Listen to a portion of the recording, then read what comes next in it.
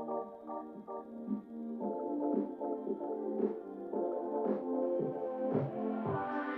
miss that sexy smile, looking forward to see you. I hope I will lose control. Love you every night, no checking the time, just us loving you all night long. I can let you go, baby, it's the right we already know, and we feel it. I really do understand the truth, we can't go any road. Need you now. I'm your queen and you the king right now. It's a kingdom, let's play it how you like. Haha, doesn't make you feel, or you wanna change, I'll be whatever, what you like. We can dance, you got to move tonight. Stars are watching us in the sky. I wanna last it forever. It's a sexy smile, looking forward to see you. I hope I won't lose control. Love you every night, not checking the time, just us loving you all night long. I can let you go, baby, it's the right we already know, and we feel it. I really do understand the truth, we can't go any road.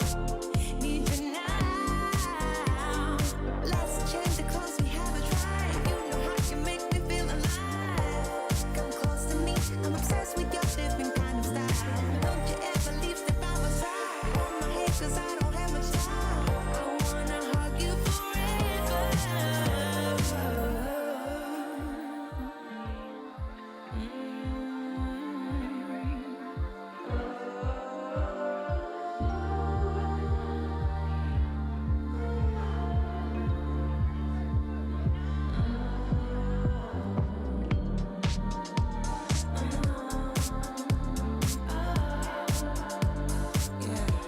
I miss that sexy smile, looking forward to see you. I hope I will lose control.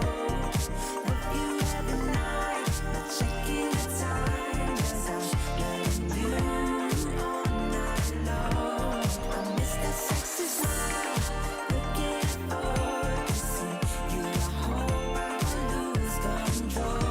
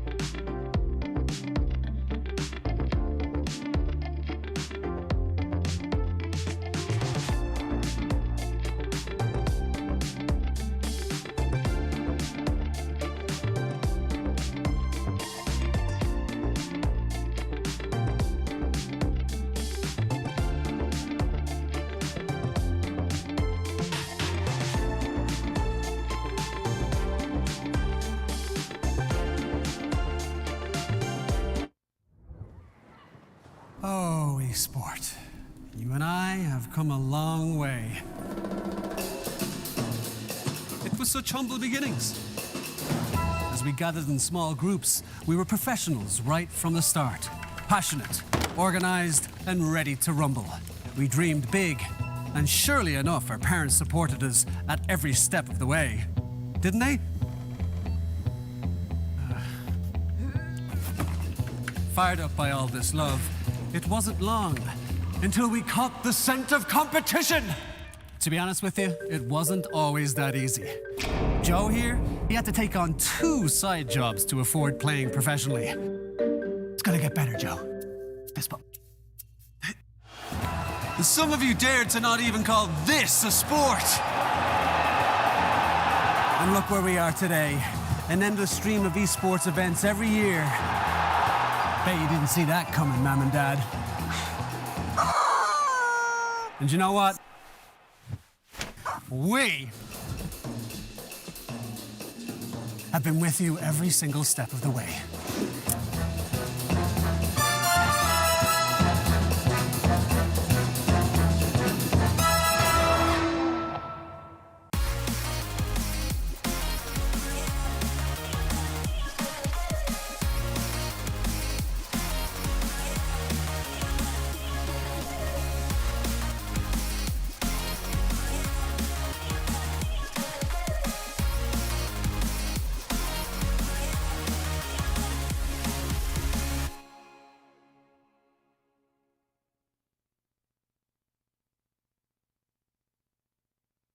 Dream of working with people you watch on screen. Exclusive esports opportunities handpicked just for you. Candidate profile to raise above competition. Let 10GG handle routines. Make a step towards your dream today.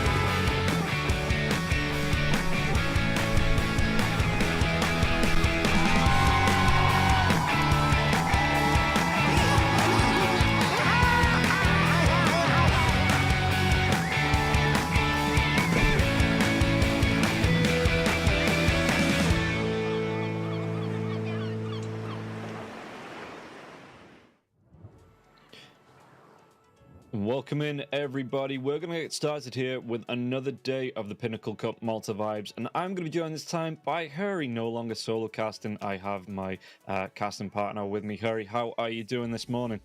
Oh, I'm doing pretty good.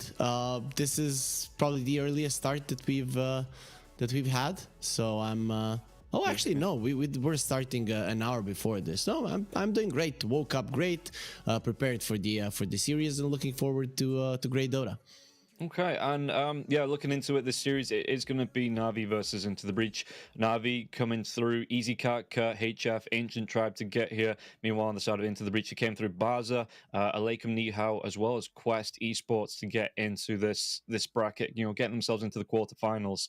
And looking at the two teams, that isn't an easy route to get here. You know, have you been impressed by these teams so far coming into through the Malta vibes? For Navi, it looked like they were pretty solid versus Ancient Tribe, right?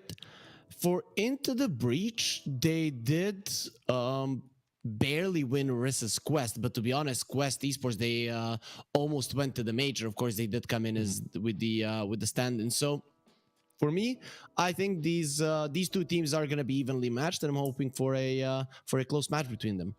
Yeah, we'll be able to take a look at the bracket here and see just what route they took to get through, and we can see that it is going to be the winners of this, coming through up against Manaspa to get themselves potentially into the finals. Meanwhile, on the other side, what happened yesterday? OG and OG going out to Eastern European teams. Is that standard? Are we looking at maybe Eastern Europe being the strongest region, maybe?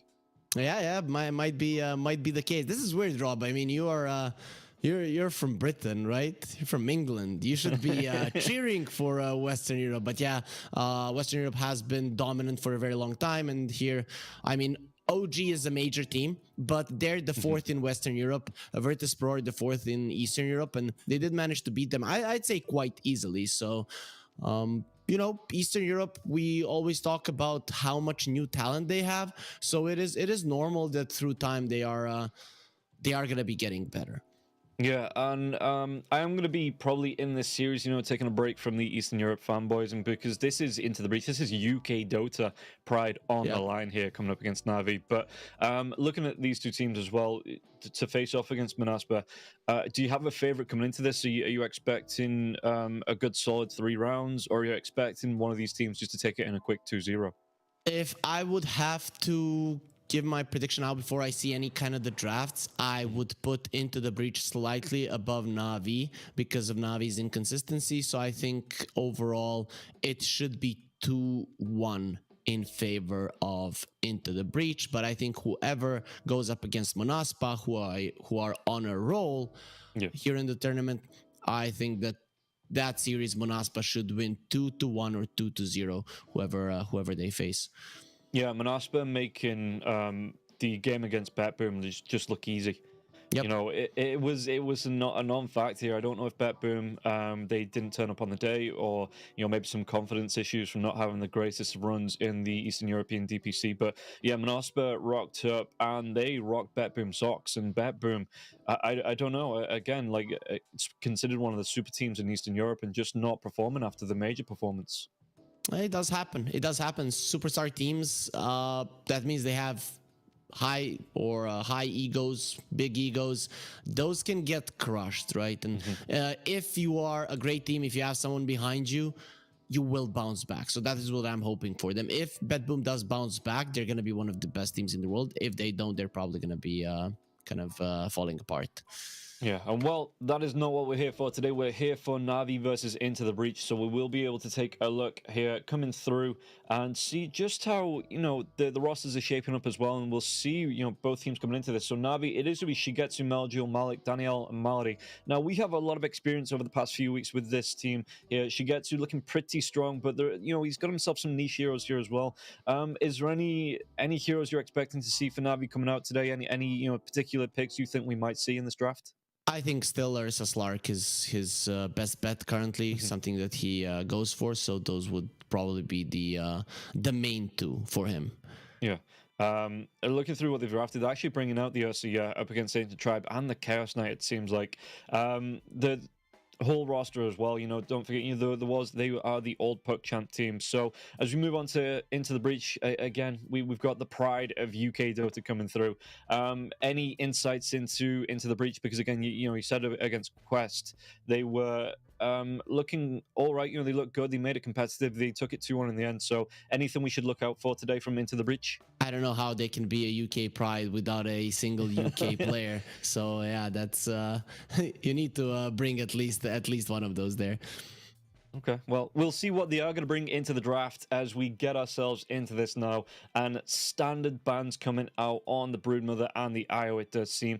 Ench being taken away as well, so it does mean that we're going to see Disruptor, Rubik, Nature's Prophet, Death Prophet, well, maybe not with, you know, Navi still having a ban, but heroes like the Beastmaster getting through as well. So only one of those can be taken out, and we'll see what it is going to be for Navi, what they don't want to be playing up against here. Potentially, I think Navi like to ban out the Nature's Prophet.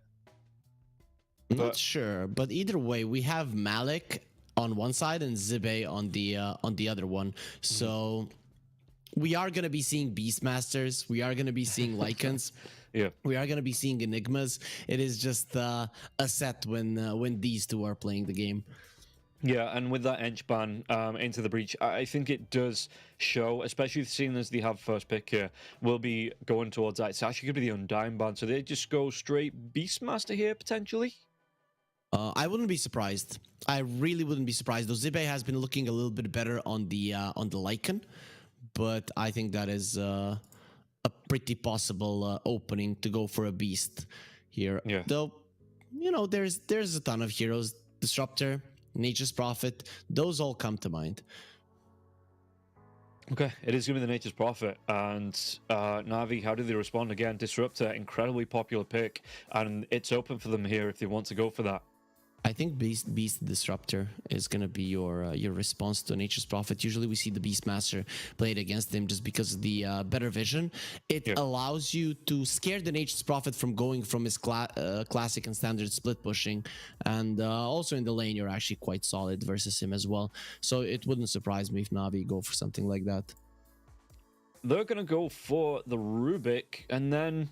Okay, taking some time to think about this next one here as well. So only going into the Rubik so far. Maybe a DK? Yeah, true. It is, yeah. Nice one.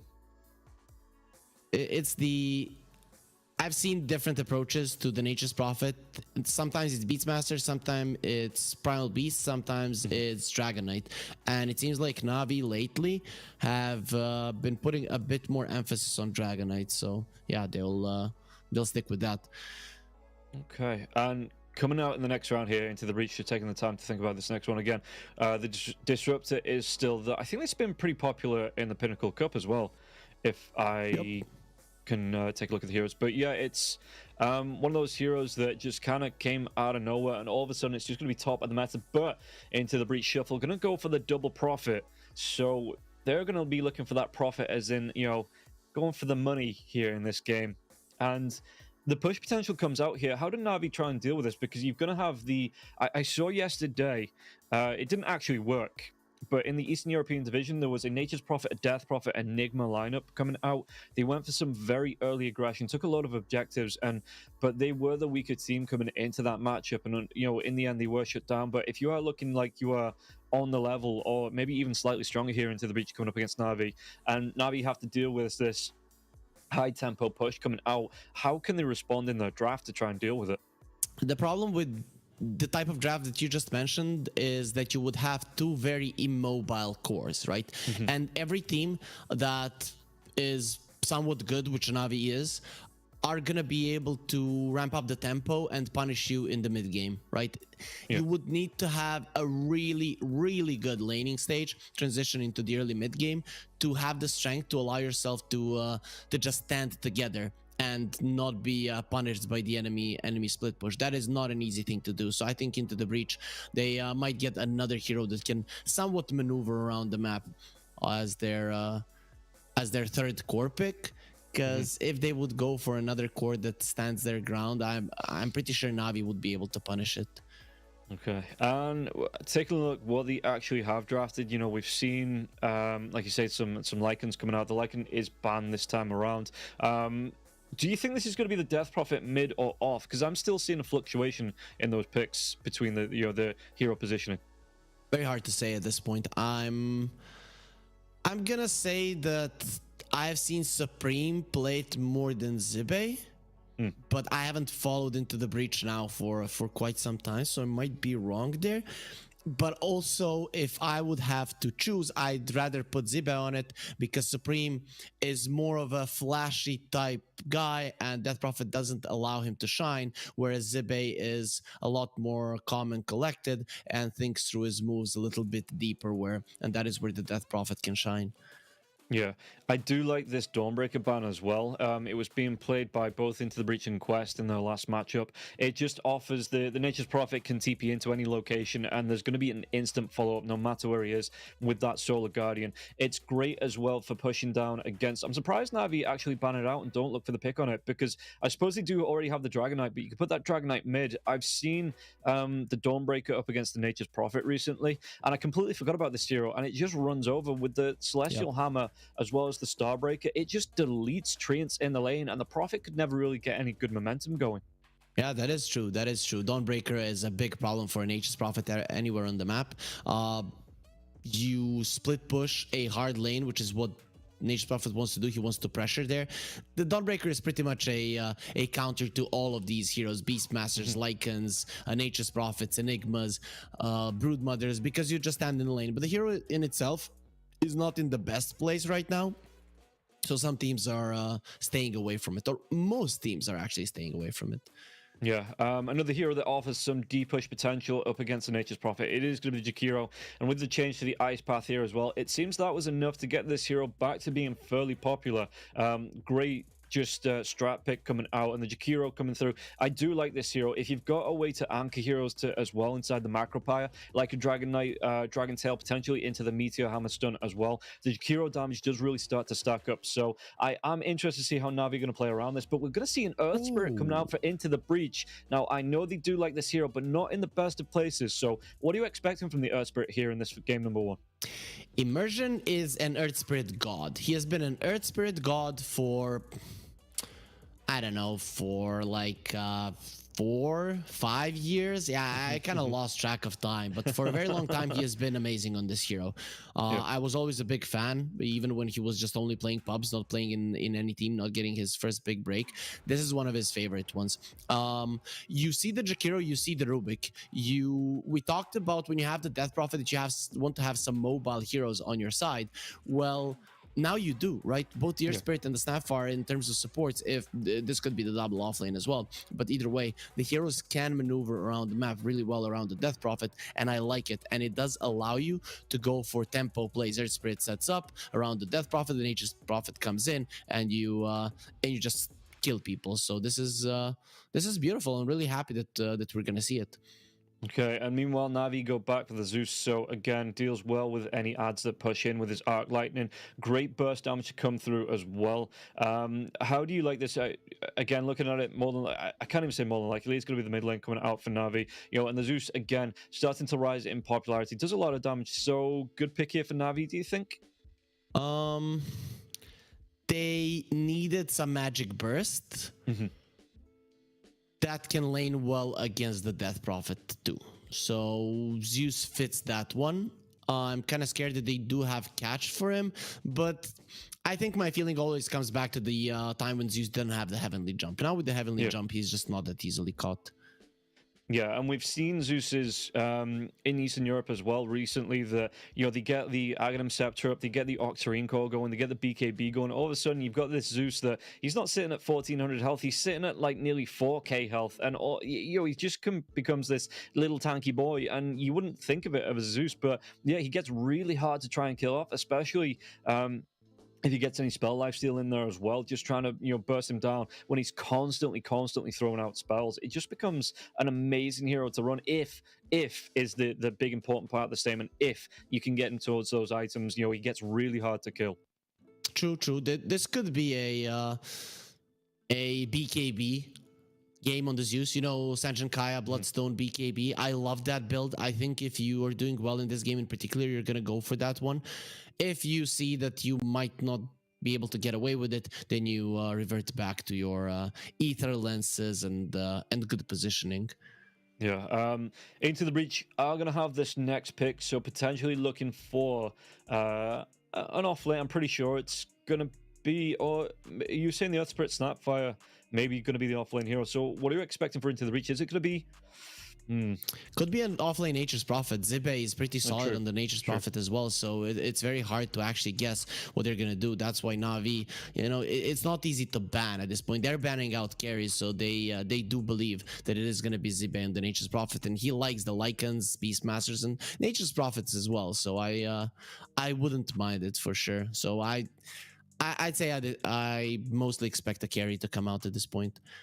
Yeah, and Into the Breach, they've got themselves 23 seconds of reserve time left as well to think about this one, so they can have a brief discussion on where they want to try and maybe flex these heroes, like you say, the Nature's Prophet in the off, Death Prophet in the mid, and the Earth Spirit Snapfire as the two supports. So looking for that position one to come out. Into the Breach, again, 5 seconds, so we'll see what it's going to be, and it's going to be the Ember. Offlane Death Prophet. Yeah, okay. I completely forgot about the position 5 Jakiro on Navi. That kind of dissuades you from sending the Nature's Prophet in the offlane mostly. So they just go for the Ember, which is a hero that's gonna lane relatively well versus the Zeus. And if you are the ones initiating from Into the Breach running in, Navi, they don't have good response, right? Navi, if they are the ones that initiate, they crush you, they kill you, kill one hero, and then Into the Breach need to run. But if the two spirits just roll onto you, give all the vision necessary for the rest of Into the Breach heroes to connect, Navi are going to be in trouble. And what are you looking at now? Navi, they have themselves a minute and 20 to think about this final pick, but you see the Into the Breach lineup, the Death Prophet coming out in this off lane. Ursa, right off the bat? Okay. Yeah, I think that's the right choice here. To have some physical damage burst as well. It's one of Shigetsu's favorite heroes. You would lane well with the Jakiro, you deal well with the Nature's Prophet. You are missing Roche taking potential on Navi. That is going to allow you to go for that. So I think it's pretty much perfect. Yeah, I suppose as well, it doesn't really matter if the Death Prophet in the lane, your Ice Path comes out from the Jakiro. It's going to be the Bloodseeker. Okay. That's another Shigetsu hero. Yeah. Got that run down potential as well. It's going to be a nice hero because the Death Prophet doesn't want to be standing still in these fights. Either wants to be chasing with the Exorcism and the Spirit Siphon, throwing out those Crypt Swarms, or, trying to just get in and out of the fight, just in, out, shaking it all about. And Shigetsu, if he gets the Rupture off onto the Death Prophet here, or maybe even the Earth Spirit, moving around the fights as well, there's a good couple of targets here for the Bloodseeker to try and focus down. So I do like this pick. I wouldn't have thought of it myself, but I really do like this pick. So looking at these lineups, we've got the Into the Breach lineup, we've got the Navi lineup. Preferences coming into this first game? I like Navi's a little bit more. I think their lanes are solid, actually pretty strong. This last pick Seeker is amazing because you have so much damage, overtime damage from Navi, and he's going to be getting stronger and stronger in fights. And with the BKB, a hero with the BKB in this game is unstoppable. And the Seeker is this type of a hero that just runs in and starts murdering everybody. So I like it, but still, it's not that big of a difference in draft, but I still do favor Navi slightly. Okay.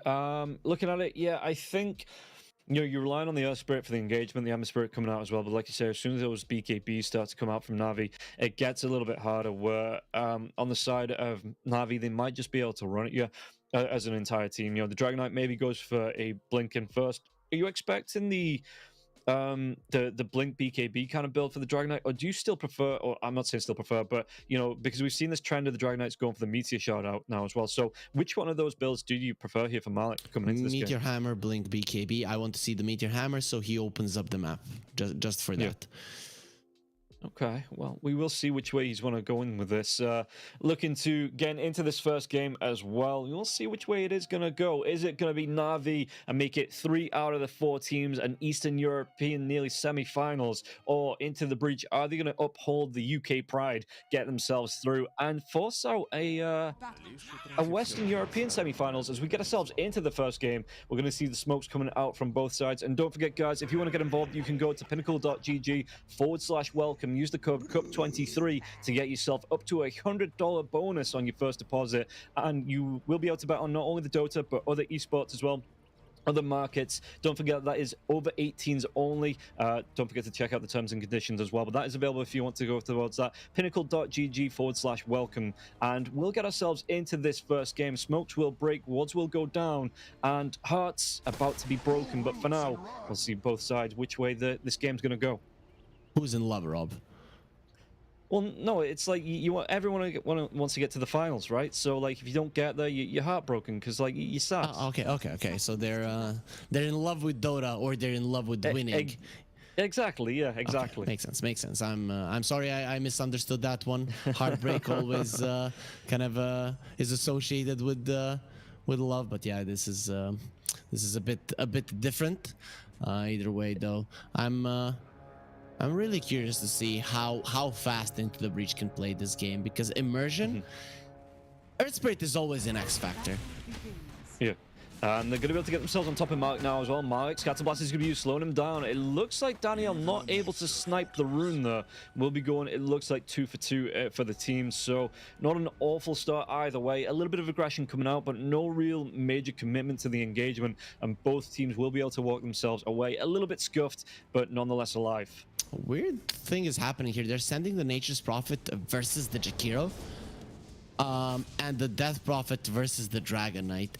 I understand that the Nature's Prophet doesn't do too well versus the DK, but does Otaker really want the lane versus the Seeker and a Jakiro? I think this just shows how strong Navi's lanes can be, and maybe the idea is let's just try to win one rather than lose both, even if it might make our carry suffer. Yeah, and you can see that there is going to be a lot of damage coming through from Respect, onto Shigetsu, but Shigetsu is just going to go straight in for the Thirst. So if this harass comes out right back onto Respect, Malady throwing that out onto the dual breath coming out onto both heroes. The O-Taker lining up perfectly with Respect to be damaged out. And yeah, like you say, this lane, I mean, I'm not expecting Shigetsu to suffer much coming into it, even with the damage coming through. The harass from Respect with the Scatter Blast onto Shigetsu, as well as the O-Taker trains coming in with the Blightstone there as well. But coming into this, lane, like say, after a couple of levels, Bloodseeker should be able to start to turn the tide here. Yep, for sure. No matter how much you harass this hero, at some point, it's gonna stop and it is gonna go his way. That's just how the hero works, especially if there's brawling on the other lanes. Oh, we're seeing some nice sets here, Rob. Look at that Dragon Knight hiding in the shadows, not showing his face, but we all know what he looks like now. Yeah, everybody's seen the anime, so it's no secret. So the Dragon Knight, Jibei looks like Death Prophet dressed for her own funeral there with the little veil. But getting back into the game, back on the bottom lane, how do you expect this lane to run against the Dragon Knight? Because you are going to have that Spirit Siphon, obviously, Dragon Knight wanting to come in close for the farm. Do you expect him still to be able to harass out the Death Prophet, or will this just be a kind of even trade in this lane? Even trade, I would say probably no big kills happening, but maybe Dragon Knight coming out slightly ahead. That is what I would expect, at least in the early levels. As you get more points in Spirit Siphon, of course, the Death Prophet becomes more and more dangerous. Yeah, and he has gone for, he's got that Ring of Health queued up here, so it looks like the Dragon Knight will be going towards that Meteor Hammer, looking to, like you say, to open up the map.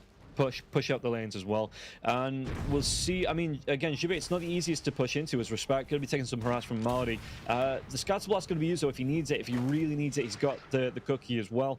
But Respect going to be able to walk himself away. But yeah, this bottom lane, Dragon Knight, do you expect him, even if he can't get close to the tower through pushing it in, does he just sit in the trees, use that Meteor Hammer and just get the damage on the tower that way? Yeah, that's what we see. The Meteor Hammers just change everything in Dota nowadays. It just makes it so easy to get down at least the tier 1s. Yeah. We'll see how that's going to come through here, as Daniel's going to be contesting immersion on the pull. In fact, might be able to clean up the neutrals as well to get this pull through on the flag bearer creep, and we'll see if that's going to be enough just to delay this. In fact, he's not. He's just going to keep it around the neutrals, make sure they get the full denies off here as well into the camp. The kick comes out from immersion, and it looks like finally they might be able to get the pull through, starting a new lane in the jungle here. But Daniel actually taking a lot of harass from Immersion. Immersion here is going to be over the rolling bundle, but the telekinesis comes out, and Daniel forces him back. He's got his mangoes as well if he needs to throw out a fade bolt, but it looks like both supports just going to back themselves away from the aggression here so far. But it could kick off when this next wave comes through. I thought that the top lane is gonna be hard for the Nature's Prophet, but it seems like when it's two ranged heroes, the Jakiro doesn't annoy the Nature's Prophet all that much. Shigetsu is definitely struggling. Of course, that's gonna change when people on the map starts taking some damage, but this is just it. If the entirety of the team knows how to play against the Bloodseeker, it's gonna help. And yeah, speaking of which, he is going for the play on top. Yeah, they got the blood right down. Respect tried to cookie out of it. He was caught just on the edge, so still took that blood right damage. Got really darn low, and like you say, once the players around the map start to burn through the regen, you know, once they are starting to play a little bit lower, we're gonna lose Shigetsu's courier. Maybe the Treant's gonna be a little bit slower, maybe. Yeah, especially with the liquid fire going off from Malta. These do still get it. So first blood, but not the first blood anyone expected. Yeah, they're just trying to do the jobs. You know, guys, maybe just throw a little bit of respect on the couriers. Let them just do the jobs. They're worth too much money. Sorry. Sorry, my friend. Capitalism. We want to get richer, and that's just it. So into the breach, they're gonna be getting some nice influx of gold on all their heroes. And Shigetsu has finally started to ramp up the farm. This is just what happens when you get more levels on the Seeker. Yeah, like you say, the two ranged heroes on this lane, it might have started off bad here for the Bloodseeker, especially with the Snapfire coming in with the Scatter Blast. I'm surprised that, I mean, he's only level 3. He is holding that point as well. So maybe at some point he goes in for an early point in the Little Shredder just to stack up with the Blightstone here with the Nature's Prophet, get themselves onto the Bloodseeker and take him down. I think the major issue is, apart from the cookie, you know, there's no real lockdown. The Sprout could come out from the Nature's Prophet, but the Bloodseeker going to be using that Quelling Blade, just immediately gets himself out of the Sprout. So, yeah, the harass will be there somewhat, but when Jakiro starts to come in with the dual breaths, you know, once he starts to put out the liquid fires, even maybe going for the ice path to get the lockdown, there's going to be the TP out from the Nature's Prophet. You know, like I say, maybe level 4, level 5, the Jakiro gets an ice path down there, and they maybe look for a kill onto the Prophet. Respect is in trouble as well. He's not out of the fray. He tried to save his buddy, and now the Treants are going to try to save him. Yeah, he's got himself... Oh, the Blood Right's coming out, though. Shigetsu, if he gets himself close, one more right click, Shigetsu will get the first blood. Otaker gets the kill onto Malady, though, and it will be returned, but the first blood going the way of Shigetsu. That is a nice little bit of bonus gold to go for the way of the Bloodseeker. The big problem now for the side lanes of Into the Breach is that the Zeus is approaching level 6, and it doesn't seem like Immersion will be rotating, so that extra damage... Oh, speaking of damage, Supreme is dead. Yeah, he stacks it up, and not respecting here, Supreme, not respecting the damage output of Melodule, maybe just trying to rely on the level 1 Flame Guard, but you know, one Arc Lightning, a Lightning Bolt, and that is gone. He didn't even need to use the Thunder God's Wrath from that, just stacking up so much damage from the Zeus, and all of a sudden, the Ember Spirit, he's going bye-bye. Yep, that's the case, and now he does have his Thunder God's Wrath. So, looking at the heroes on the map, especially the top lane, where you could get ran down by the Seeker, that is where you easily die. Immersion in the mid lane, but look at this, they know exactly what he's doing. They have a really nice ward in the Radiant Jungle. Let's give it the Rolling Thunder, the Rolling Boulder back from Immersion. And he's going to be playing it away, but he's still going to be playing underneath the ward. It is close to the outpost here on the side of the Radiant, just out of range here. And yeah, Daniel, he's going to have all the knowledge of these rotations from the Earth Spirit if he tries to move through the Radiant Jungle into the mid lane. That is, he's gonna know about it. It's very important for you to follow the movements on both the Earth Spirit and on the other side onto the Rubik. Look at this. I mean, the Sprout comes out here, and then the Bloodseeker just retreats in respect. Can he get himself out? He's going to be silenced up. A lot of damage coming through from this blood right now. Malady needs to run himself away, because these Treants, the Scatter Blast comes out, and Malady's already lost his life to the Treants once. He will not have the Quelling Blade, just using, I do believe, a Tango to get himself out of this one, but taking a lot of damage. And Shigetsu, does he want to rotate himself over? I'm pretty sure the Bloodseeker, he's trying to look for the level 6 before he gets involved in another fight. Yeah, but the Thunder God's Wrath is ready, so Respect had to move himself away. Though Supreme is here, and at one point in chains, he can get the kill. Okay, doesn't want to risk it. Never mind. Yeah, not sure where the Zeus is rotating. The Zeus rotation, though, they're going to be able to find Immersion, Telekinesis to get the control onto the Earth Spirit. Earth Spirit, okay, it looks like both mid laners just moving themselves away from this. Otaker on the top lane. They might see the kill of Daniel. Daniel Telekinesis, but the Rolling Boulder comes in, and he will be able to get the kill. Shibe takes him down now, and Shigetsu. Meljo is going to be able to set up the kill onto Otaker, and it looks like Respect. He's not putting the respect on the damage output on this lane, and he will go down here too. And Shigetsu picking up an assist and a kill here from that. Really good start for the Bloodseeker. Otaker, though, comes back.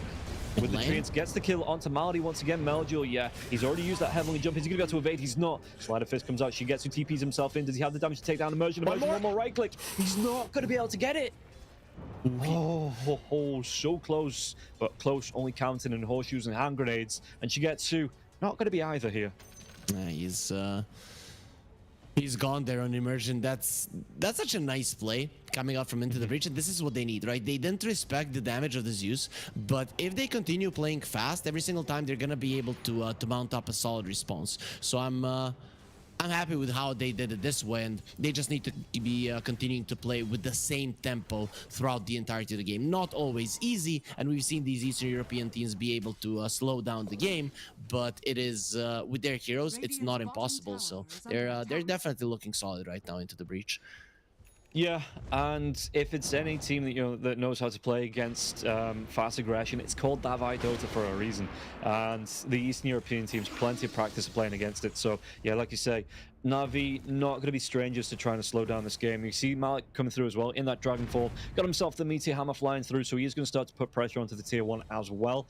And we'll see if there's going to be another rotation. Supreme's coming up here. Got himself the double damage rune as well. Might be able to set up on the Jakiro. Immersion even here now as well. The Rolling Ball that comes in, but there is going to be the Blood Right being down now as well. Immersion's going to be taking a lot of damage. The Ember Spirit is going to try and dive in, but the Ice Path to get the lockdown. Immersion, he was just on the edge of it, still gets the TP. And the double damage rune going now. Malik TPs himself in. The Dragon Tail comes out. Supreme tries to dodge out.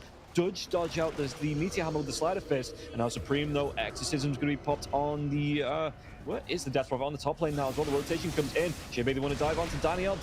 Everybody wanting to fight here in this top lane. Even the Zeus rotating in now. Everybody's here, apart from the Earth Spirit who had to TP himself away. Malik going to get pretty down low. Supreme, he gets a kill on the Malady with the Slider Fist. Can he go for even more here? They get the lockdown. They get the kill onto Malik, but no, they're not done yet. Blood Right, nobody connects with this. If you want to carry on coming in, as Malady is just throwing out the Arc Lightning, but with the Exorcism going, it looks like he wants to do damage onto the Tier 1 tower, and it looks like both teams respecting the power, going to back themselves away from this fight.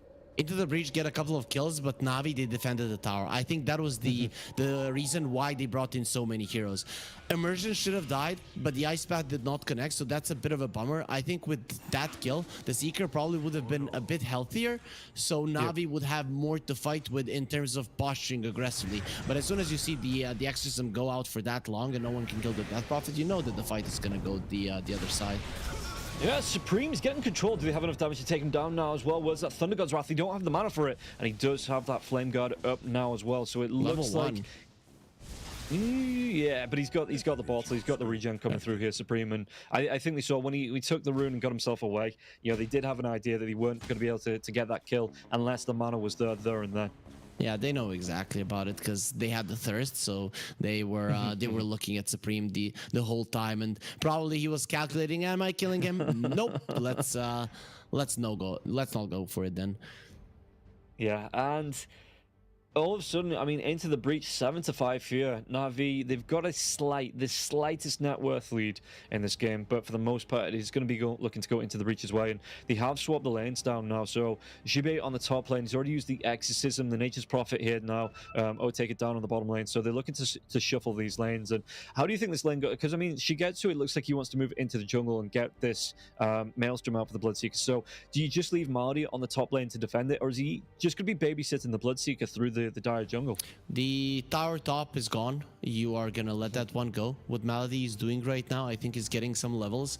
You want as many levels on the Jakiro right now. You're probably gonna skill up your Macro Pyre, but your Ice Path needs to be maxed out in the near future. So right now he is stealing some experience, but mostly Malady wants to be where he thinks that Into the Breach are gonna be coming into the fight, right? Because he's the one that can kind of stop the onslaught, the aggression that the two spirits are gonna be bringing. So that's what we're gonna be looking towards. Either Malady giving his life away, but his game is not easy, so he really has to be able to guess where Into the Breach want to go.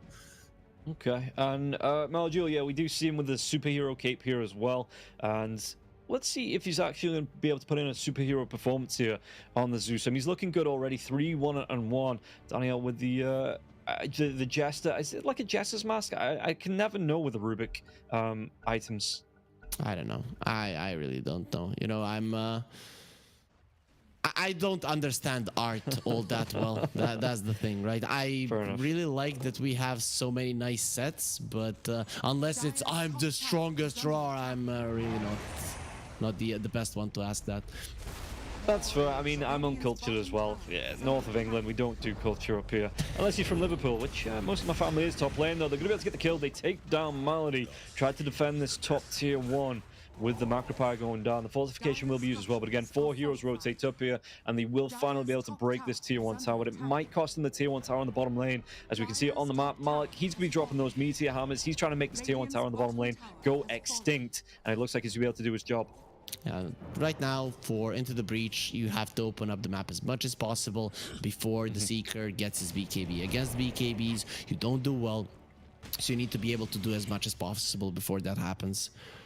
Yeah, Supreme going to be able to get the TP away inside the Roche Pit now as well. A little bit of damage coming out onto Immersion. Melduel looking for the D-Ward as well. The Rolling Boulder actually comes in here. I think they're going to be able to get themselves on top of the Zeus Telekinesis into the Ice Path. They've got the damage onto Immersion. Immersion, he might have gone for a little roll too far here. He's going to be taking a lot of damage. Thunder God's Wrath comes out, even going to be able to save Malady's life, because Malady, he was getting really down low to that Earth Spirit, and Melduel just saying, you know what, enough of it, clicks his fingers, and the Earth Spirit disappears. Very surprising move coming out from Immersion, considering that he didn't have any of the cores there, and his Snapfire is level 6. If the Snapfire was level 6, that is fine. That is a cool play. You might actually get 1 or even 2 kills. But with him doing it on his own, that was, you know, pretty much giving yourself a death sentence. It was risky. Maybe trying to trade out the Jakiro. You know, you're saying, I'm going to go down, but I'm going to take one of them with me. Didn't work out that way. You got close to it, but...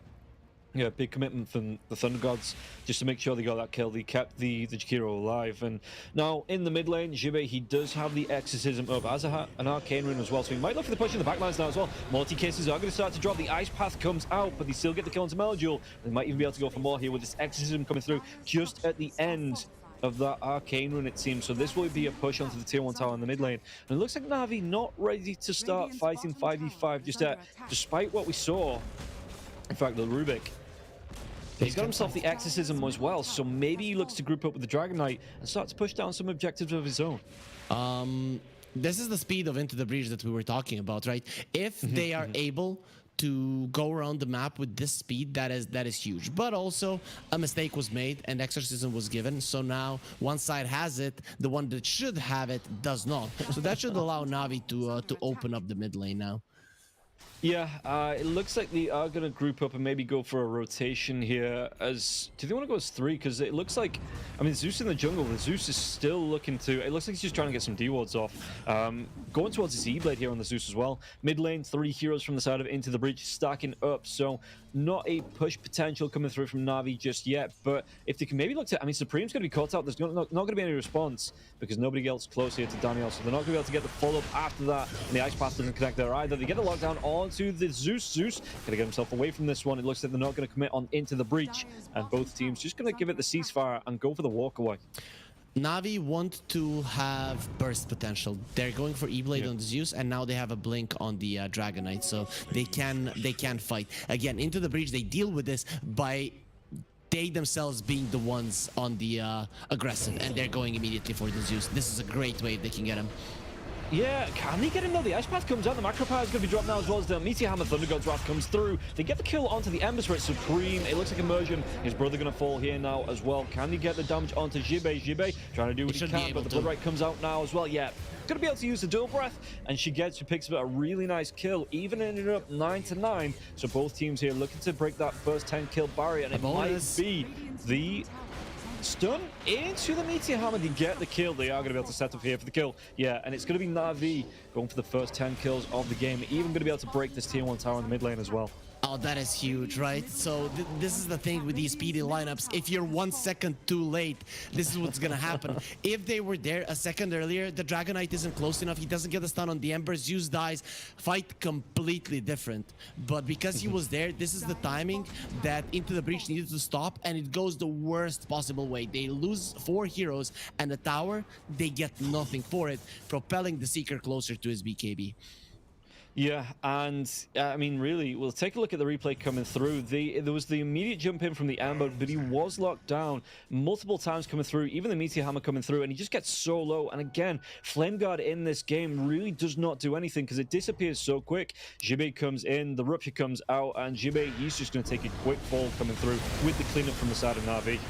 Oh, and now in the mid lane, they're even going to be able to go for more. It looks like Mark gets a kill into Supreme once again. Immersion, he's going to be burst down. And all of a sudden, Navi, they've opened up the map. They've opened up the heroes. And they're going to be able to get kills left, right, and center. Yep, that is what happens when you get the Blink Dagger on the Dragonite. Into the Breach, this game for them, it was very important to slow down every single timing from Navi and even counter it in some way. But they haven't been able to do it, and now they're just being hunted everywhere. Yeah, Jibbe has to hide himself in the trees here. The Zeus, he was looking for it with the lightning bolt. Like I said, they've got the Dragon Form as well. They've got the spooky Rubik's Cubes, I think, to come out at least. No, he didn't. He actually went for the Boulder Smash. So, change of the spells. They're not going to be able to get the Exorcism cooldown and march themselves into Roshan, but they still have the Zeus, the Dragonite coming into that there as well. If they can take another good fight, now taking that tier 1 tower down in the mid lane, I'm expecting Navi to look for that Roshan as their next big objective. We'll see. They're not the greatest at killing Roche, right? So unless they win a big fight around it, they're not going to go for it. The idea right now for Navi is for them to be on the aggressive, for them to continue killing Into the Breach and prevent Into the Breach from shoving in all of the lanes. That is the idea. And you do that, but by just making sure that every time on the map, when some hero of Into the Breach shows up, that you kill him. You kill one hero, and if there are 4 on the map, their split push is not going to be even close to potent enough to threaten Navi. Yeah, the Thunder God's Wrath comes out, just to scout out, maybe make sure they're not losing the Roshan to the side of Into the Breach here as well. I never know how I feel about the scouts in Thunder God's Wrath because it's such a big impact spell in the fights, but I suppose it is only level 1. So you throw that one out, you get the scouts out, and once you get that into the later game, it does become a really good scouting item. And the Zeus, you wouldn't think, or I don't think about it at least, but a great vision hero coming out. When you look at vision heroes, I'm thinking Beastmaster and Clockwork. I'm not really thinking of Zeus. He's pretty decent. The idea here is Navi are getting BKB on the Seeker, so they're winning the next fight almost 100% unless something goes severely wrong, right? So you use the Thunder God's Wrath to allow yourself until he gets that one, until you can get together to see where the enemies are, push out the waves. And now they're going forward. If they get the stun, which they should, they will be landing those kills. Dragon's Tail comes out in the dragon form. They've got the lockdown. They are going to set fire to the Nature's Prophet and absolutely destroy him here. They've got this dragon form again. Actually, Malta's going to TP. I thought they might have gone for this tier 1 tower top. But the rest of the team, they can easily clean that tier 1 tower up.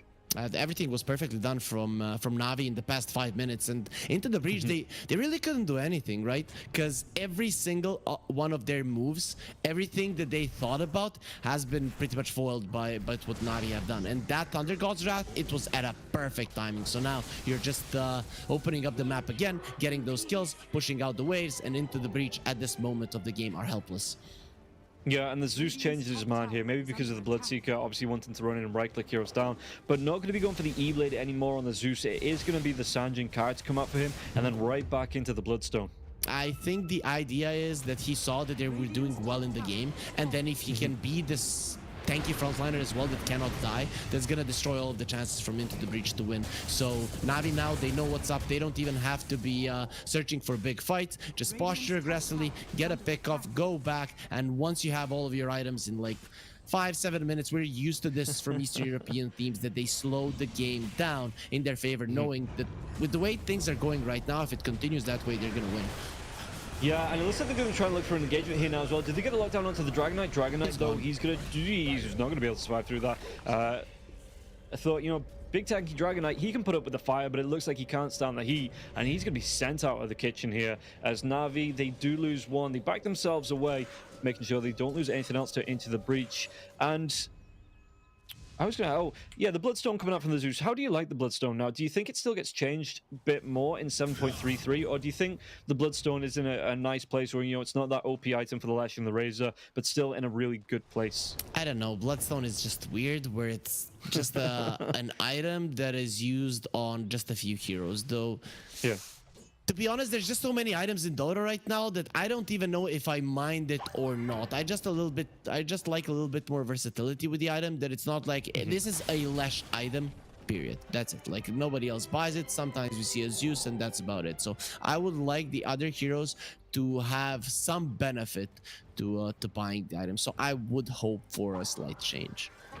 Yeah, and we'll see what else. I mean, like I say, it is with the Bloodstone. Do you expect it to be the BKB after that?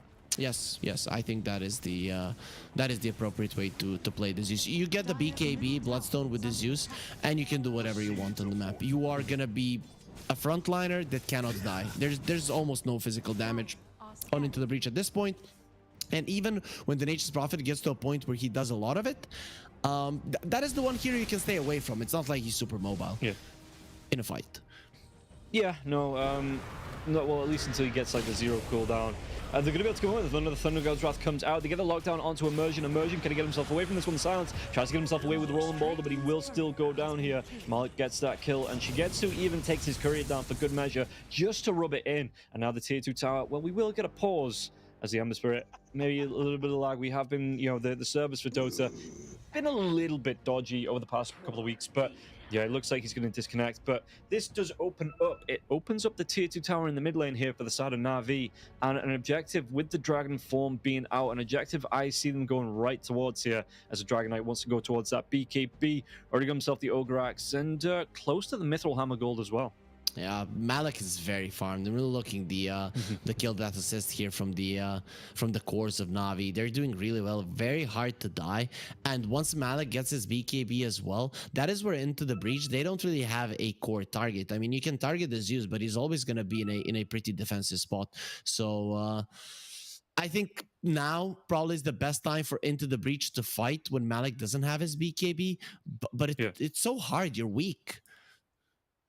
Yeah, they are not the strongest here in the team fight, it doesn't seem. And Navi, they're looking to take every engagement on their terms as well. You know, they're not just saying, oh, we'll throw a hero forward and let him scout out, potentially lose it. They're sticking together when they need to. They're looking for the fights that get them the advantage, and then looking to take objectives off the back of that. And yeah, like you said, the Dragon Knight, once he gets that BKB up, he's going to be so hard to try and take down. I mean, hard to take him down anyway at the minute. You see what they had to commit in that last fight just to get the kill onto the DK. And once he gets that BKB up, he's just going to be able to get himself away from this one. Speaking of the Dragons going down, though, they will be able to slay Malady. Respect getting the kill with the Mortimer Kisses. Can they get any more from this? Sprout comes out, but it looks like Shigetsu's going to be able to get the runaway, or is he?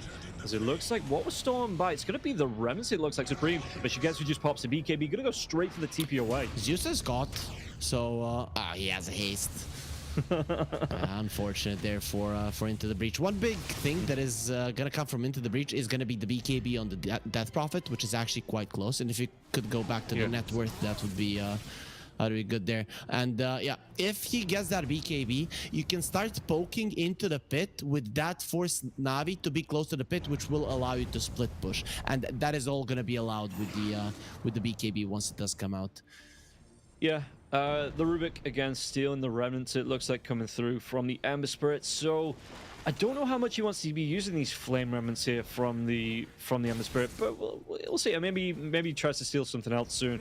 All right, trying to clear off these creeps like this if he wants to throw it out, but it is a big mana commitment as well, so maybe not to clean off when he's got the Fade Bolt that he can use. The idea behind that one is that he's gonna be able to split push relatively safely, and that is the thing. You make sure that the lanes are out pushed, alleviate the pressure from your guys, get those BKBs, and then Navi are gonna be ready to fight.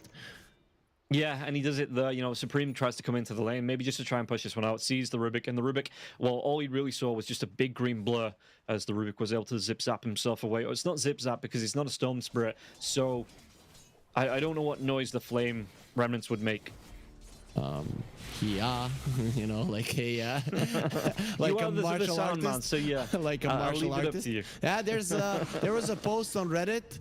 Pog Gork dodges the glimpse with the sound. Isn't he? Probably watched our cast. That's why he was able to do it. Exactly. Malik, he tried to get the lockdown into Respect. Even Roshan getting involved in this, you know, they annoy him a little bit. It's like, this is a man's home or a Roshan's home. You can't just wander in. So he's going to give a couple of smacks over to Malik, who, again, tried to get the Blink in the Dragon Tail onto the Snapfire, but Respect, he was already able to get the cookie outside of the pit and away.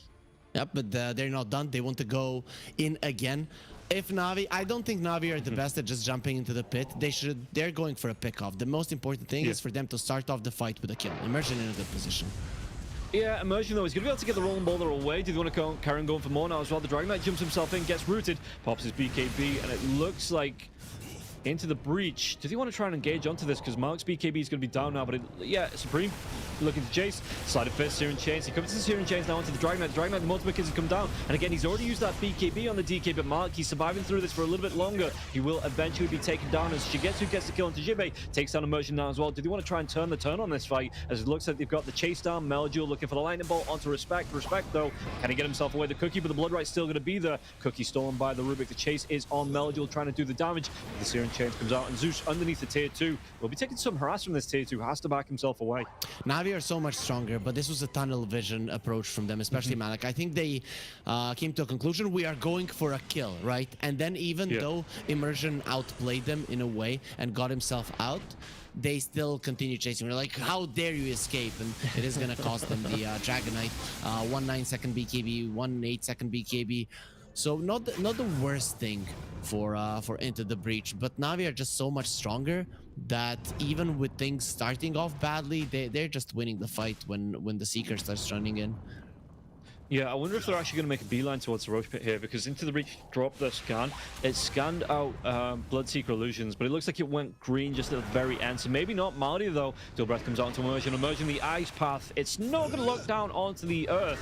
And now it looks like Malik is going to survive, stand up for his dragon brother. The jump comes in with the Dragon Tail as well. Marty trying to do what he can in place here, though. Jibei, he's trying to come through. Does he want to try and drop the ultimate? He's not got the ultimate for 63, actually. So not going to be able to do that. They get the kill onto Immersion. Marty will go down, and they've got the lockdown onto the Death Prophet as well. Death Prophet, can he get himself away from this one? The Cookie, but he's going to be thrown into the Malik, and Malik trying to go for O-taken now as well. The Blood Right will be used. Gets the silence only onto the Snapfire, and it looks like they're going to be able to get the kill onto Rubik. Shigetsu, though, the TP comes out from the Death Prophet. They do lose Supreme.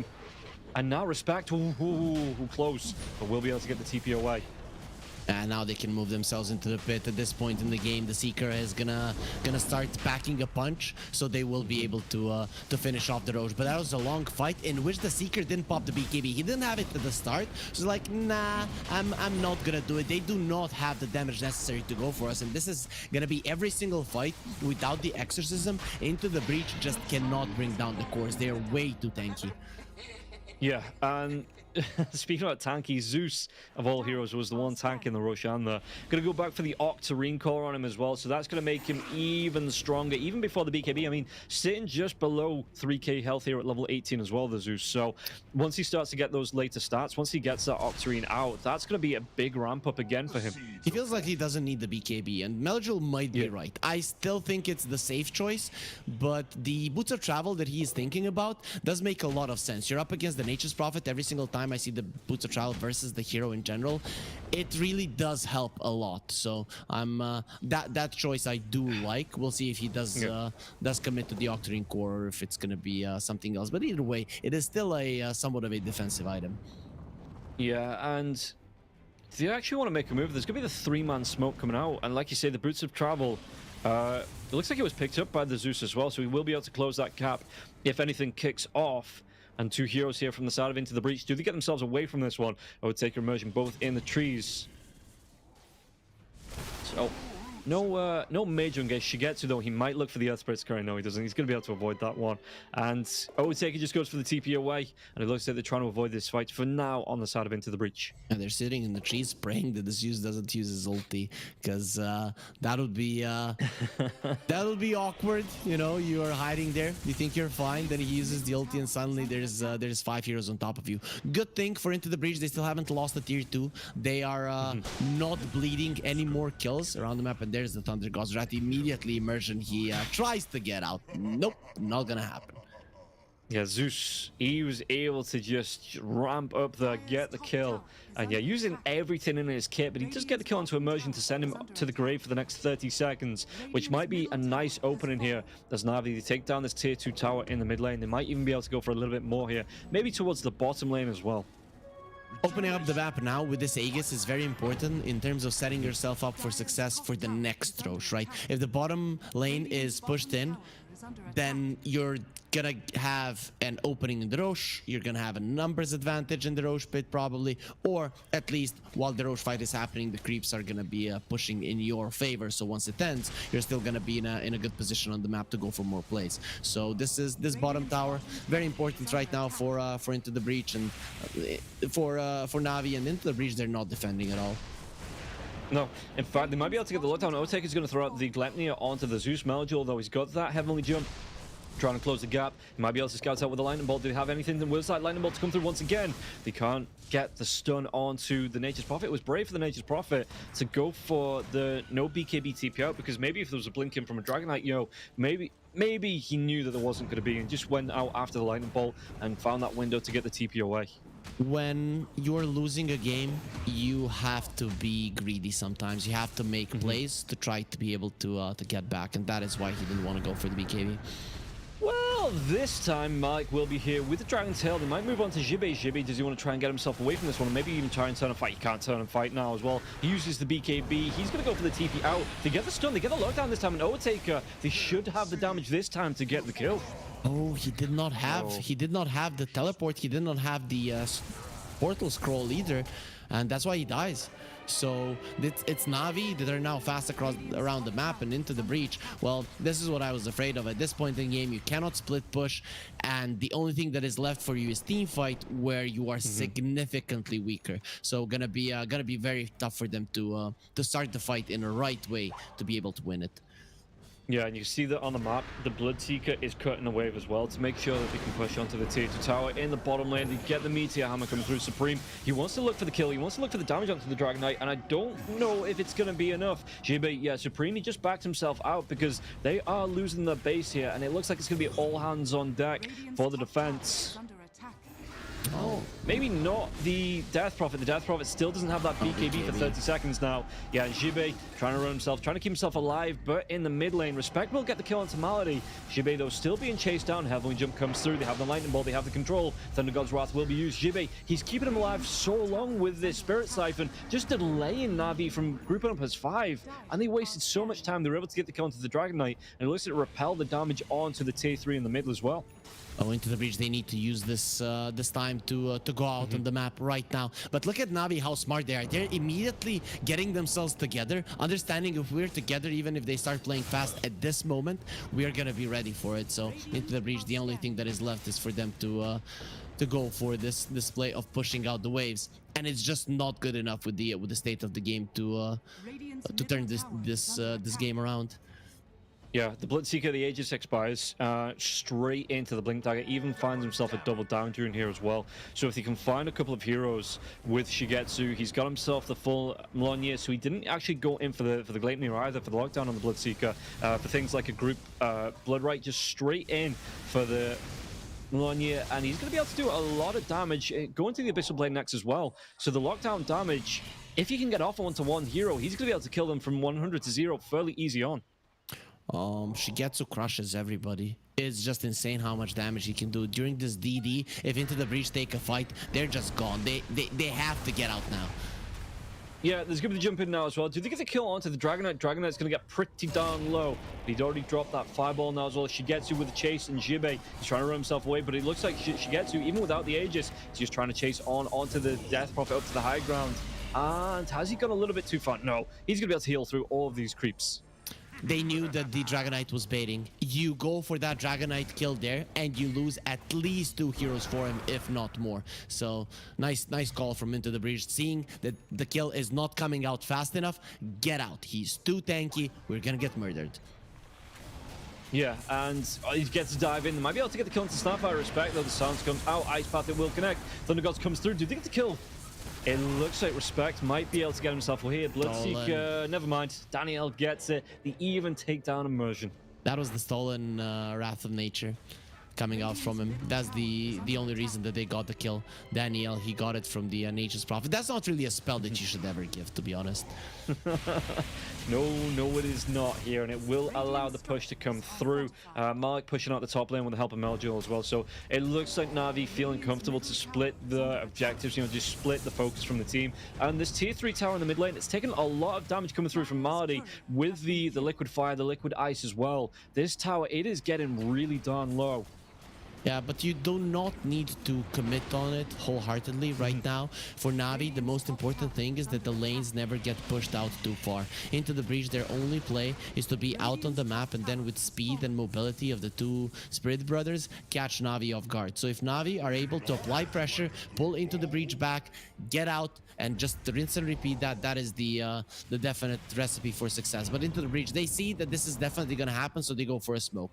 If they engage right now and lose a fight, it's going to be GG. Yeah, and well, like you always say, they need to take a fight and they need to take it outside the base.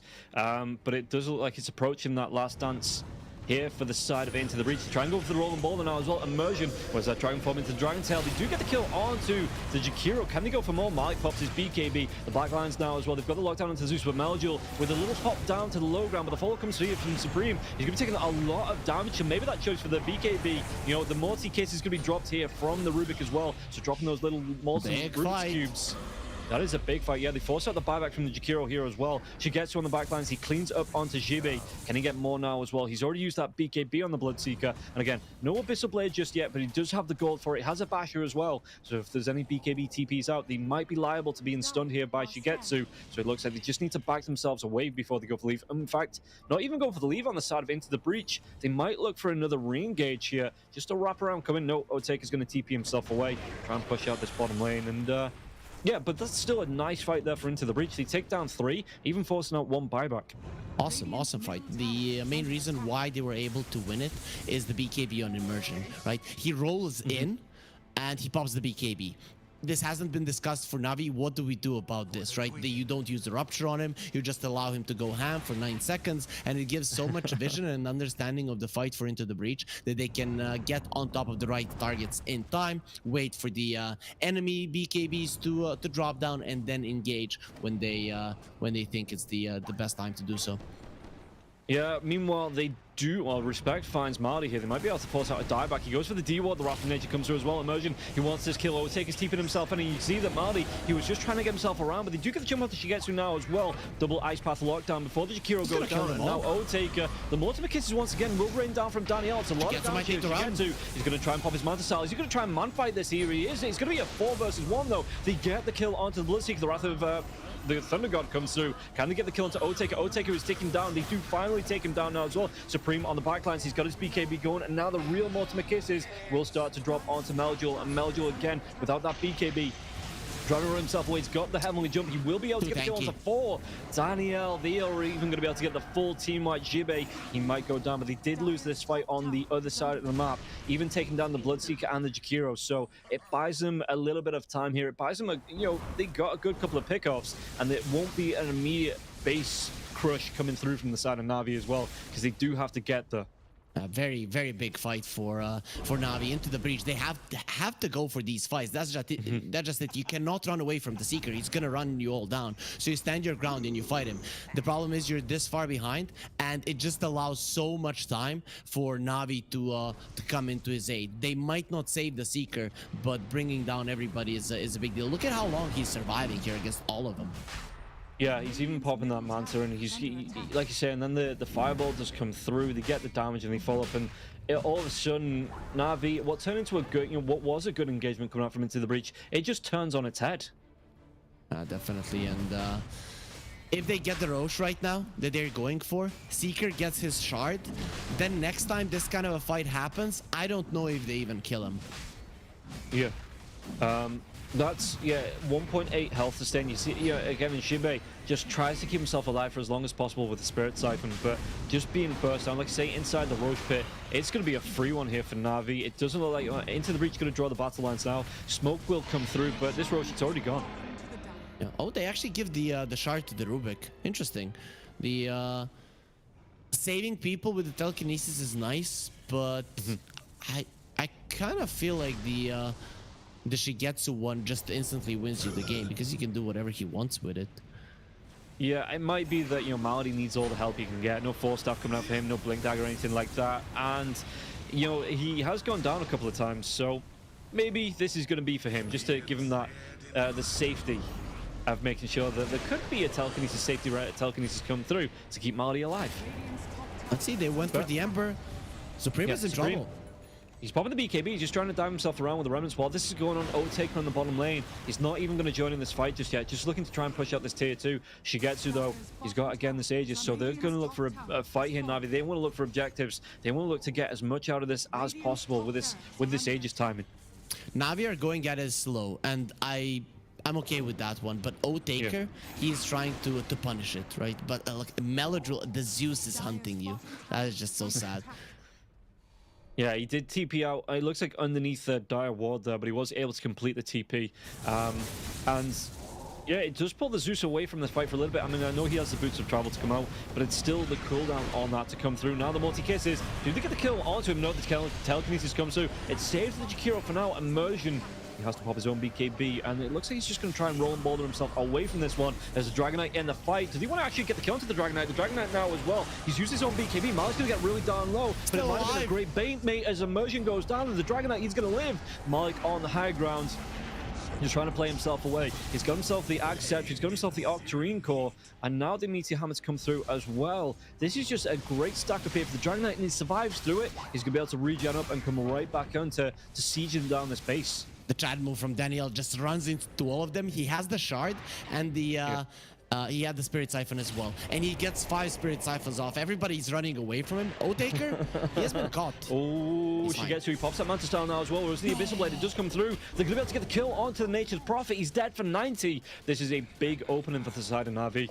Oh, he was out. It was 0.0 literally, and you get Abyssal. I'm like, just don't bash him, just don't bash him, but he does have the Abyssal, and it is an item with which you have to get super close, but she gets there just in time. Yeah. I've not taken a look at the Rubik's items as well. He's going full on combat medic here. So Pipe, Greaves, he's got himself the shard as well for the telekinesis dragback. So massively, I don't really ever recall seeing a Rubik build like this. It does happen from time to time when we see it with the Dragonite, just because you are missing a hero that's gonna build utility. And Daniel, in this game, his pipe has brought so much that every single time that you see someone running out with 0 HP, it is his pipe. It has been happening for the past like 20 minutes.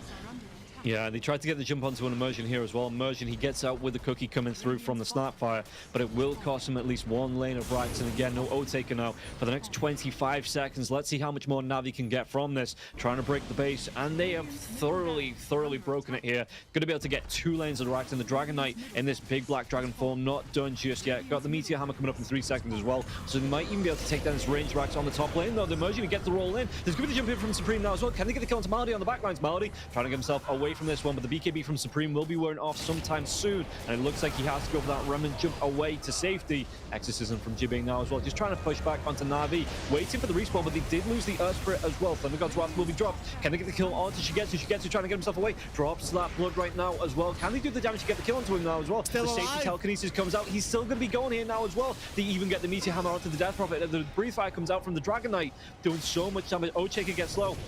Heavily Jump comes in, will be able to get that kill now. Supreme, the Dragon Tail, they've got the stun, they've got the lockdown. Do they have the kill onto the Emperor? He's low, he's feared, he is straight up dead now. And Jibe, he's trying to retreat into the fountain. Only 2 heroes alive against the 5 from the side of Navi. Abyssal Blade comes out, and so does the GG. They get a full team wipe before the end of the game.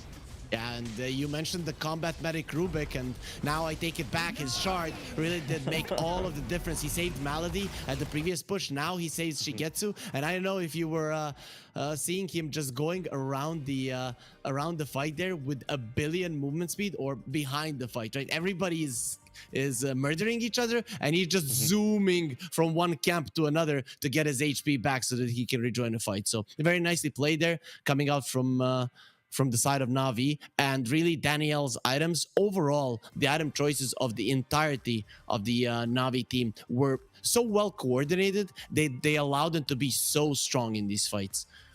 Yeah, you look at the Into the Breach lineup here as well. The Overtaker got himself towards the day list. The Scotty coming out as well.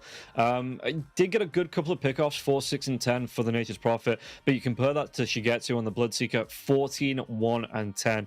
And there was just no real pressure being put on the Bloodseeker in the mid game. And once he got those items up, like you're saying, once Navi itemized to the point where they're like, okay, we can fight this now. We can stop delaying. We can stop pushing out. They grouped up as 5 and just looked to wipe the map of objectives. And Into the Breach, it didn't seem like they ever took a fight that completely went their way. They took a good couple of fights, found some good pickoffs, but it seemed like they were always trading off the heroes and just weren't able to find an opening of their own in this game number 1. It all started with you're going fast, you're going hard, and then at the time where you should be delaying the timings of your enemies, it falls apart. That mid lane fight changed the game really for the worse. And this is just the downside of lineups like this, is that you constantly have to be on top of every move. What happens if we lose? What happens if we lose a hero? What happens if we initiate like this one? And Into the Breach, they are a good team, but they're not like the top tier of the world. And these kind of drafts are just very, very hard to execute. Yeah, that is going to be game number 1, guys. We do have at least one more game to come in the series before we move through with the rest of the day. Navi looking really strong in this one. Maybe, the fight up after being knocked out of Division 1. They're up for a bit of revenge, and Into the Breach, they're going to be today's punching bag. Or maybe Into the Breach will be able to pull it back in game number 2. But first, before we get to that, we are going to take a quick break. We'll be back after this to see how this one's going to go on. Will we see a full 3 game, or is Navi going to take it out in 2? We'll find out after this break.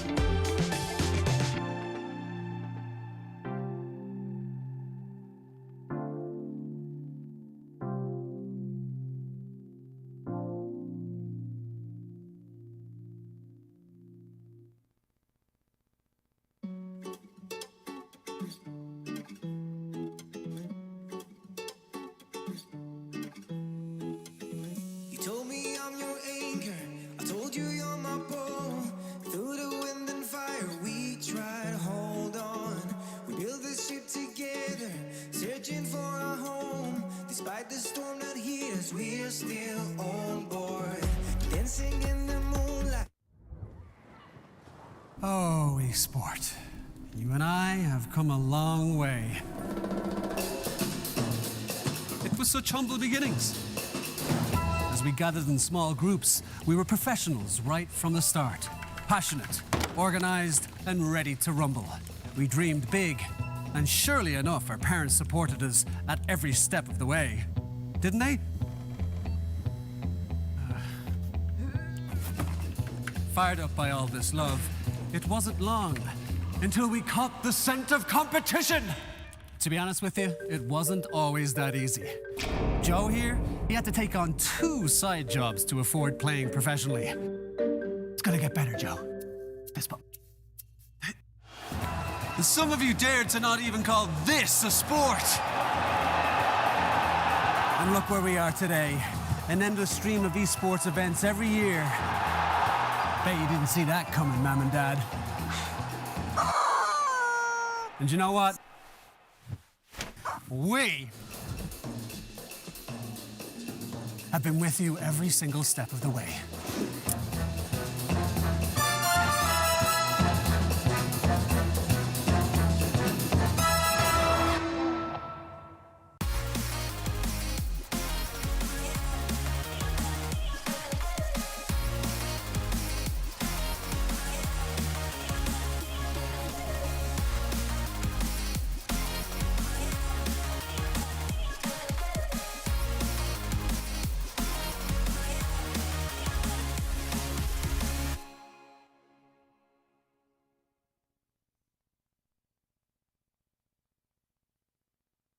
Dream of working with people you watch on screen.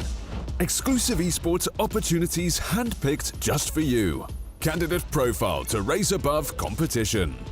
Let 10GG handle routines. Make a step towards your dream today.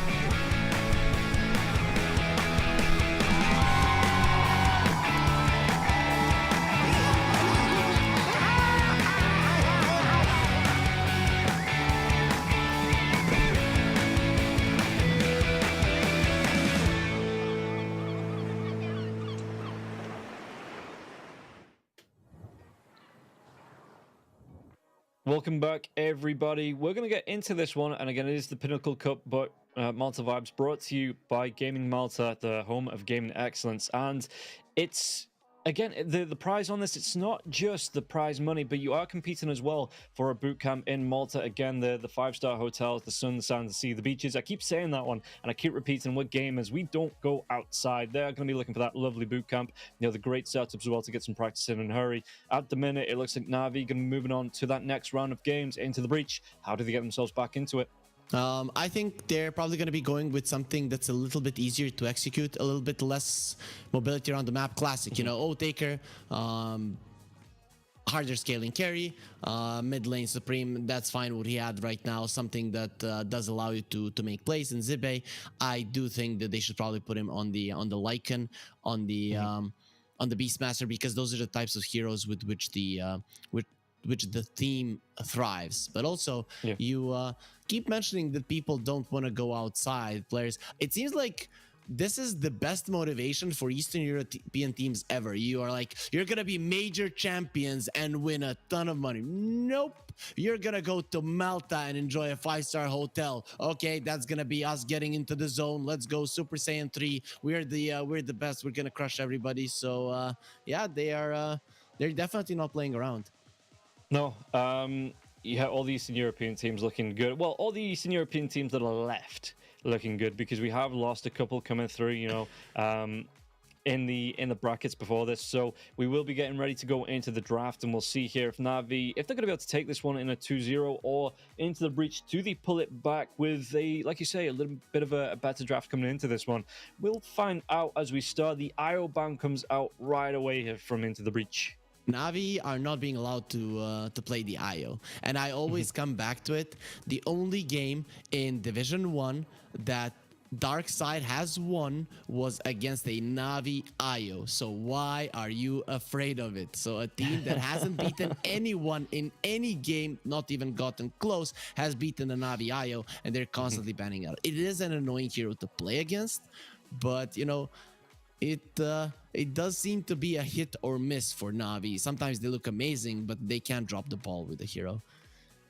Yeah, and we'll see what the other ban's going to be for Navi, because Into the Breach, you just straight up take out the Nature's Prophet. The Undying gets taken out here as well, so the Beastmaster once again does get through the Lycan, like you say, gets through Disruptor, Enchantress. There's just like a big shopping list of heroes that'll list off. The Dragon Knight gets through, Death Prophet gets through here as well. So we'll see, you know, what they want to go for. The Rubik's going to be getting through. I think Ench. I think you get the Ench here. You get the Ench, and then you get a Beastmaster or Lycan later on. Nope, they're gonna go for the Rubik's, so this could be an Ench Beastmaster on the other side if Navi want to go that route.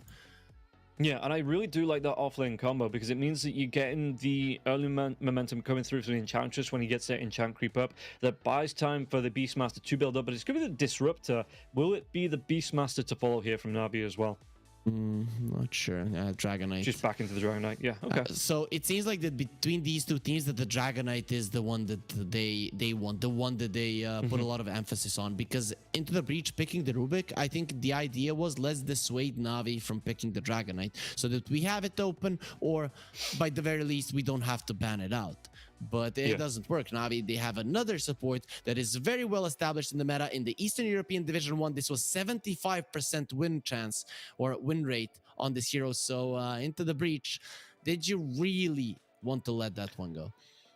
Well, it looks like they did here. Into the Breach, we'll see what they want to draft again. It looks like they were favoring the Death Prophet in that last match. We'll see if they favor it again coming into this one here, Into the Breach, or if it is going to be either that Lycan or the Beastmaster. But if you go for that here, you do, I suppose you don't actually leave yourself liable to an Enchantress counterpick, because you can ban it out in this next phase of bans. Yeah, and you're probably going to be laning versus the Disruptor. I think Lycan I'd like a bit more, because Beastmaster can suffer in lane versus the Disruptor. They just start running at you level 1, and with a glimpse you die, or you're so low that you can't do anything. But they will go for the Beast. Okay.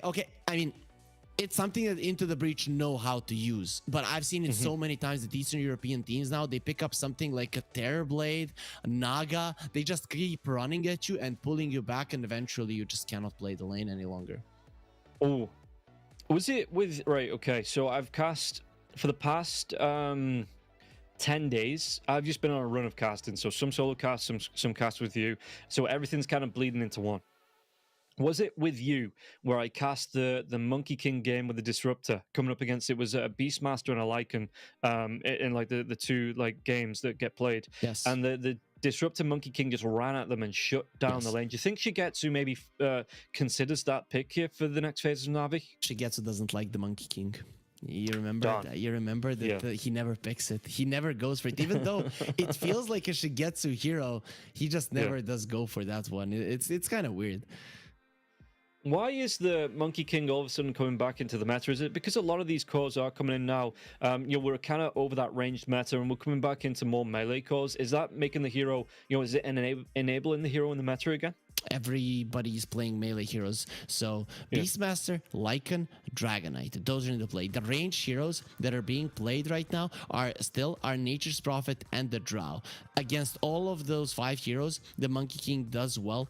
The first 3 in the laning phase, the other 2 in the later portions of the game. And if you have a good laning phase, you are gonna crush the Nature's Prophet and the Drow Ranger. If you don't, then they're gonna be able to deal with you later on, early mid game, win the game before you ever get online. But with the hero having such good laning phases, he's just a beast towards every other hero that is left in the meta. So that's the main reason why he's back.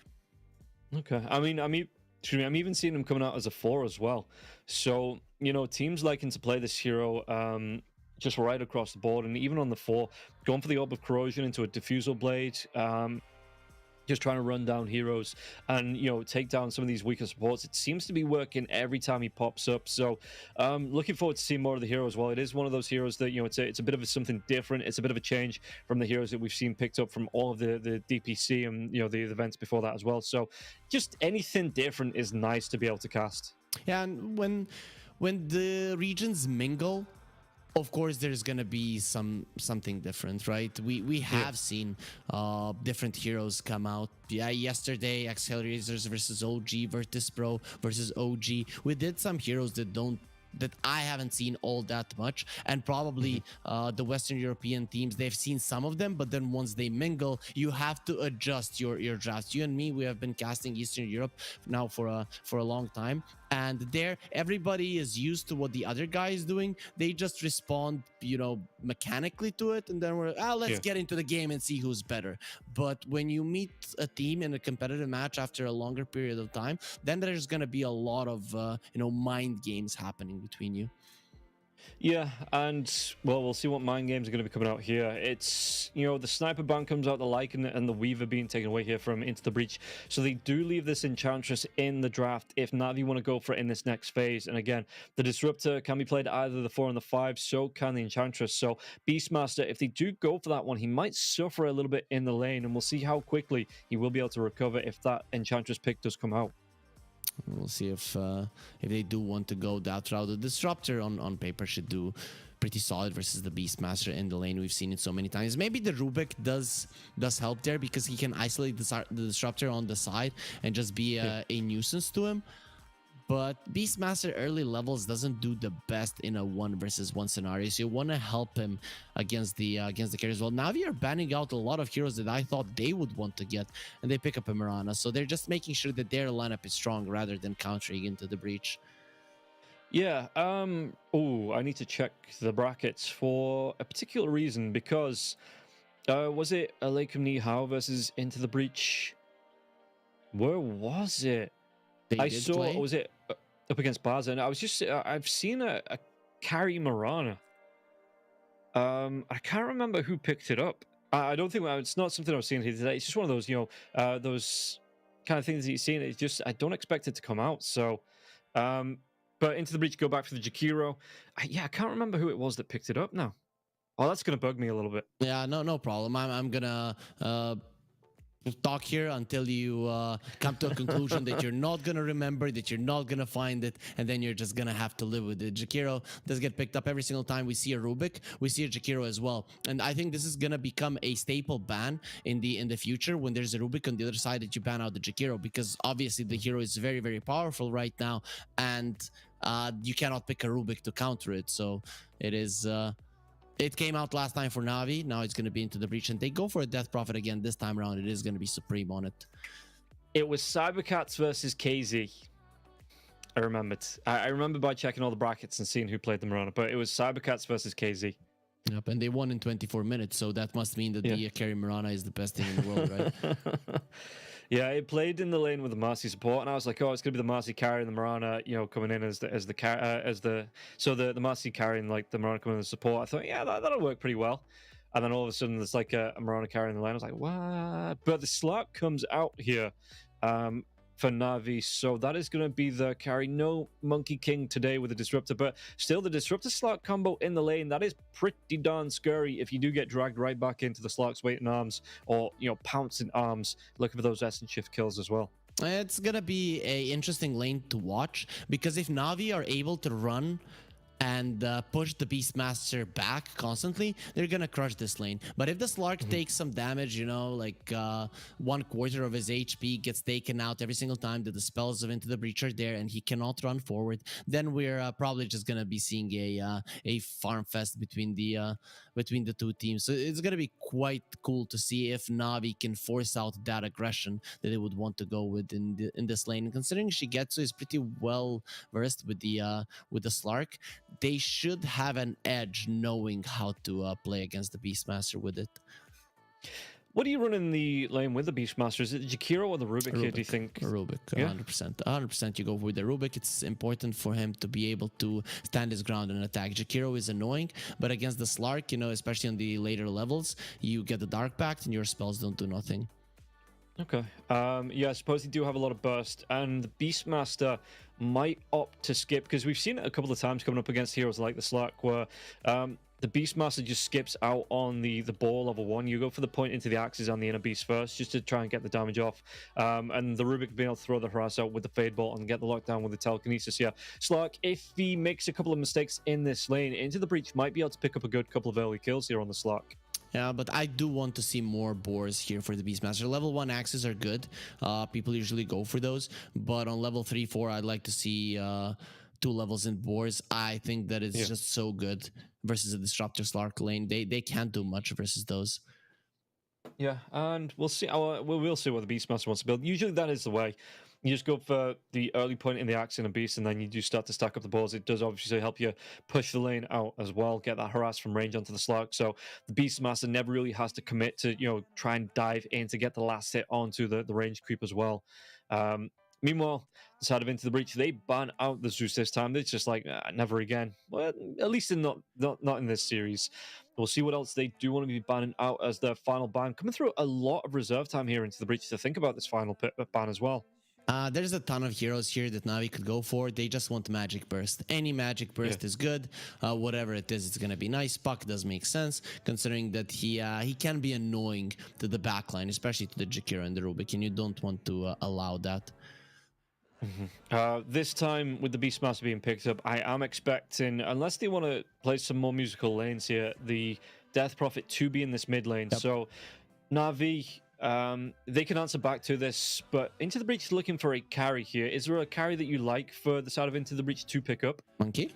Oh, they go for the Ursa. Yeah, those types of carries that can actually hold their own versus the Dragonite, I think is the smart choice. Navi, if they want, but I don't think that would be the smartest of choices. They could go for a hero that's gonna lane well versus the Ursa and put the Dragonite in the mid lane. I might see those Vipers, Venomancers, though Malik hasn't played those in some time. I did see a Venomancer lane recently. It was yesterday. Again, all the days are kind of bleeding into each other, but I did see Disruptor Venomancer lane, and they just couldn't. This Ursa got shut down, got absolutely destroyed in the lane. It was actually really it was fun to watch from the point of usually you see the Ursa come in, just runs the game, and with this one coming out, from who was it that ran it? It might have been Moneymakers. It was Moneymakers. They ran the Disruptor Venomancer combo up against the Ursa Burr, and the Ursa just could not do anything in the lane. He was just constantly being bursted down. This could be a Batrider for Navi. That could be a good one. A Bat does make a lot of sense. It's not Magic Burst, but once you get a BKB, you can do whatever you want. But they'll go for the Pango. Okay, so it's more mobility team fight. It's into a Beastmaster. I think this time around Into the Breach, they have a little bit of an edge. Yeah, and I think I prefer just the Ursa here as well. He burst down the Shigetsu Slark in this fight before the Slark really builds up too many stacks. The Fury Swaps should be able to rip through everybody. They've got a decent amount of control coming through this time with the Beastmaster, the Jakiro, and the Rubik. I'm leaning towards Into the Breach to even this one up. Yeah, I am as well. And now when I see the Ursa, I just can't stop laughing. I saw a Reddit comment like, does anyone know from where the Robin roll is? Because I've never heard anyone pronounce bear as buh. And when I read that one, I'm like, yeah, he does do it. And now I heard it again, so it's just running back into my mind. It's buh, right? It's B-E-A-R. It's buh.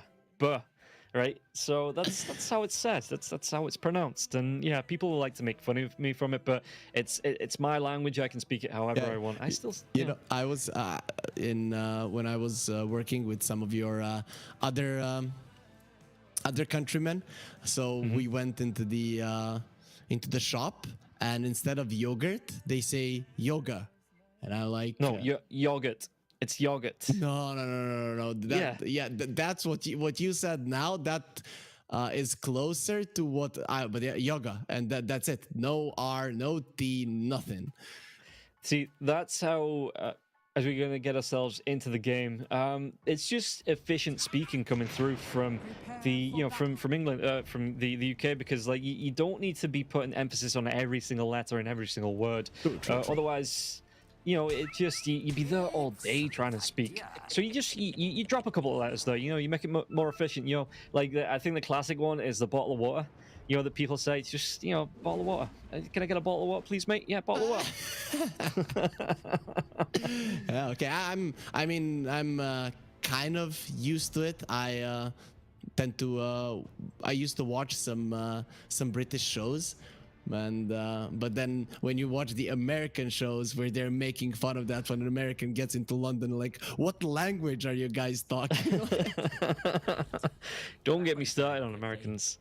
So yeah, we do have a pause coming through, and while we have this pause, guys, don't forget, while we take this break, you can go to the Pinnacle Twitter, and there is a pinned tweet there as well. All you need to do is follow the Pinnacle account, retweet it, leave a comment saying which team is your favorite, and you will be entered into a draw to get a jersey there that's been made special here for the Pinnacle Cup. So that is available to you. All you need to go is go to the Pinnacle Twitter, follow, like, retweet, and yeah, get yourself in with a chance of winning a jersey here as well. Yeah. The jersey is a great deal, but what is also great is that we have the promo code CUP23 for anyone who goes towards the Pinnacle.gg, and they can double their first investments for up to $100. So if anybody in the chat is into that one, he can go for it, but they don't have to use it for this tournament. We have other esports and sports as well there if you want to go for it. That was a cool arrow attempt though, coming out from Navi, but yeah, with the DP dodging, now they knew that there was a ward there, they take it down, so that's still somewhat of a win. Yeah, and we'll see. I mean, it looks like they're going to be able to get the snatch onto the rune as well. Even on the bottom here, Shigetsu contest, and he takes it away. Immersion, he was trying to take it. The high fives, some good sportsmanship coming through, but it looks like it is going to be the 3 to start off for Navi, which it's not a major impact in the game, but it's just nice to have to start off with. It helps with the Slark lanes in particular, because with this type of a lane, you want to have a ton of regen, so having the extra gold is definitely nice, especially for your support, not for yourself. Yeah, because if you don't buy your own regen, of course, you are going to be reliant. Yeah, so it also helps Meljul, gets to that bot a little bit quicker in the mid lane as well. It slows it down for Supreme. So yeah, it is just a nice little heads up start to have. For sure. I'm curious to see how this top lane is gonna go as well, because usually the Dragon Knight can suffer versus the Ursa, but the Mirana is this type of hero that can just push in the lane with arrowing the range creep and being annoying. Though, yeah, Malik is looking very dead. Malik is straight up dead there. Respect is going to be the one to draw that first blood. And yeah, Daniel on this Mirana, I don't know what he's going to offer in terms of protection for the Dragon Knight. Like you say, I would have preferred them to move this Dragon Knight into the mid lane and going for something like that Venomancer. Maybe that plays at a little bit of range that would be able to survive and play up against the Ursa. But this Dragon Knight in the lane, I really don't see how he's going to be able to play this one. I'm surprised he started off with the stun. I thought he was gonna go with the Dragon's Blood in this lane in particular. Just allow your Mirana to kill the range creep and live. Your job is to live until you are tanky enough and have the opportunity to go for the stun into arrow to do enough damage for the Ursa so that he cannot commit. So a different start than what I expected, right? And Daniel, if you don't use the arrow on top of that Dragon Tail, well, Ursa can just easily ram down your DK. Exactly what happened. Yeah, and I get the idea behind going for the arrow for that first blood. They were looking for a jump in onto the mid lane, and it nearly did land on Supreme as well. That they might have been able to get a good start here for Navi. But yeah, usually we see the Miranas, like you say, going for a different build. Usually it is the point into the Starstorm, one into the leap as well, just to be able to put that burst damage in there. But maybe if they do stack up a couple of stuns, they might be able to get a kill. I'd expect more on the Jakiro than I would the Ursa, but I mean, it's still going to be a difficult lane here for the side of Navi. No, you have to go for the Ursa. If you go for the Jakiro, let's say you kill him, it's going to cost you a hero. And you might not even kill him. The idea is get Ursa low. Ursa cannot be full HP. Ursa full HP, Dragon Knight doesn't have a lane. Okay, well, we'll see which way this one's going to fly here. Meljul in the mid lane as well, taking a lot of harass, and they are going to be able to get the Dragon Stun onto Otaker. Otaker backing himself away. And this is kind of the issue, that he will just be able to give it the walk away, give it the Earth Shock if you don't land the multiple stuns on him. That is that is the case, but if Malik can apply some pressure, he should try to do so. Daniel, his main idea right now is to make sure that the camp is blocked, because you don't want the Ursa to have the whole long top lane to chase down your core. Yeah, meanwhile, on the bottom lane, it looks like it's going a little bit better here now as well. Jibe is going to get low. He's got some regen coming through because the Rubik stacked up on tangos here. 4 tangos coming out from the Rubik, and probably going to be able to pass some of those across to the Beastmaster, while Maldi trying to out-harass onto Immersion. Immersion out of mana, but has 3 mangoes. So if he needs it, there's the Fade Bolt to fly through onto Shigetsu. Yep, and they've been doing a really good job here into the breach. So I said how much Navi knows about the Slark as a hero, but then again, if you look at Zibe's career, he knows so much about the Beast Smash, and that was a beautiful arrow onto the Ursa.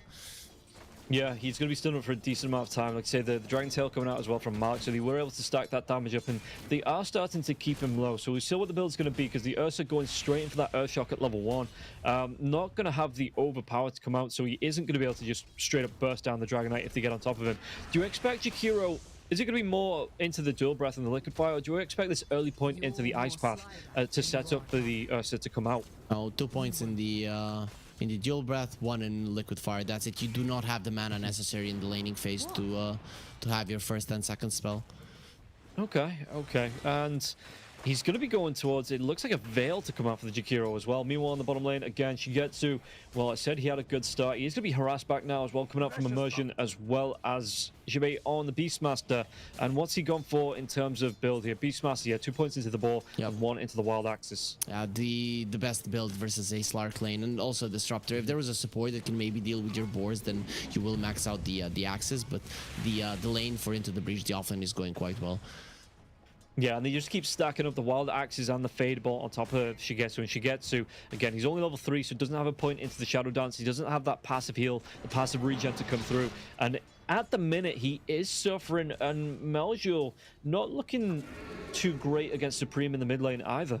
I mean, 2 CS difference, you're okay, right? And maybe now Supreme will get a bit of an advantage, but you are up against the Death Prophet as a melee hero. You are gonna be harassed and take some damage. The biggest surprise for me is how well the Dragon Knight lane is going for Navi. He is crushing it after that first blood, and now they're even gonna get a kill. Yeah, Starstorm will be dropped. Malik actually gets the kill onto Respect, so they are going to be able to focus him down, and Otake just playing it away from the lane. The Breathe Fire coming out here as well from the Dragon Knight, so going for a 1-1-1 build here, Malik. And yeah, no, starting to, I mean, not even starting, he did get the kill onto Jakiro, so do you expect him, it looks like it is going to be another Meteor Hammer, I think, for the Dragon. No, he's going to go in for the Soul Ring. So what do you expect the build to be here for Malik? He's going for a Soul Ring, then I do expect the Blink Dagger to be coming out, because you're not going to get the Meteor Hammer. It already gives you enough mana regen that you do not need the Soul Ring if you go for it. Okay, so are you expecting him to just hit the Blink Dagger timing and look to get aggressive? Because, I mean, Otake will be leaving the lane at some point. He's probably going to be able to get that Dragon Form out and push up the lane. So is it then, as soon as he takes his tier 1 tower, just, you know, has to get active around the map on this DK? If it's the Blink Dagger that he's gunning for, yes. So there's 2 options here. He goes for the Blink, and him and the Mirana are just everyone on the map getting a kill, and then you want the bonus with the Disruptor. The second one is you go for a Midas and you slow down the game. I kind of like the Blink more, and that is what he's looking towards. Yeah, top lane as well. Dual Breath comes out, Liquid Fire being put onto Malik. But again, Malik, he is a dragon in his own right here. So he's just going to be able to tank the damage coming through with the 2 points into the Dragon's Blood. And yeah, regen up through this one. So the Jakiro not able to get that damage off like he did when Malik went down. In fact, if they want to try and go for Respect, the arrow will be dodged off from Daniel. And Daniel's going to be in trouble now as well. But we'll be able to get the leap down to the low ground. Daniel, with his positioning, with what he did to block the camp and everything, he secured this lane so nicely for the Dragon Knight. Now he's even again getting the hate onto himself while Malik is poking on the Ursa. So I'm just loving what the Mirana is doing with the top lane. Yeah, meanwhile Meljoul in the mid lane actually going towards an Orb of Venom, it seems. So Orb of Corrosion here for Meljoul, I guess, offers some early survivability, some good harass as well, and just trying to play as far away from Supreme as he can, it looks like, in this lane. No surprise there. The Orb of Venom is, or Orb of the Corrosion is a standard item for a Pango. You're going to go Orb of Corrosion into the Fusel play. There's not going to be any changes in that build. Yeah, just looking at the harass coming out, actually, it is starting to stack up here. The 2 points into the Dragon's Breath, as well as the arrow, the Starstorm to come out from the Rana. And Otaker, he did get locked down for a good amount of time. He lost half his health from that there as well. As bottom lane, there's going to be the rotation from Supreme now. Exorcism will come out to get the kill onto Maori, and it looks like they're going to force Shigetsu into the jungle way before he really wanted to get in there. Yeah, before level 6, Lark doesn't really do well in the jungle. Oh, top lane though, the Sprek's going to get low. Malik's trying to go for the TP, and they don't have the Beautiful. setup, so Malik will be able to get himself back towards that tier 1, get some regen from that tower protection here as well, and they do get another kill onto Jakiro. I'm more than impressed by how Navi are playing this lane. They have definitely had a long talk between their players after they got close to getting eliminated, and they did get eliminated. And in the past couple of series in the Eastern European DPC Division 1, they were looking pretty solid, and they're continuing to do well even here. Yeah, bottom lane, Rolling Thunder comes out. Jibei trying to walk himself away, but with 3 heroes here, they are able to get the kill. The fortification was forced out as well, so the Exorcism doesn't take down that tier 1 tower bot, and Shigetsu will be able to come back into the lane. And do you think Navi, are they going to stick together, do you think, for that Division 2, or is this going to be the last chance, you know, the last hurrah for Navi here in this event? The way that they are playing, it would be a shame that they not continue to play together. There were times in Eastern European Division 1 where I was looking at Navi and like, yo, these guys, they're just not looking good. But with this kind of a performance, no, you don't want to separate. Okay, well, I mean, we can only see as we go forward here. The leap comes in. Daniel is going to be able to get the kill. The right clicks. The attack speed enough here for Daniel. He might have put himself in trouble, but there could be another Dragon Tail to set up. And Daniel's going to be able to get himself away. Good again. They're just focusing down this Jakiro, putting the hurt on, ignoring Otaker. And Otaker still wants to go towards the Battle Fury on the Ursa. So at some point, he will want to leave this lane. Bottom lane, though, they're going to be able to get the glimpse back onto Jibei. Jibei, telekinesis comes out from Shigetsu, so he can't get the Dark Pack damage off. And it looks like now he is level 6, so Shigetsu able to back himself away and heal up through the harass that comes out from this lane. Everything's working out well for Navi. Well, Melojule, he might not agree with that as he's being forced back to base. That's just an annoyance. That's Lark. He's fine. Yeah, in fact, it's going to be Maldi that gets the kill onto Immersion. He might even be able to go into Jibei now as well. There's going to be a lot of Dark Pack damage come through, and Maldi, he gets the double damage. It's not the double damage, the double kill coming through with the damage from that Thunderbolt there as well. So good cleanup in this bottom lane. I'm surprised there was no greed there from Shigetsu. So the way that you get the agility stacks is that you have to have the essence shift on someone and be very close to them. He knew that Ziba was going to die, but he's like, nah, I don't care about that one. Creep's more important. Yeah, in the mid to late game, those stacks are going to be important in the fights. Like I say, the gold maybe just a little bit more important here. Speaking about important, Supreme, it's important that he tries to get himself away, but the Rolling Thunder comes through. Supreme, does he dodge it off with the angle here? Because, I mean, Melojule, he does have the turning circle of like a freight ship here in this Rolling Thunder. It's not his fault, it's just the way the Pangoliers roll. Oh, they're playing this beautiful, and look at this. They're even going to get a bonus. That is a nice Brucey bonus there to pick up that kill, and now they might even be able to put pressure. Jakiro is still here in the mid lane, but they might be able to put some harass on, coming through with the catapult wave here as well in the mid lane. So we'll see what they're going to be able to do with this Death Prophet still being down for the next couple of seconds. I don't know what happened to Into the Breach. In the last tour of the DPC in Western Europe, they were looking solid. They did get eliminated, but they were taking games over some good teams, right? And the second they got eliminated, they started playing badly. And I just don't know why. Did it really crush their spirits all that much? They were looking so much better just a couple of months ago. Yeah, and that's the thing as well. It was tiebreakers, right? They were tiebreakers away from staying in Division 1 and sending, I want to say, NGX down. That's what I want to say. I don't know if that was actually the case, but they were so close to staying up, like saying, send them to, probably would have been NGX to go down in the place. Meanwhile, the bottom lane Shigetsu gets the kill onto Immersion, and now they will be able to put pressure onto the tier 1 tower in the bottom lane. And Jibei, well, you want this Beastmaster to be pushing out. You're pulling this aggro down towards this bottom lane, but not like this. Not losing your tier 1 tower so early on. Definitely not, and that is the Beastmaster tier 1. We've talked about it so much. When this happens, it is a disaster for the Beastmaster. Navi have gotten everything they wanted out of this early game, and the net worth, it is showing it perfectly. This is a start, a dream start, 12 minutes in. Yeah, and I really did think this was going to go better for Into the Breach. You know, I thought they were going to be able to get some good momentum going and just push on to win it. And in the end, you know, it's still Navi taking the game, and I was wrong. They went down 1-6, so they were a game away for forcing tiebreakers, but just couldn't. I think the last game might have been against... was it Gaming Gladiators? Yeah, they couldn't get the win. Couldn't take the win against Secret either, so they weren't able to force out tiebreakers, and they did go down. OG as well as NGX surviving through there in Western Europe. Look at this, everything that they wanted to do Into the Breach. The only good thing that happened for them in this game was that rotation of the DP to the bottom lane, and the second that didn't result in a tower and the Pango came in and killed the Beastmaster, all of that was erased. We're seeing 2 games in a row that Into the Breach, whatever they try to do, it is foiled by Navi. They have their number. It's even looking easy, Rob.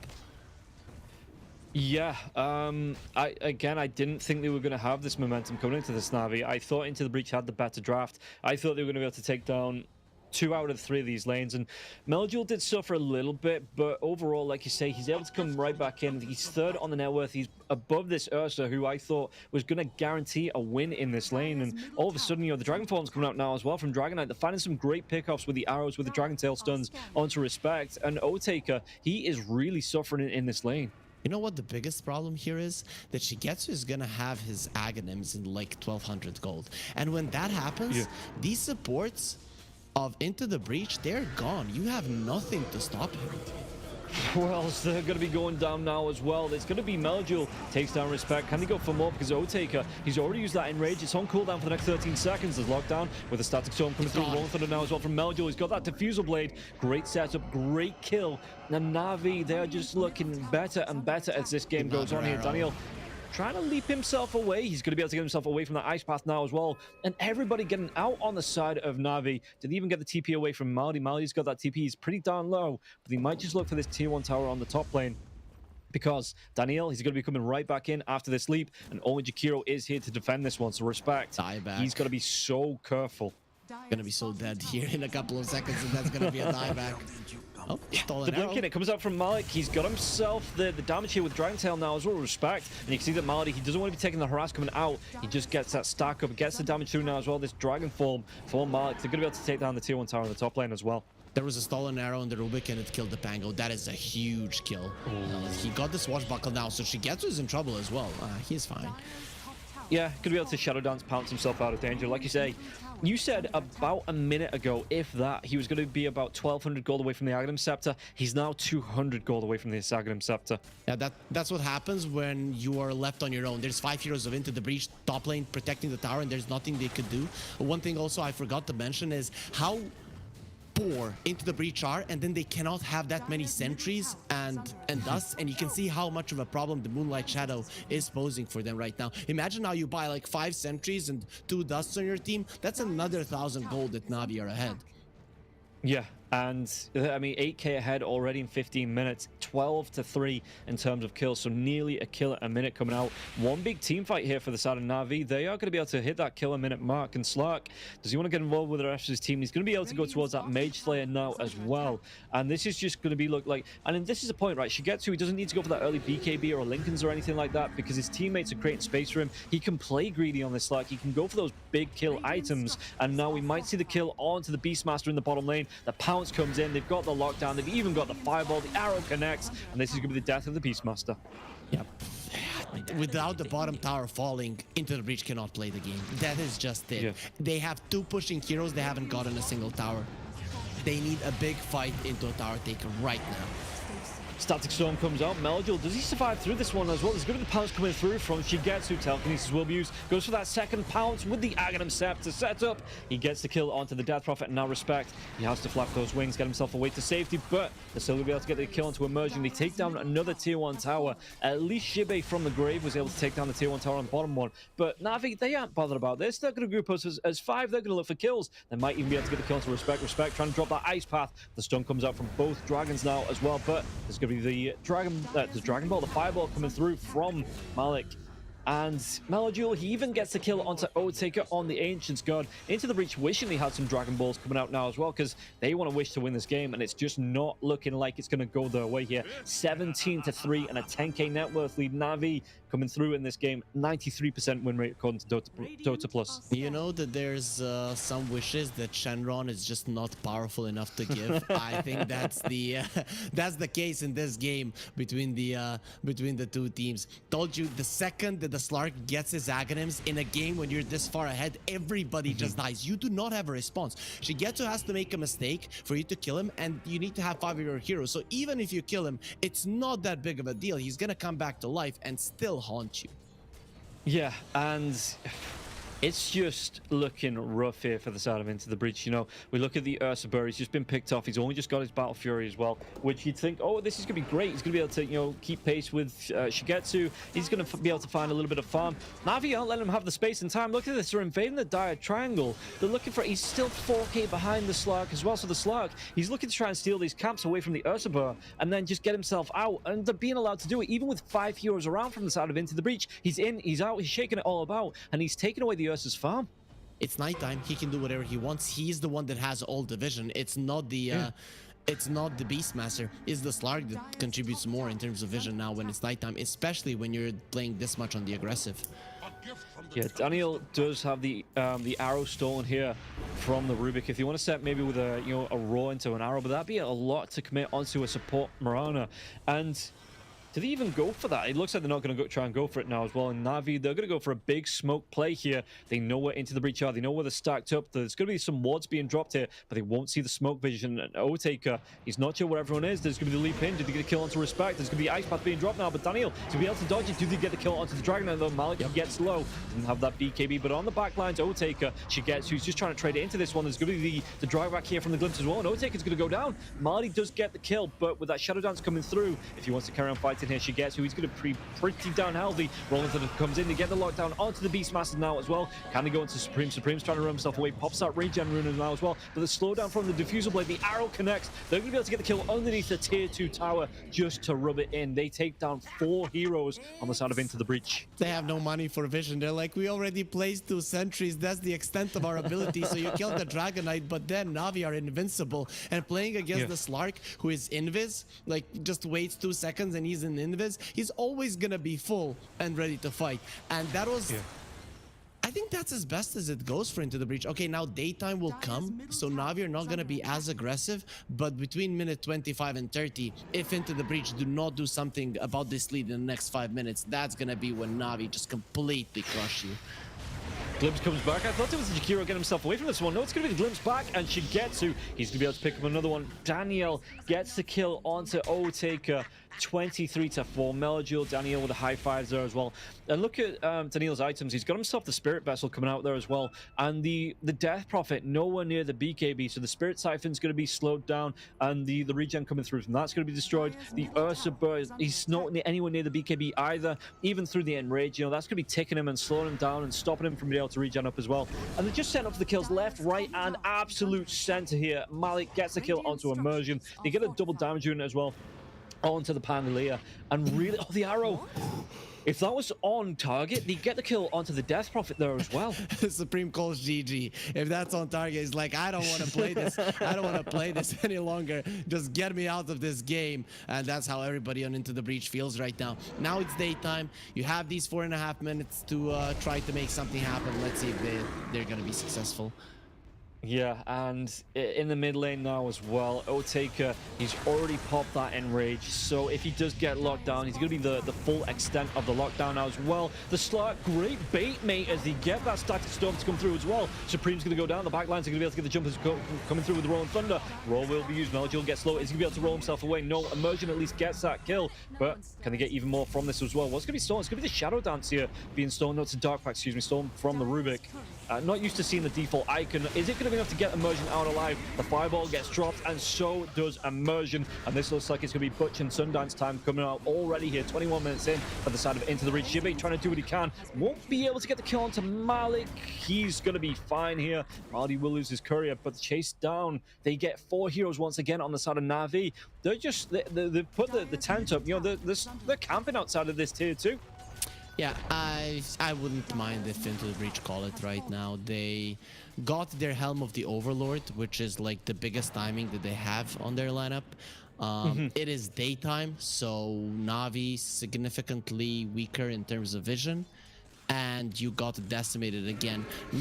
It wasn't even close. So I think this is a point when you say we can't win any longer, but it is also a point we want to stay in this tournament for a little bit longer and enjoy the Malta vibes. And then again, don't we all? So they're probably gonna try to play until the very end. Yeah, it is a do or die situation. There is no lower bracket. There is no second chances. You either sink or you swim here. And Shigetsu playing the little fish. He's having a great time. He's just swimming along, getting on with it, and Into the Breach, just trying to keep their heads above water coming through there. And Slark didn't even opt to finish off going into like the Bloodthorn, anything like that. Basha, BKB, straight into the Moonshard here for the Slark. So you can see just how greedy Shigetsu wants to play. And maybe this is the opening here for Into the Breach to look to punish it. A big smoke wraparound. What are they going to be able to do here? They have to kill the Slark first. If they get on top of the Slark, silence him and kill him, that's your way to win a fight. Everything else, you're just gone. Yeah, he's going to be coming in with Invis and smoke breaks now as well into Supreme. Can they get this one? Because it's going to be the re-invade for Navi into their own side of the map. And Supreme, they just go for the TP away. They don't know, because he was Invis, who broke the smoke and didn't have the vision to put down to reveal him as well. So they just pull the ripcord and get themselves away. They thought it was the Moonlight Shadow, and again, they aren't really doing the greatest in terms of vision, so just get yourself out. I'm looking at them. The Death Prophet has the Dust, the Rubik has the Dust, and Zibe as well, but they don't have any sentries, so you have to bail.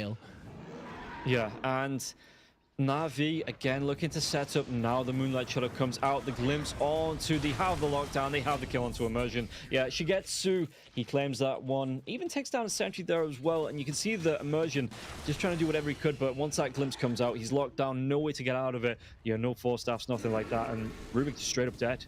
Considering now the only thing that Into the Breach can do is go and try to outpush the side lanes, it's probably going to be Navi getting lane wards down. That is what you want at this part. They have one on the bottom lane, but the mid and the top lane. Once you get those out, then you're at every point of the game gonna know exactly, or at least roughly, where Into the Breach are. Yeah, and it's looking super rough here for the set. I mean, it has all game. We thought that this was going to be Into the Breach having a good second game. And like you say, Otake has to play the other side of the map. He's got this Battle of Fury out, and he's 7,000 gold. The gap has just got bigger, and it might get even bigger still. Jakiro, he's going to be disarmed. Did he get the kill? Meljul trying to do what he can. Did he get the damage out now as well? Macropire has been dropped, and Swashbuckle completely avoids it now as well. They even get the Static Storm on the back lines. The lockdown onto Otake. Otake, the man fight comes through, but it doesn't matter. Doesn't have the BKB, so the stun from the arrow, and Jakiro should fall after the fact here. Great again pickups coming out from Navi, even with Otake saying, oh, they've taken over our side of the map, so we'll be safe in the jungle. You are safe nowhere. Navi, they know exactly where they are. They're hunting themselves, and they're going to be able to get themselves a Roshan now as well, just to put the cherry on top of this cake that is Navi's game number 2.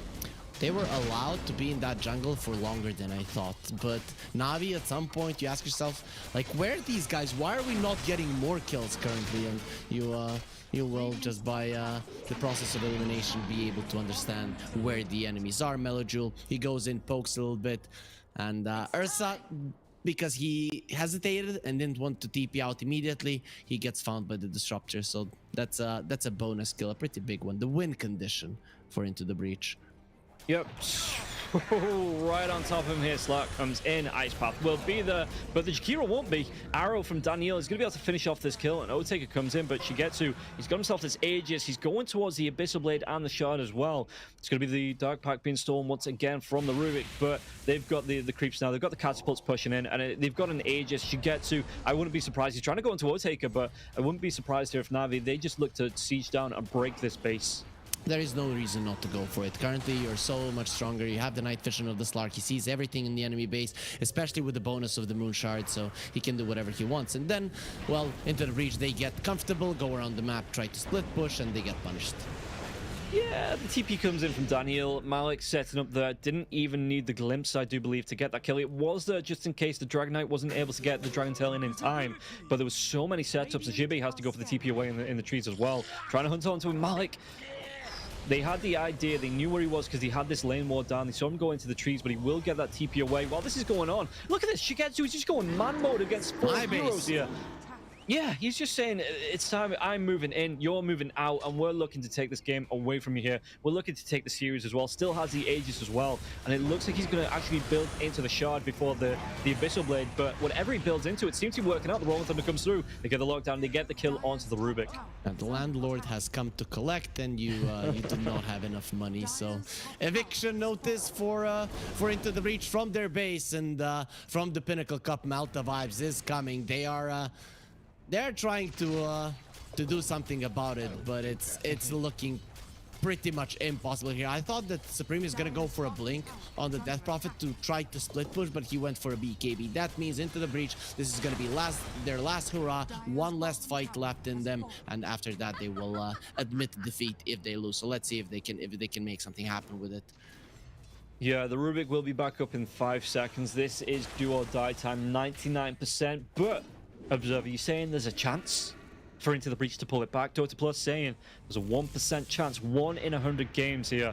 Are we in the multiverse where this game, it swings back in favor of Into the Breach? Probably not. You know what? It's not our Observer Exalted, who is an amazing observer, but it's not him. This is the Lord himself, Gaben, saying that 1 in 100 games Into the Breach would win. And this might be that 1 in 100 hero. I'm just kidding. It's not that 1 in 100. It's they've lost it. But yeah, we can try to create a story here where they might be able to get back into it. Yeah, 2 minutes left on this slug. Aegis now as well, I'm pretty sure. I did actually go, the pounce comes out, 4 stuff will be the Supreme though.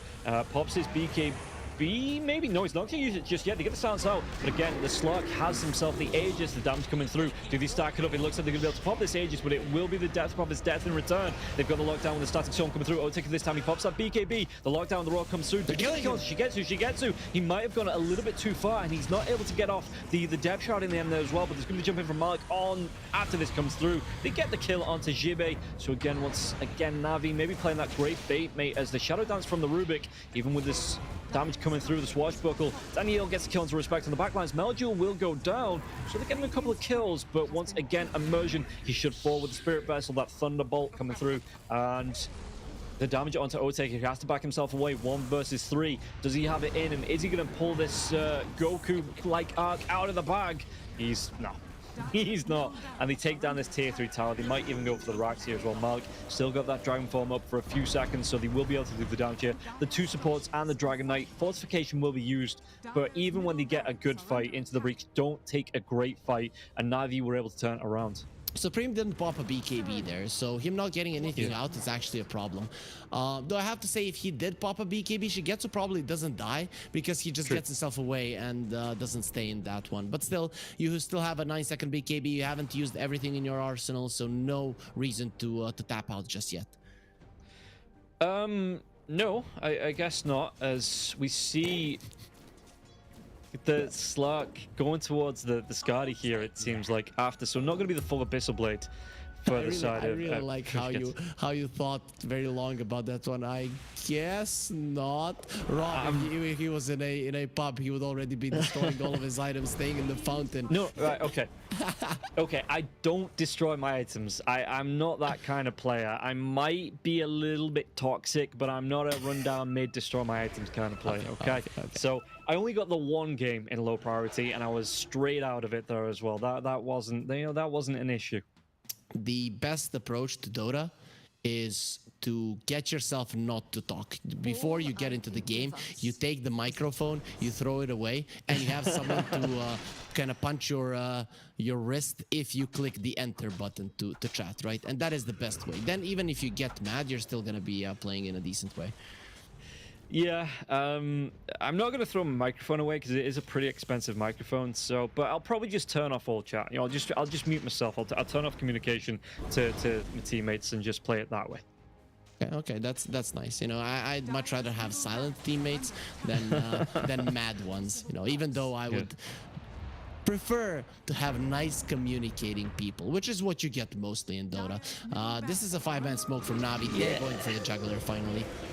They want to dive in now as well. There is going to be Shigetsu coming through with the pounces. You want to try and go for that second one. Respect gets that force staff up to the high ground, but Supreme, they got the lockdown. He's got that buyback. If they want the glimpse, comes back onto immersion. And yeah, it's just a cleanup coming through here. Even Supreme apologizing for being caught out. And they're just going to be able to clean up the entire base. It looks like Navi, there's only one buyback on the side of it into the breach. And with a 42-7 kill lead, a 33k net worth lead here as well. The chance, I mean, it is still there. It's still, they have that 1%, but the dive coming through on the back lines. I think this is going to be the setup now as well. Yeah, even Supreme comes back with BKB. The damage, though, do you think it's kill onto Shigetsu once again? The roll will be there. 1%, baby. Slug. Can they get anything else out of this? As it looks like, I mean, Malik, he's got himself the Ogre Seal totem to bounce himself away. But the buyback comes out from Jibe. It seems like, you know, into the breach, okay, they're doing an all right task of defending the base, but could they fight outside of it? Yeah, probably not, but at least they're punishing the Slark. He doesn't want to go for that BKB, and he's dying because of it. Supreme, I don't know what's up, what's happening here. He's not getting those BKBs out. I mean, you're up against the Dragonite Mirana. If you get stunned, you're not getting out of it. So just use the damn BKB and run it. I guess it's gonna be a bit easier when he has the Blink Daggers, because he doesn't want to use it out of fear that Navi can easily disengage. Yeah, Navi as well did force out at least 2 buybacks coming out from Supreme and Jibe. We see the buybacks on the board. You know, everybody on the side of Navi, 3 out of the 5 on the side of Navi have the buybacks as well. I think once he gets the gold for it, though, Shigetsu probably just buys out for the Skadi, and he just wants to, again, just run head first into the breach base, and maybe looking to push out the top lane now as well, just take down another set of racks. But if they get a good fight here on the side of Navi, with 2 heroes already buying back, Meljo, did they get the jump out? There's going to be the blinking now as well. The roar comes through onto the Pangolier. Do they have enough damage to take him down? It looks like they might do the telekinesis, and yeah, even the Pangolier doesn't have that BKB, so this actually might be that 1 in 100 chance here to turn it around, and they are finding the pickups here on into the breach. You asked if they could get out of the base. Well, killing the Pango, that's one of the main, it's the main team fight hero for Navi. There is no Static Storm either into the breach. I'd say this would be a good time to risk it and go for more. Yep, smoke right now. This is the time. Now or never, you continue with the snowball. Yep, they're going to be able to get the lockdown onto the Disruptor as well, so they get that kill. He doesn't have that buyback available. 10 seconds. Roshan, it's 10 seconds. Do they hang it around long enough here to scout this one out? The arrow flies through. Oh, Taker. I thought he dove himself into that one. But yeah, Roche, 2 seconds away. Do they want to try and take this fight? 5 versus 3. This is a great opening here for the side of into the breach. They jump in. They get a lockdown. Daniel, he's going to be able to get the Greaves, so he's going to be able to get that leap away as well. They're going to be able to get themselves with the Ice Path, the Macro Power as well. Malky pops his BKB. Otake using the BKB of his own. Dragonite, though, does he get the blink away to safety? It looks like he will be able to. Even breaking some ankles. They're hunting in the wrong direction. And this is going to buy time for Navi to come back alive. Into the breach got greedy. They thought that that the Roche is not gonna spawn. If they just believed, and it spawns, you use the exorcism, you get the Roche. Now without it, the Roche will be going into the pockets of Navi. Yeah, and this is going to be, I do believe, the second Roche, so the shard available here as well. Shigetsu has his, Malik has his.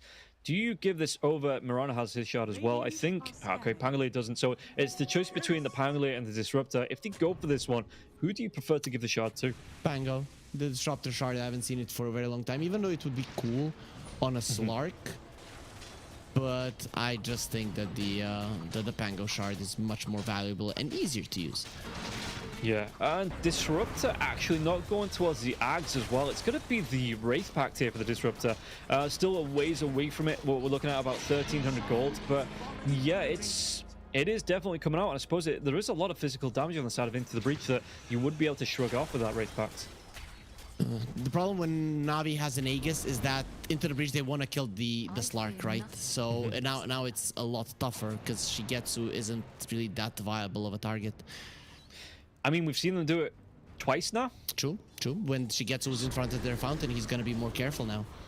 Yeah, Otake though, Malik, he's forcing out that early BKB from Otake. Is there going to be bash to come through as well into the Earthbound? There's not. Then that's because he didn't go for the Abyssal Blade. He just went straight in for the Skadi. And now it is going to be BKB from Shigetsu, but they get the kill onto Immersion. Yeah, Shigetsu, he wants that BKB first, and that is good. I think he's learned his lesson now that if he gets caught out, he is going down, so he wants that extra protection to come through from the BKB. That he ate his moon shard, so if he had the moon shard there, he would have had one more hit, 4 hits, 25%.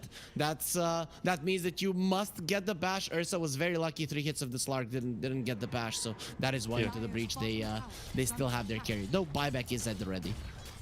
Yeah, and they're looking to, again, look to break the space. Navi now as well, 36 minutes into this one, and a 29k net worth lead here. Okay, into the breach, they've brought that net worth lead down a little bit. The silence comes out now as well, but Supreme, does he want to pop that BKB? Just trying to walk himself away without popping it. And the Spirit Vessel is going to take him down, but if he wants to, he can go for a quick reset, back heal up, and then just come right back into this fight because he hasn't used that BKB just yet. Shigetsu, though, he is healing up, and if you're going for these spokes, the Slark is going to be getting stronger and stronger. You need to jump, you need to kill him. Okay, he's actually going to go in for the Shadow Dance to pounce onto the Jakiro, though he does get stunned up. And it looks like they're going to be able to get the dive in. Supreme, once again, doesn't pop that BKB. And like you say, the opening from the Dragon Knight from the Mirana, they get that stunning, they get the lockdown, and they get the kill onto the Death Prophet. He has no buyback. He's dead for the next 82 seconds here. Big window for the side of Navi. You don't have the damage now. The only one that hits, that kills, is the Ursa. And the enemy standing inside of the macro part, that's not going to happen. No, look at this. Melody's going to get down low. And Otaker, who's used that BKB, the roar comes out as well. They've got the stun lockdown onto the Dragon Knight, but the Dragon Knight with 4k health, and they're going to be able to get themselves on top of the Ursa. The Ursa just disappears, has the buyback if they want to use it, but it looks like this is going to be curtains coming out for the side of it into the bridge there. It's going to be last chance saloon here. Coming through Ice Path as well, but Malik, he pops the BKB. The damage coming through on Jakiro, and the Black Dragon in the end will be too much. He bows out here, Jakiro. They get a 5-man wipe. Probably, what was that, 3 buybacks, so 8 kills there from the side of Navi, and they take the game in spectacular fashion. The side of Into the Breach, at least they did force Navi to work for this, and I think Monaspa is gonna be glad that they did, because Navi, if they had won this one in 20 minutes, which they could have, this, you know, they might be coming super fresh and stoked into the next series. Still, they're going to be quite happy with their performance, but at least they have exerted themselves, so Monaspa might have a little bit of an easier time in the next series. And we came into this one, you know, thinking that Into the Breach in the second game we're going to have a good time. What went wrong for them? They got outplayed on every single lane. They just got outmaneuvered, and mostly it was the bottom lane not being able to get pushed in. Every single game when you see the Beastmaster not being able to open up the map, this is the result. Yeah, and that does mean that Navi move themselves through here to face up against Manaspa in the next round of the brackets. As we take a look, it is going to be ex-HellRaisers, Virtus.pro, and Navi stepping up into the semi-finals with Manaspa, the last chance from Western Europe. And it's going to be a good showing for Eastern Europe coming into the semis, but it all comes down to the finals. You know, the semis don't matter if you don't get the... It's all about that grand finals, but you do... Actually, it's not, because you do win some prize money if you win the rounds. You know, you win the quarterfinals, you get yourself $2,000. If you win these semis as well, you're going to get yourself $5,000, I do believe. So, you know, it does stack up the more you win. And Navi coming through against Into the Breach, it looks really good. And this is going to be our Final Four here. So, Harry, any thoughts about coming into this Final Four? Ooh, it is gonna be very interesting. I think ex-HellRaisers are coming in as the favorites, but every team that has gotten to this point of the tournament has to be given some respect from pretty much everybody. Yeah, and we'll see just what Navi are going to win here from coming through against Into the Breach as we look at the matchup. Yeah, 2-0. So they get themselves another $2,000. Into the Breach not going home empty-handed. You know, they still get $1,000. So, you know, it's a decent split for them from a couple of matches, you know, coming through from the low brackets, some practice as well. But Navi, they are stacking the cash now, $3,000 in their prize pool already, and they might be able to move through to even more. Yeah, today they have a chance to win 5,000, and if they go through the finals is worth 16. So the money is stacking up, and even 3,000 for now is not a bad sum to take home. Yeah, and I've already said my goodbyes once, but I was brought back for this. I mean, great matchup to be able to cast Navi, looking so good. Yeah, so I'm going to say quick goodbye again. Thank you to production, Hurry, for casting with me as well, for Pinnacle Cup, for bringing me into this one. And I'm going to leave this in your capable hands. I believe it's going to be you and Otomo for the next series. Yes. Okay, so again, guys, thank you for tuning in. There is still 2 more series to come today. It's going to be Hurry, Otomo. I do believe Blue Scale will be making an appearance as well in the last series as well. So stay tuned. There's going to be more Dota coming up today on the Pinnacle Cup. Give the channel a follow as well, because this is only the first of many events planned as well for the side of Pinnacle. But again, thank you for tuning in, and we'll see you after this break. Oh, Esport. You and I have come a long way. It was such humble beginnings. As we gathered in small groups, we were professionals right from the start. Passionate, organized, and ready to rumble. We dreamed big, and surely enough, our parents supported us at every step of the way. Didn't they? Fired up by all this love, it wasn't long until we caught the scent of competition. To be honest with you, it wasn't always that easy. Joe here, he had to take on 2 side jobs to afford playing professionally. It's gonna get better, Joe. Some of you dared to not even call this a sport. And look where we are today. An endless stream of esports events every year. Bet you didn't see that coming, Mom and Dad. And you know what? We have been with you every single step of the way.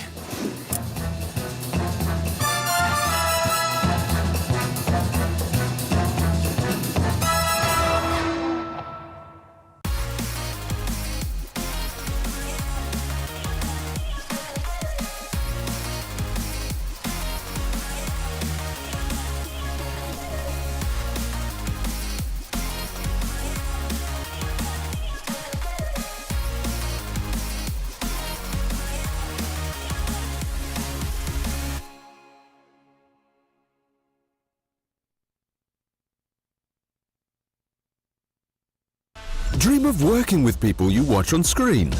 Exclusive esports opportunities handpicked just for you. Candidate profile to raise above competition. Let 10GG handle routines. Make a step towards your dream today.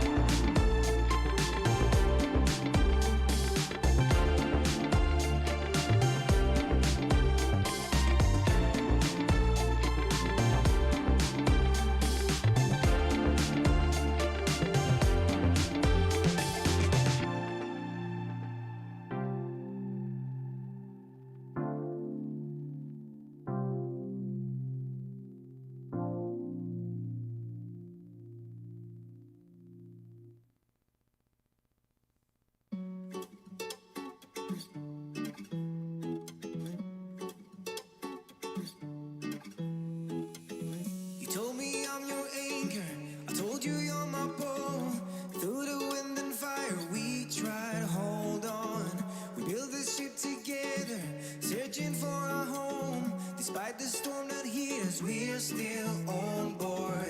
Dancing in the moonlight, the world just stopped and stares. We got no destination, I'll take you anywhere. All the doors we've opened and all the books we've closed. Words just come together, story that we never told. So far saying for my own, you said just keep holding on. If you're about to break, oh, I'll always be your captain. From our failures we have grown. You said just keep holding on. If you're about to break, oh, I'll always be your captain. I'll be your captain. I'll always be your captain.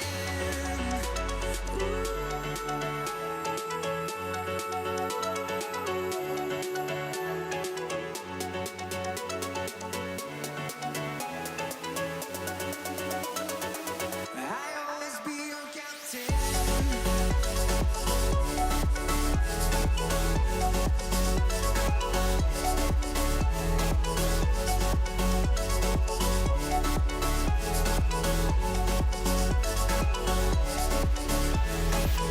You told me I'm your anchor.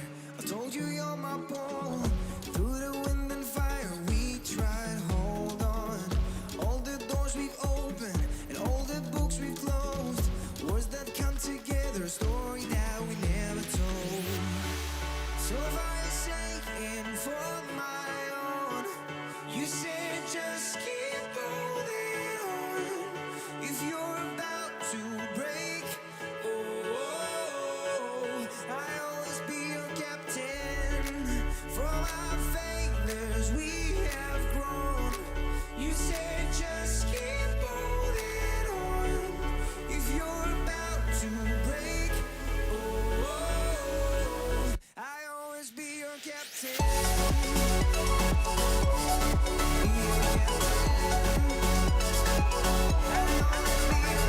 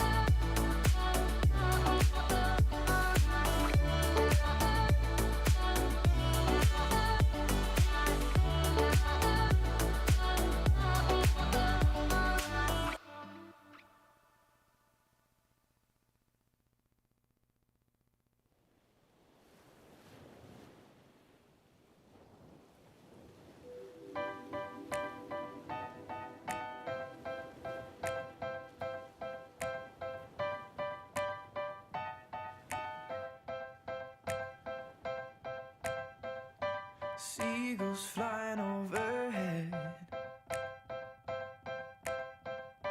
and owls down in the sand. Little crabs walking over our legs, and we were together just like lovers should have been. Like the changing tides, you have changed your mind, and now you are no longer mine.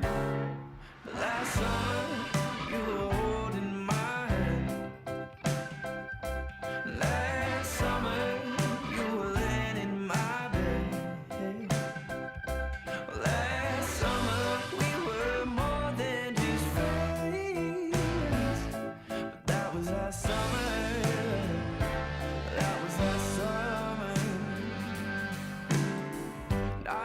The salt in my hair,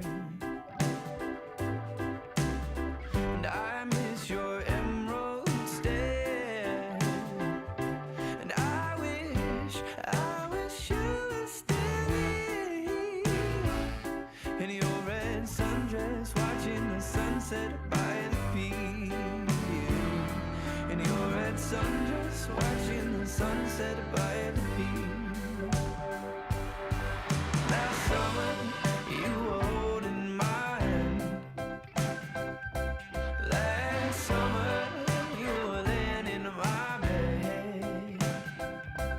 Last summer, we were more than just friends. But that was last summer. That was last summer. That was last summer. That was last summer. Like the changing tides, you have changed your mind. Now you are no longer mine. With tears in my eyes, I recall the times when I had you by my side.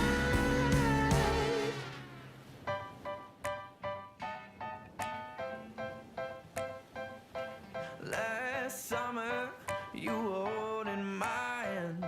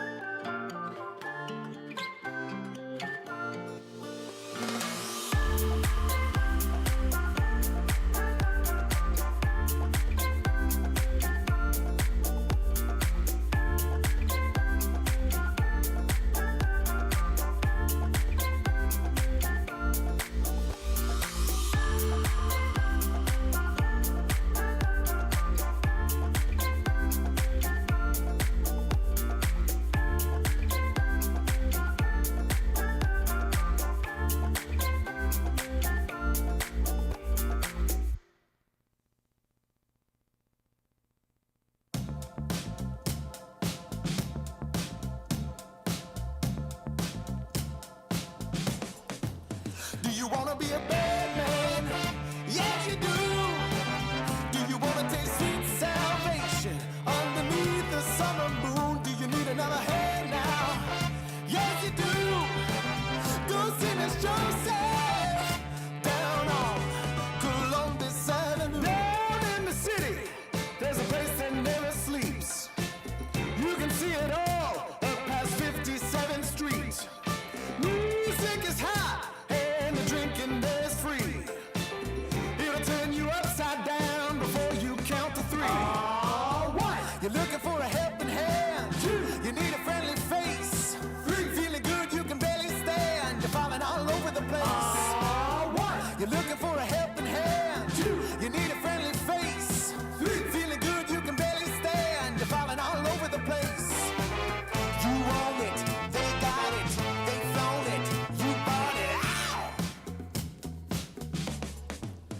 you wanna be a bad man? Yes, you do. Do you wanna taste sweet salvation underneath the summer moon? Do you need another hand now? Yes, you do. Go see Miss Josie down on Columbus Avenue. Columbus Avenue. Ha! Go see Miss Josie down on Columbus Avenue. Columbus Avenue. Ha! Go see Miss Josie down on Columbus Avenue. You're looking for a helping hand. You need a friendly face. Feeling good, you can barely stand. You're falling all over the place. You're looking for a helping hand. You need a friendly face. Feeling good, you can barely stand. You're falling all over the place. You own it, they got it, they flown it, you bought it. Ow! Go see Miss Josie down on Columbus Avenue. All right, Columbus Avenue.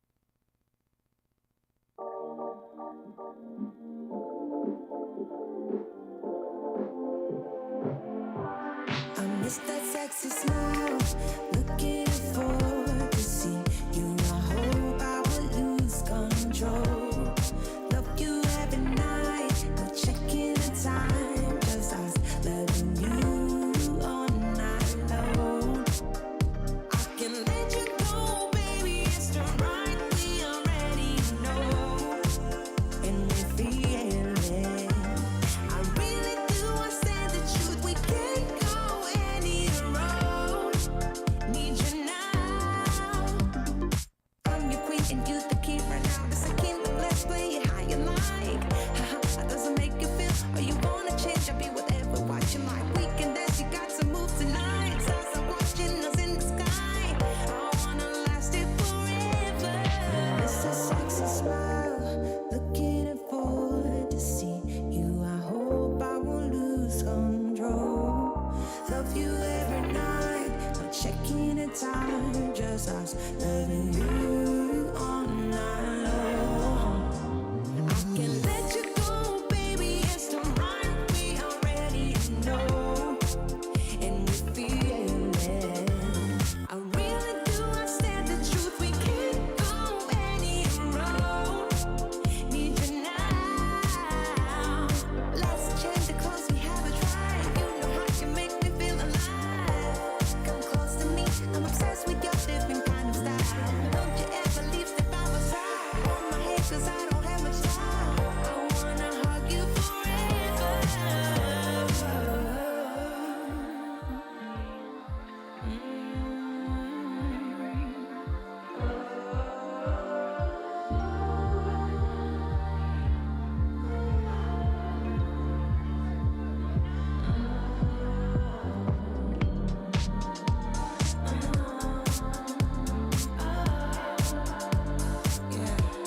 I miss that sexy smile, looking forward to see you. I hope I won't lose control.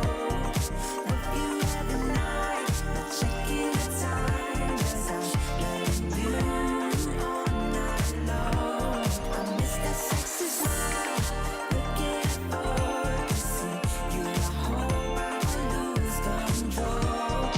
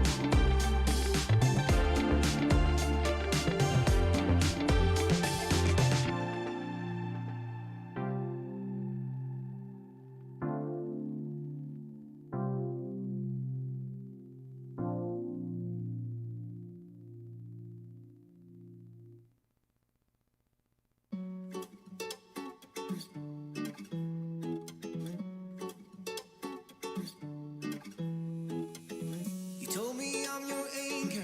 I told you you're my bow. Through the wind and fire, we tried to hold on. We built this ship together, searching for a home. Despite the storm that hit us, we're still on board. Dancing in the moonlight, the world just stopped and stares. We got no destination, I'd take you anywhere. All the doors we've opened and all the books we've closed. Words just come together, story that we never told. So far saying for my own, you said just keep holding on. If you're about to break, oh, I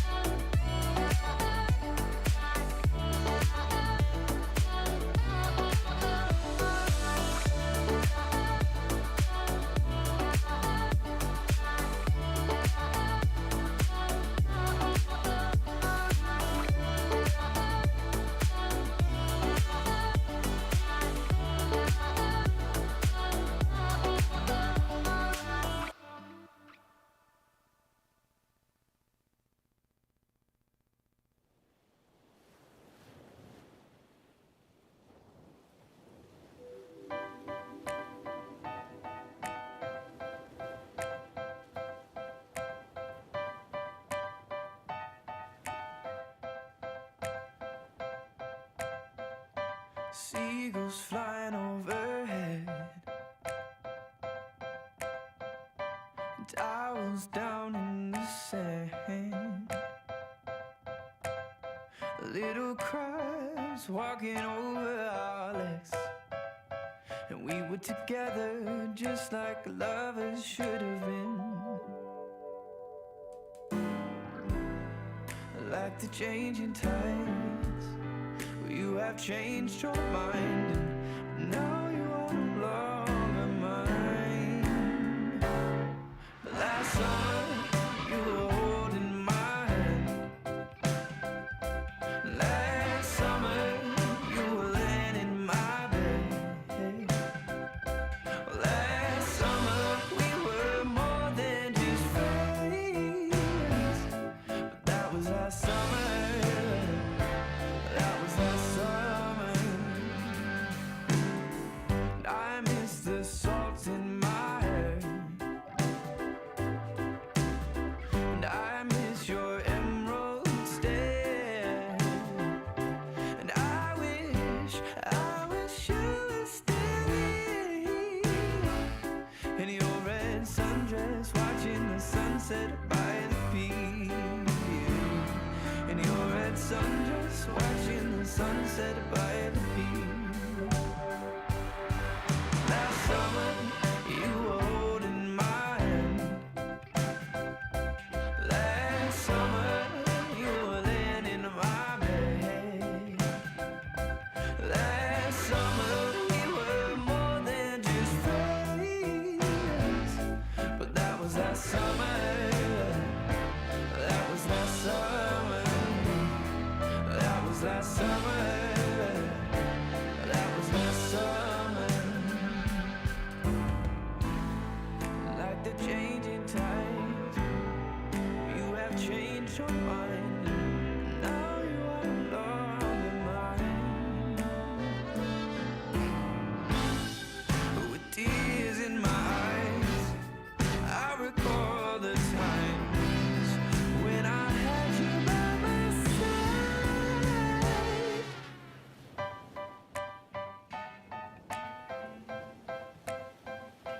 Last summer, you were holding my hand. Last summer, you were laying in my bed. Last summer, we were more than just friends. That was last summer. That was last summer when you were holding my hand. Last summer, you were laying in my bed. Last summer, we were more than just friends. But that was last summer. That was last summer. That was last summer. That was last summer. And that was last summer.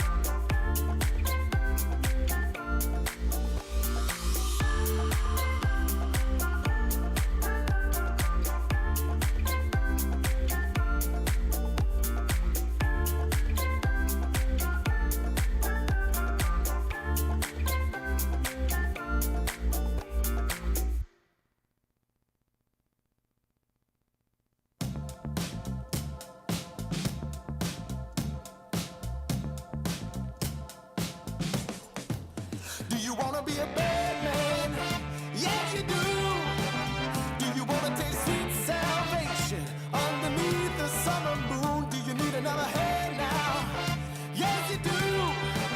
Go see Miss Joseph down on Columbus Avenue. Down in the city, there's a place that never sleeps. You can see it all up past 57th Street. Music is hot and the drinking there is free. It'll turn you upside down before you count to three.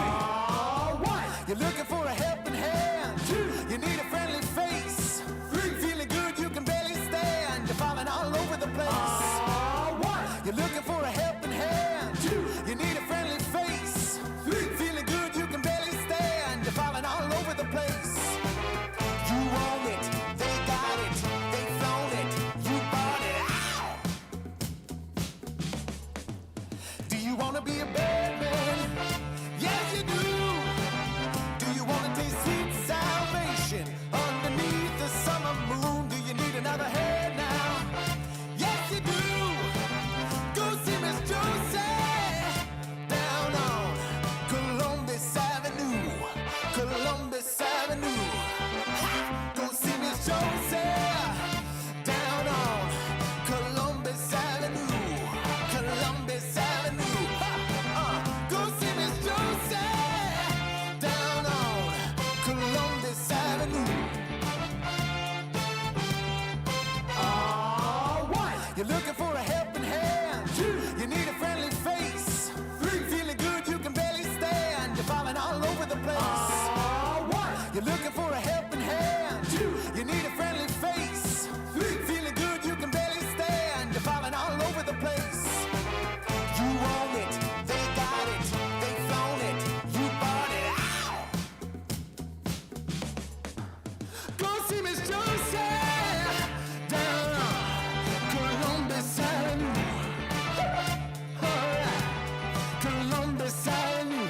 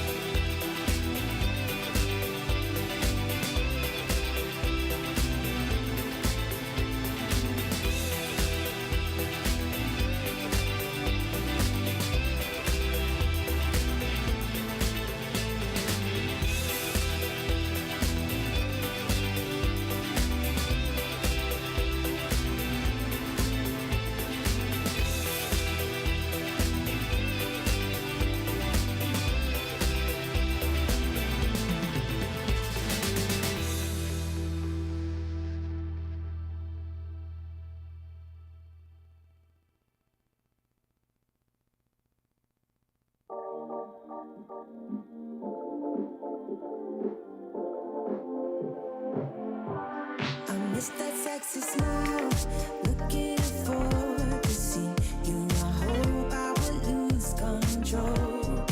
Love you every night, no checking the time, just us loving you all night long. I can let you go, baby, it's the right we already know, and we feel it. I really do, I say the truth, we can't go any road. Need you now. I'm your queen and you the king right now. It's a kingdom, let's play it how you like. Haha, doesn't make you feel, or you wanna change, I'll be whatever, what you like. We can dance, you got to move tonight. Stars are watching us in the sky. I wanna last it forever. It's a sexy smile, looking forward to see you. I hope I won't lose control. Love you every night, no checking the time, just us loving you all night long. I can let you go, baby, it's the right we already know, and we feel it. I really do, I said the truth, we can't go any road. Need you now. Let's change the clothes, we haven't tried. You know how you make me feel alive. Come close to me, I'm obsessed with your different kind of style. Don't you ever leave, step out my side. On my head, cause I don't have much time. I wanna hug you forever.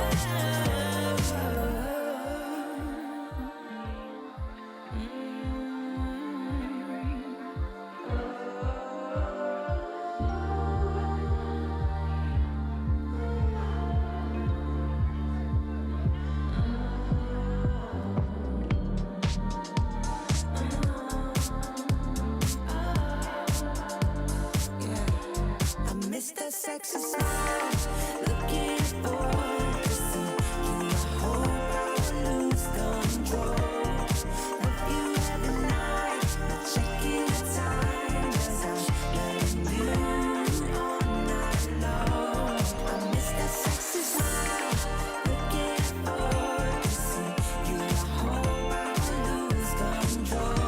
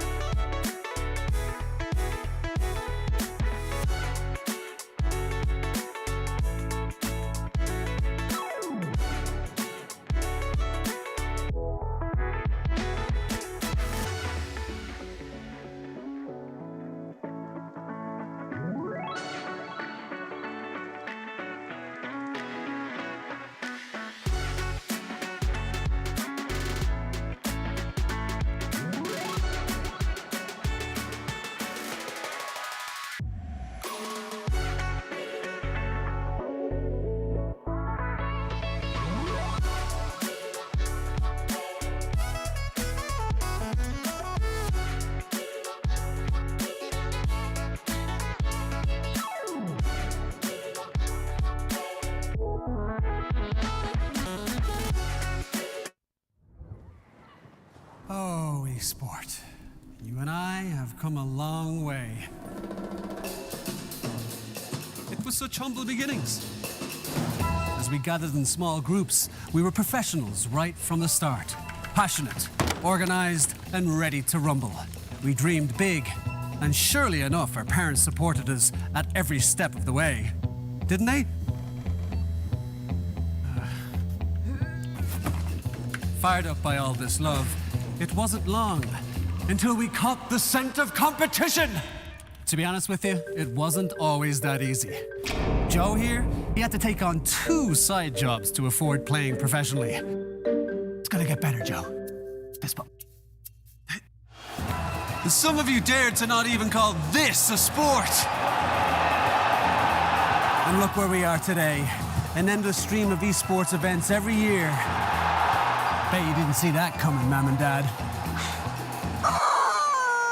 And you know what? We have been with you every single step of the way.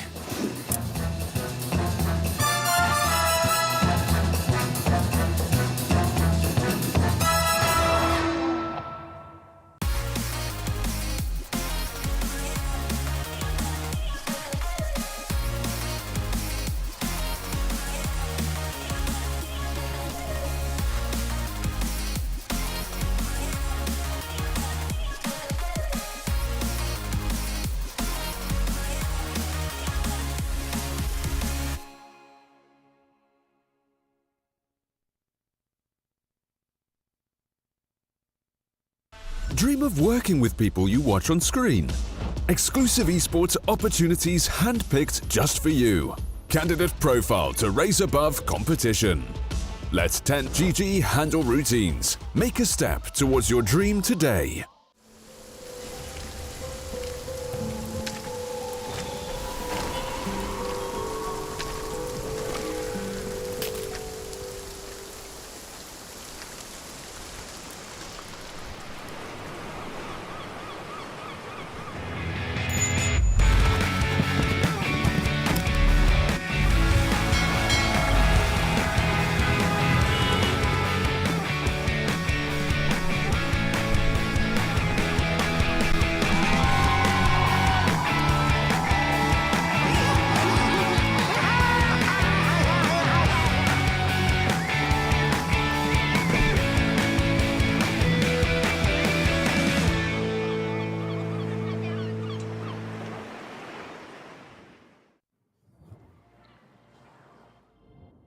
And we are back with the Pinnacle Cup here with the Malta vibes. I'm Harry Freak. Joining me is gonna be Automo, and we are gonna be continuing the day here. Automo, thank you for joining me, and it's fun to get to see you again, man.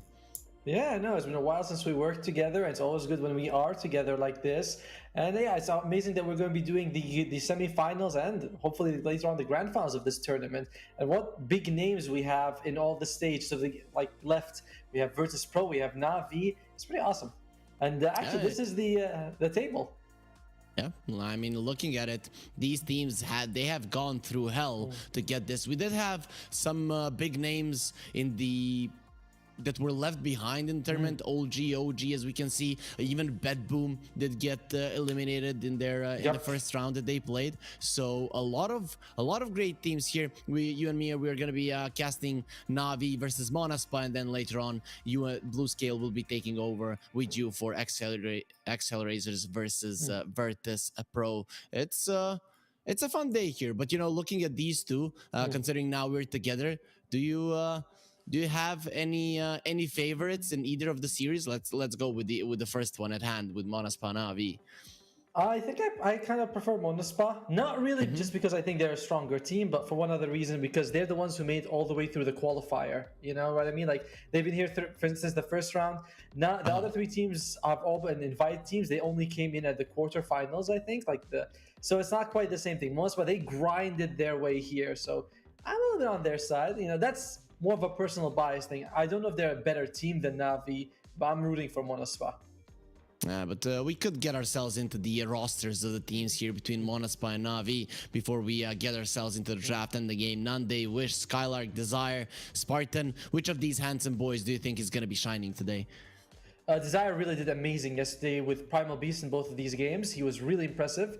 One time he was able to just solo a Roche attempt, walk in by himself and bait them all out and allow Wish to take it. Wish also plays really well on the Timbersaw. Nande was awkward yesterday, not in a bad way, but he picked Anti-Mage in game 2, took Diffusal Blade, and that was very odd to see. It worked, but it's still very odd.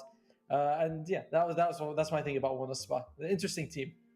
Yeah, they definitely are interesting. We saw there for a second, but we're gonna be seeing them again. Let's see who's gonna be playing for Navi here. Actually, that was the poor guys from Into the Breach that did get eliminated by these guys that are right now on the screen. Shigetsu, Melojul, Malik, Daniel, and Melody. And only now I'm seeing this, but some Navi players really know how to take pictures. They say that your left side is your prettier one, right? And look at Melojul and Malik, how they turned their prettier sides to us. Yeah, I know, right? Like these guys, I like when you can see a team that really works on their image. And yeah, you can see that they're coming here. Shigitsu did not get the memo, you know what I mean? But yeah, Melojul, Malik, they are definitely looking very spicy in this picture. I like what Malik goes for. He always goes for these big ultimate heroes, Tide Hunter, Magnus, Enigma. It's interesting to see if he goes for these in this series as well. Yeah, we'll see if it does, and we're going to be finding out in the draft that has started. The teams are already in that one, so we're going to be hopping right into it. Any things you think that definitely deserve a ban? We see that Monospa, they don't want to be playing against the Wisp and the Dragonite of Navi. I kind of agree with that. The Dragonite was picked a lot by Navi in this tournament so far, so they're getting rid of it. And there's Desire's Primal Beast being removed. They take Disruptor for Monospa, but they do leave Rubik, which has been Denial's... By the way, is that how it's pronounced? As Daniel or Denial? Daniel, thank you. Sorry, I was just making sure. He plays a whole lot of Rubik, so looks like they are going to be leaving that for him. I wouldn't be surprised if they decide to pick it very early. Yeah, this could be a Rubik Nature's Prophet pickup, or maybe something like an Enchantress Beastmaster. Any of those openings that you prefer? I'm not a big fan of the Enchantress Beastmaster myself, but they do go for Rubik right away for Navi. This is something that Daniel plays a whole lot of. Like, it's his most played hero by far, the Rubik. If it's available, he takes it, and Malik goes for the Centaur as well. So that's a pretty dangerous duo right there with the Centaur and the Rubik from the start. Lots of burst damage. We haven't seen it though, not a lot of it. Rubik and the Centaur has been in the sidelines for I'd say a month or two now.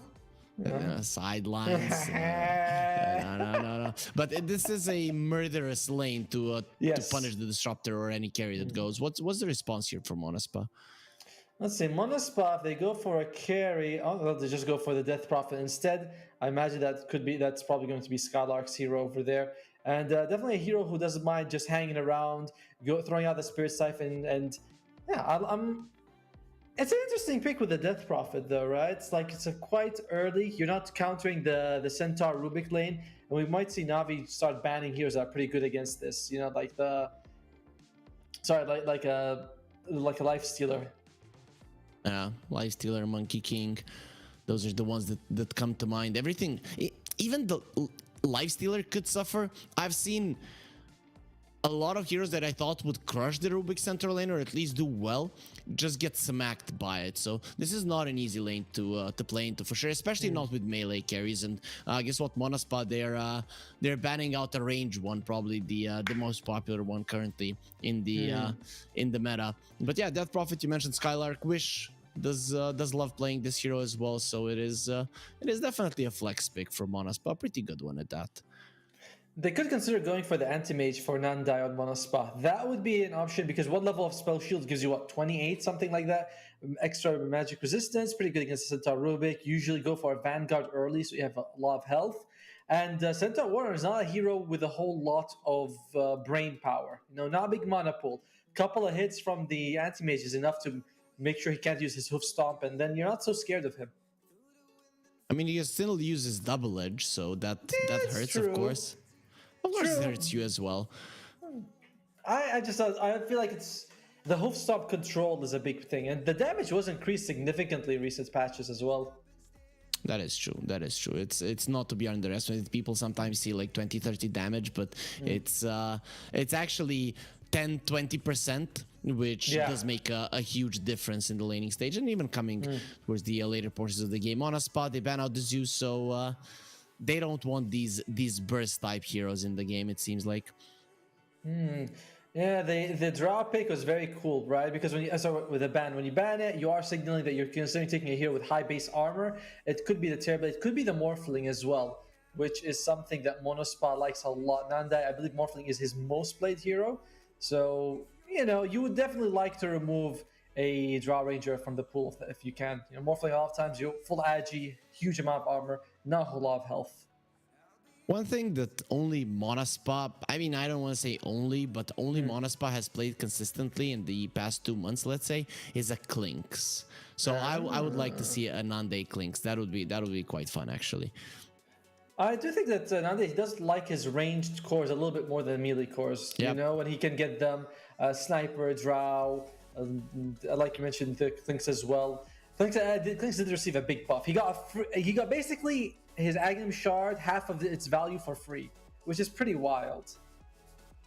Yeah, it can make a difference, but still, you do need some items before that buff actually does come in handy. If you have no items, if you have no damage, your Skeleton Warrior, it's not like he's gonna be doing anything either. So it doesn't really give you that early game potential. And Navi, they're gonna go for the Undying. So this would have been a solid position 5 for Monospa to deal with this lane. Okay, we're having some really fast picks here. Okay, that's a good lane versus a Centaur Rubik. I like it, and it's up Nande's alley. It is gonna be a range hero, a little bit more mobility, and also one of the main counters to the Nature's Prophet. The Clockwork now is gonna be helping him. Yeah. I mean, the problem I would see for Monospa is that you don't really... I mean, yeah, you have Death Prophet who can go to the front lines, but it's really Clockwork who's going to jump in. It's up to the Nature's Prophet, need a bit of distance. They're not amazing against the Tombstone either, and the zombies do mess up Clockwork's hookshot. It's not easy when these guys are around. Navi a little bit more durable, but it doesn't seem like it's a whole big deal. Pangolier as well. All right, very hard to control Navi's heroes with what you have right now. Once Pangolier starts rolling, there's really nothing that Monospa can do. Hookshot, yes. And I mean, Clockwork is their best counter with the hookshot and the cogs, but the other three, they really suffer.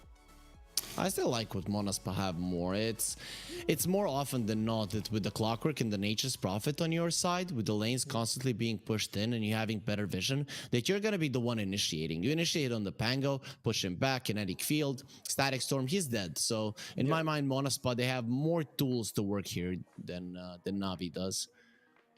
Let's see, Monospa, I mean, could they consider flexing this? Put Skylark on the Nature's Prophet, put Wish on the Death Prophet, and pick a carry instead?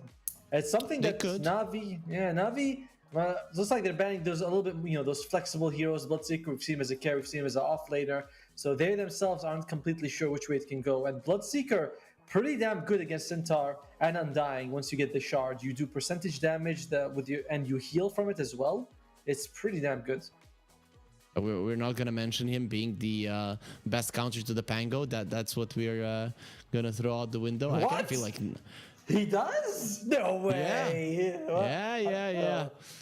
Is it because Bloodright is a good silence, right? Yes, exactly, Automo. Yeah, there.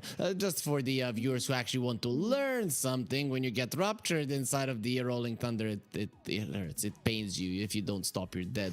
You will bleed out. Anyways, though, Monospa, they ban out the Anti-Mage. Are we gonna see something like a Spectre be taken out? I kind of feel like Navi would be missing out on damage if they would go for something like that.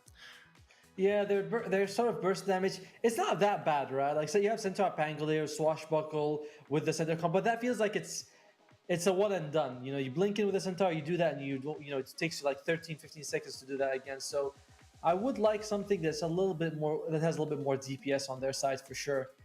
Well, Navi, what carry could they be thinking of? Ursa is in the pool. I wouldn't mind it. It's one of the things that she gets to play a whole lot of. Chaos Knight is his hero as well. That would be quite solid too. I don't mind Chaos Knight just so you can jump on people, and it's not like you have anything on Monospa's side that's really that amazing at dealing with it. Disruptor, Static Storm is okay, but I feel like I like the Chaos Knight. I like the Ursa. Sometimes Shigitsu goes for the Pudge, the Slark. These two heroes I feel like are decent, but not in this game where you want a bit more consistent DPS. You know, Pudge falls off a little bit. Slark feels the same to me. And there you go. Slark gets banned anyway. I mean, it also depends what one Monospa want to pick as their offlaner or what their offlaner will be. Maybe it's a hero that the Slark will thrive on, so then Shigetsu could get active early on and be an issue. So I can understand it. In the later portions of the game, if you're a Death Prophet and an Aegis Prophet, you don't deal with the Slark well. No, not at all. Yeah, that's completely true. Even, like I said, I still think the Ursa is also a decent option, but easier to control, right? Even with the Bow of Fury, you can sometimes sort of catch him in between the trees, and you can't always cut through them. Death Prophet also is like, you know, your Spirit Siphon is pretty damn solid. So I would say Slark is the bigger problem for these two to deal with in an Ursa. All right, so our last pick is going to be Monospa. It could be their carry, it could be their offlaner, depending on whether Nature's Prophet goes for. And who is it going to be? They go for, all right, so it's going to be the carry Nature's Prophet. That's going to be Skylark's Enigma. Very interesting to pick Enigma into the Rubik. Yeah, I guess they still believe that they are gonna be playing the map faster, that they're gonna be out pushing the waves. If you look at Navi, their ability to outpush waves safely without being caught against the Monospa lineup is almost non-existent. So in my mind, if I was Navi, I'd be looking to crush this Enigma in the lane. I feel the same way, right? They could take an Alchemist here. That might be something that... I mean, that's something that Shigitsu has been playing a little bit here and there in both the pro and pub scene. Good and decent against the Enigma. You scale pretty damn well late game. I wouldn't mind, and like his damage over time is also pretty damn solid. So I wouldn't mind seeing the Alk. Pudge, I don't feel like is as good. Ursa's solid. Alk or Ursa would be. Oh, sorry, Alk and Ursa would be the two things I would consider for them. Alchemist is fine. I just think that I have seen so many Alchemists have damage issues. So, but they'll go for the Sniper. That is still a lane winner versus the Enigma. I just think that this Navi lineup is very hard to execute, right? The positioning of the Sniper is going to be very tough, but at least it allows you to start off well, being strong against the Enigma. We're going to be seeing some player cams here to see how they feel about their drafts, how are they reacting to them. Overall, what do you think? Do you have any preferences? I think I like Navi's draft a little bit more. You know, it's like very in your face. You have three guys. You know, Malik is with Melzo jumping at you. Might be a bit hard for Skylark to get those good Enigma black holes, especially with the Sniper very far away. Maybe Desire can jump on people and Nande as well, but you'll probably have the Rubik saving. I don't know. I feel like Navi is slightly better. Monospa, though, there are no slouches. Black hole plus SS Spartan on Disruptor, you have really good team fight. You have great tower push with Nature's Prophet and Death Prophet. There's good in both sides. My favorite Navi slightly. I'm gonna have to disagree there. I like what Monospa have. Naturally. I like Navi's lanes and their ability to do well in the side lanes, but out of that, if Monospa moves well around the map and Shigetsu cannot make his presence known in the early mid game, I just see Monospa taking this one. No, I mean, there's definitely like problems Navi has to worry about. Like Desire getting on top if she gets so early on is a death sentence. Navi calls follow him. Skylark's Black Hole, you have nothing that cancels it through BKB unless you steal it yourself. We might see the Pangoli go for Basher, which is another reason why I'm confused by the Enigma being picked up, honestly. Like, you have Basher on Pango, you have Rubik, but you know what, let's go into the game. Let's see what the two teams are going to be doing. Did you see that? I love that. I hadn't seen that before. The techies jumping in. Oh, I love that. That's amazing. What? Where were you looking? Where were you looking? It was on the screen. The techies jumps into the middle. That's how the game begins. It's awesome. No. But where were you looking so that you didn't see it? Like, literally, I've been making the 3-2-1 blast off jokes the entire tournament. You didn't watch me? I had you muted. Isn't that how it's supposed to be? Yeah, okay, I know I'm muting my co-caster right now. I'm muting my co-caster right now, and that's unreal what he has just done to me. Such disrespect. Such disrespect. I didn't expect this from you, Adamo. Oh, come on. You know I'm the worst as it is. All right. So it's going to be...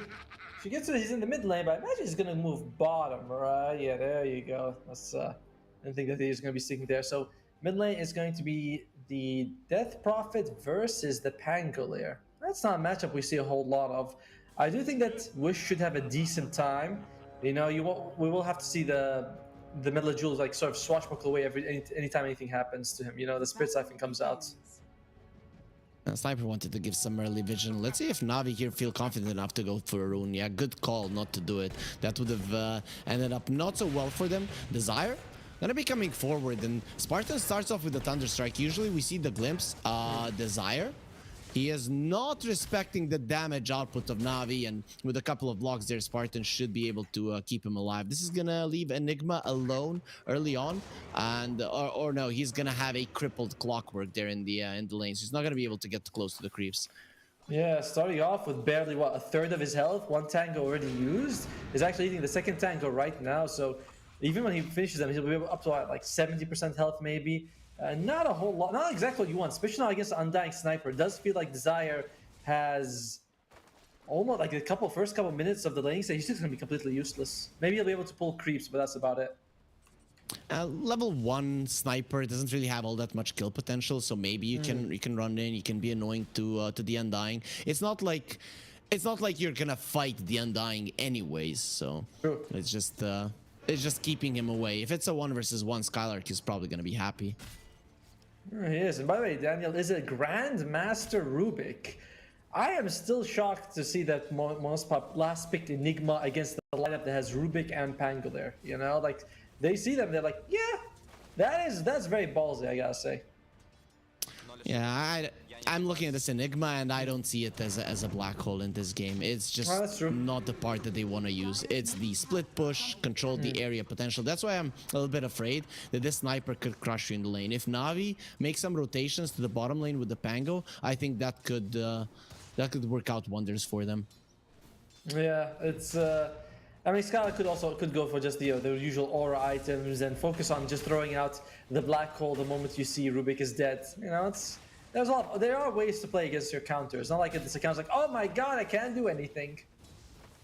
Yeah, of course. There's a chance for it. Dota, such a vast game with multiple opportunities around every corner. Mid lane, Pango doing well. Death Prophet doing well as well. Wish is trying to apply pressure so that will deny some creeps from his mid lane counterpart, but overall not too successfully so far. Bottom lane, well, Sniper is trying to get as much as he can in terms of CS, but with the lane constantly being here and the Clockwork not allowing the pull, Skylark is happy. Yes, he is doing a very solid time. Has having a solid time so far with 6 denies as well. Some of them would probably be his own creeps, but it's not a big deal. Oh, top lane, Nande's taking some hits. Oh, that's a lot of damage. He's TPing away, and nope, he's gonna be going down. Malik dropping low. I don't know why Nande didn't turn around to fight. That could have been a 1-for-1 with him dying second, and then you can easily TP back to the lane. So definitely not gonna be too happy with the outcome. True. He could have eaten it. He also had like a tango in his back, could have eaten it. He's got the Blightstone, so he could have added a lot of damage to Spartan as well, but at the end he felt like it was too risky, and he got punished for it. Yeah, really weird decision from my perspective here, but he's still doing well in CS, so not gonna be the biggest of deals. Still a nice thing for Navi to secure themselves the first blood, and that's gonna be a nice start to the top lane where the Centaur at the start wasn't getting too many in terms of CS. And we're seeing Malta doing a pretty solid job of zoning out Desire and keeping him pretty low health. Meanwhile, the top lane, both of Navi's players are pretty low. Malik, if Dante is able to jump on him, could kill him. It's like, oh, his Centaur is very tanky, true, but when he's walking around with the quarter health, he can be brought down. Oh, under the tower here, they want to take down the Tombstone. He's going to be denied. No extra gold for you. Desire has to run, and that's a lot of damage. Cogs will be dropped down. Melody might be a second casualty of this engagement. He actually uses the K. He's baiting Skylark in, and they will take down these creeps. This is what I was afraid of the Skylark Enigma, is if you get dove and start losing these creeps and start losing the tower, that could be a problem, though. Spartan, he is going to be lost here as well. A couple of more hits, and Daniel does get himself a kill. But bottom lane, where is the Clockwork going to be running them down? Nope. Actually, the action now ends. This sniper and undying combo, yeah, it doesn't come with a lot of stuns, but it is very scary for a Clockwork to walk into that. You walk into Tombstone, which you're bad against. You walk into Shrapnel, you suffer, and he's just not having a good time. Desire already low health, actually might be losing his life bottom lane. He's fine. He's fine. They already used a ton of these shrapnels, so the sniper doesn't have much to work with now. Yeah, unfortunately, he just has to ferry out. Remember, he's been using a lot of his gold just for regen. He has to bring out a fresh set of tangos. He's eating one. He's got two, but he's only at 200 health. And those dives definitely have hindered Skylark's ability to farm. A lot of creeps have died into the towers. So, Navi, more than happy with how this went. Yeah, they're definitely enjoying the way the game is going for them right now. But at the same time, you look at monaspa, you're seeing a lot of their best their best timings aren't here yet. You know, we don't have Black Hole, we don't have Exorcism. It's still very much a laning phase, which, you know, if you can't do well against Enigma in that situation. Same thing with the Nature's Prophet, who, you know, you can't crush. Oh, Daniel, speaking of being crushed, almost crushed by the treants from both sides, like two walls, crushing you between them. Wish. Gonna be going on Melojul. He's very fast with the exorcism. Melojul has to be careful, but the creeps are coming in. They're gonna be tanking those spirits a little bit. And Wish, he's the one that gets low. With Daniel rotating, this is dangerous. Has a fairy fire, has the raindrop as well. Yeah, he was never gonna die. It's smart of him also to use Spirit Siphon on a creep, just saying like, okay, this is the nearest thing I can get some health from, and I like seeing that. In the meantime, he's gonna be also getting double damage to it, and oh, this could be the first blood from Spa. Yep, they get themselves on the board, and also those are beautiful cogs that actually allowed Wish to get the rune. Yes. He couldn't even deny it on the Undying. Yeah, I saw that too. I was like, wow, that is really well played. This guy, he should go pro. Yeah, he knows how to play Zero. Desire is just, when he's at his best, he's one of the best position fours out there. He really can crush it, right? I was so disappointed when he dropped the ball on the TI qualifiers. At that point, I thought monaspa were gonna go to TI. How good they were playing just before it started. Yeah, I've seen him play really well with the Earthshaker as well. Like, he loves those melee heroes with big ultimates, the Primal Beast, the Clockwork, and now, in this game, the Clockwork. Oh, that's a lot of damage he's taking, Wish. Has to be careful. And with the Rubik coming in, they can block in Wish. He still has that Fairy Fire, so he's gonna be living a little bit longer. And there's the Spirit Siphon. That should be enough to live. The Glimpse gonna be used. I don't think Spartan wanted to do that. Melojul could have died, but Malik will die surrounded by treants. He's finally gonna be going down, and Spartan secures himself a kill. monaspa, they get themselves another one. With the swashbuckle coming off cooldown, I think that's just Spartan went for the safe play, and I don't fault him for it. You know, just be careful what's gonna happen. Skylark in the bottom lane, 29 CS, but you know, he's actually doing better than the Centaur, who just received his first death. So it's not too bad for monaspa, despite the kills. Not bad at all. Desire, he wanted to get the tombstone and it got denied right in front of him, so he just got greedy. He's like, 125 gold, no! For me! Then he dies. And actually, I think it's level 2 tombstone, so it's 150, right? I think it starts at 125. Okay. Yeah, that's a pretty good one. But this is the second time they denied in front of Desire. They have been doing a really good job making sure he doesn't get it. And do you see that? With Nande might be going for a Hand of Midas, playing the greed game here. Yeah, I agree with that one. Shigetsu, no way to get out of the trees. He's gonna turn around, fight Nande, and lose against him as well. He's gonna be the one claiming the kill. Nice TP now to get the kill onto the sniper, who has so far been having a solid game. Well, now that's gonna be taken away a little bit with monaspa doing really well on all three of their cores. Yeah, the supports on Navi are the ones who are getting decent farm, way better than monaspa, but the cores of monaspa are coming out very far ahead, and I think most players will say, yeah, you would rather have your cores doing well than your supports. Wish throwing out ultimate. Melojul is invis, and Daniel, he's gonna be the one targeted. Usually we see these dives from the Death Prophet. Daniel will be fine. Actually, will he be fine? Tier 2, Wish doesn't care. There's gonna be a Stampede being used. Is that hit gonna be enough? No, he gets himself to the high ground and will be able to survive. So it is a 1-for-0 right now. monaspa are the ones that lose a hero, but look at Wish. He is still on enemy ground, and he wants this tower dead. Exorcism ends right before. I think Navi's plan was to bait him as far as they can to waste the time for the exorcism. Oh, Malik! That's new! I don't see that too Hammer often. you. He's in trouble now, though. Yeah, this is something that we do see. Oh, actually, Monospa? Spartan? Literally, the only way that Malik lives is if you do this, and they've just done it. He's alive. That is a very unfortunate moment for Monospa. Saving. Oh, no, I think he's dead. I think he's dead. Is he? Hey, there you go. Yeah. I got greedy there. Interesting to go to see the Centaur go for the Meteor Hammer. His stun duration isn't that long with the Stomp. It's 2.6, so it's barely enough to get it. But yeah, he is gonna go for it. Shigetsu goes for Skylark. Yeah, has the black hole. Goodbye, Shigetsu. Yet again, the same combo of heroes. He hates them. He hates both Nande and Skylark, but that's not gonna save his life. Overall, this has been a very weird game with the way the kills have been going. Of Navi, they've got more kills, but they're a little bit behind in terms of net worth. A lot of it coming down from the Centaur Warrunner. Not just, Malik seems to be having a really bad game right now. He's going for the Meteor Hammer, which without a blink dagger on top set him up. He's up against heroes with a lot of stuns as well. I don't know how I feel about this Meteor Hammer. It does help him bring down buildings, but I don't know. I'm not loving it right now. They don't have anything else to bring down buildings, so I think it's actually a necessity here for him. If he would get a hood, what would that bring him? If you get a Vanguard, not much at all. But here at least he can bring down towers, and well, you'll get your blink in sometime. Oh, gets the stun off. He wants Spartan, and he's gonna get him at a cost of his own life. Yeah, that's not something that you wanted. Of course, the other offlaner will die as well. Skylark is dead. Melojul going for that tower. I like that Melojul is putting emphasis on the bottom lane. This is important. You can see just how much both Monaspa and Navi put their eyes onto this bottom lane. And if this tower falls, that is huge. But a response is coming, and Desire, well, he has caught Malady. They've saved the tower. They will not allow it to fall. But Spartan will be the one who gets the last hit. Big punish though, that deny. That's half the tower's gold going for Monaspas, of all of it going for Navi. So no net worth advantage for Navi. And you're not exactly getting a whole lot of map control.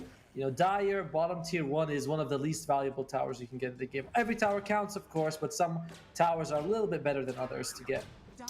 Yeah, most definitely, We're seeing here net worth, it's nowhere. No one has more money, but our viewers will get more money if they go towards pinnacle.gg/welcome. Use the promo code CUP23 that we have ready for the duration of this tournament, and double their investment for up to $100. Of course, the terms and conditions do apply. You have to be 18 plus to be able to use that code, but that's a little bit of a surprise that we have for our viewers here for the tournament. That's not the only surprise as well. We also have a Malta Vibe jersey if you guys want to go for the giveaway for it. Just go to the Pinnacle Esports Twitter. There's a pinned tweet. Like it, retweet it, and leave a comment on it, as well as following the page itself to qualify. And it's a nice jersey, I gotta say. I like it. Malik, he's not liking this game, man. I feel like, has he died 3-4 times? I don't feel like this Meteor Hammer is paying off right now. It's a decent build. What's he at? 1 and 4. Ouch.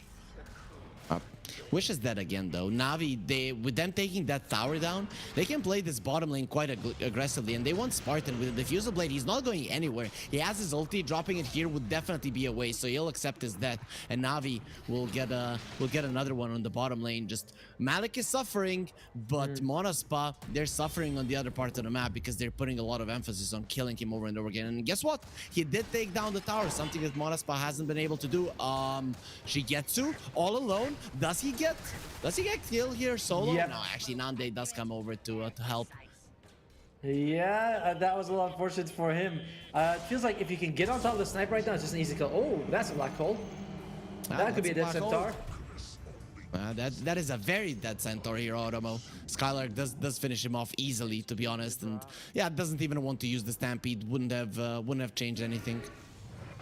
Again, we're seeing just a lot of suffering coming out from Malik. 1 and 5 at this point of the game. He's going to go for the Blink Dagger after. That really sets up his Meteor Hammer. I think he's got max Hook Stomp already, so he will have time to X level 3, but it's fine. That's very close enough, and oh, not the best smoke. It does get broken immediately, and Spartan does bring Malady back. Is this a bait from Navi? They do have the Rolling Thunder with Nande coming in. Atos used. He is gonna be in some trouble. Nice static storm there to separate him. And Nande TPing away. Well, that's not really gonna happen. Melodru will not allow it. Nande is very low. They have to kill the Tombstone. The zombie apocalypse is killing them as well as the Shrapnel and Wish left all alone. Help is coming though. And a stolen exorcism. Rubik cubes. They are flying everywhere. Do you know how to solve them, Skylark? No. Then run. Run. It is too hard. Daniel though. You might have the exorcism, but you don't have the spirit siphon. Still, I have a sniper who will shoot down the witch in its face, and Wish will be going down. Navi, they are the ones that come out ahead. Yeah, bringing in pretty much all the hype, all the cores on Monaspa. And again, they're just playing like Navi. They're having problems. Sorry, Monaspa's having problems bringing them down these long duration fights. And especially the Tombstone we talked about, there's no Tombstone hitter on Monaspa. So when the Tombstone drops down, they try to bring it down. It takes them a while. And look at this graph. It's my heart today. This all over the place. Yeah, EKG for sure there, and we're gonna be looking at that one again. Nande TP just a little bit too aggressive, and if the kinetic field was a bit better, this fight would have been solid for Monaspa.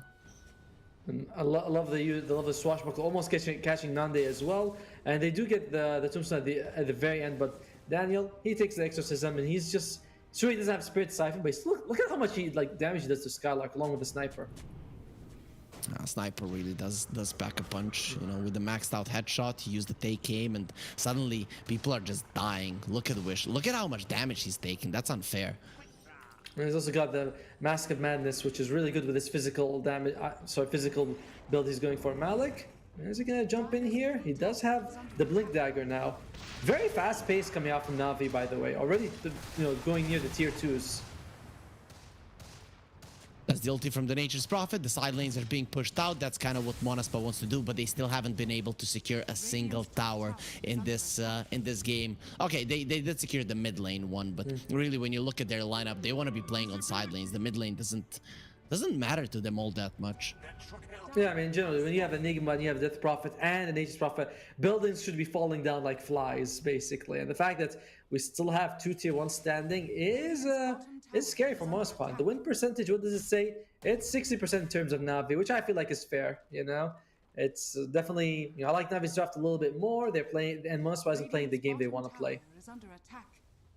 Currently, Navi are definitely stronger. Melojule again on the bottom lane. The tower will fall, but Spartan, yeah, he'll fall as well. Nande, he might think he can get himself out, and here comes the Meteor Hammer. He would want to dodge that one, but wanting and being able to do completely different things. Oh, Guardian Greaves just in time. Skylark coming in. I got you, buddy.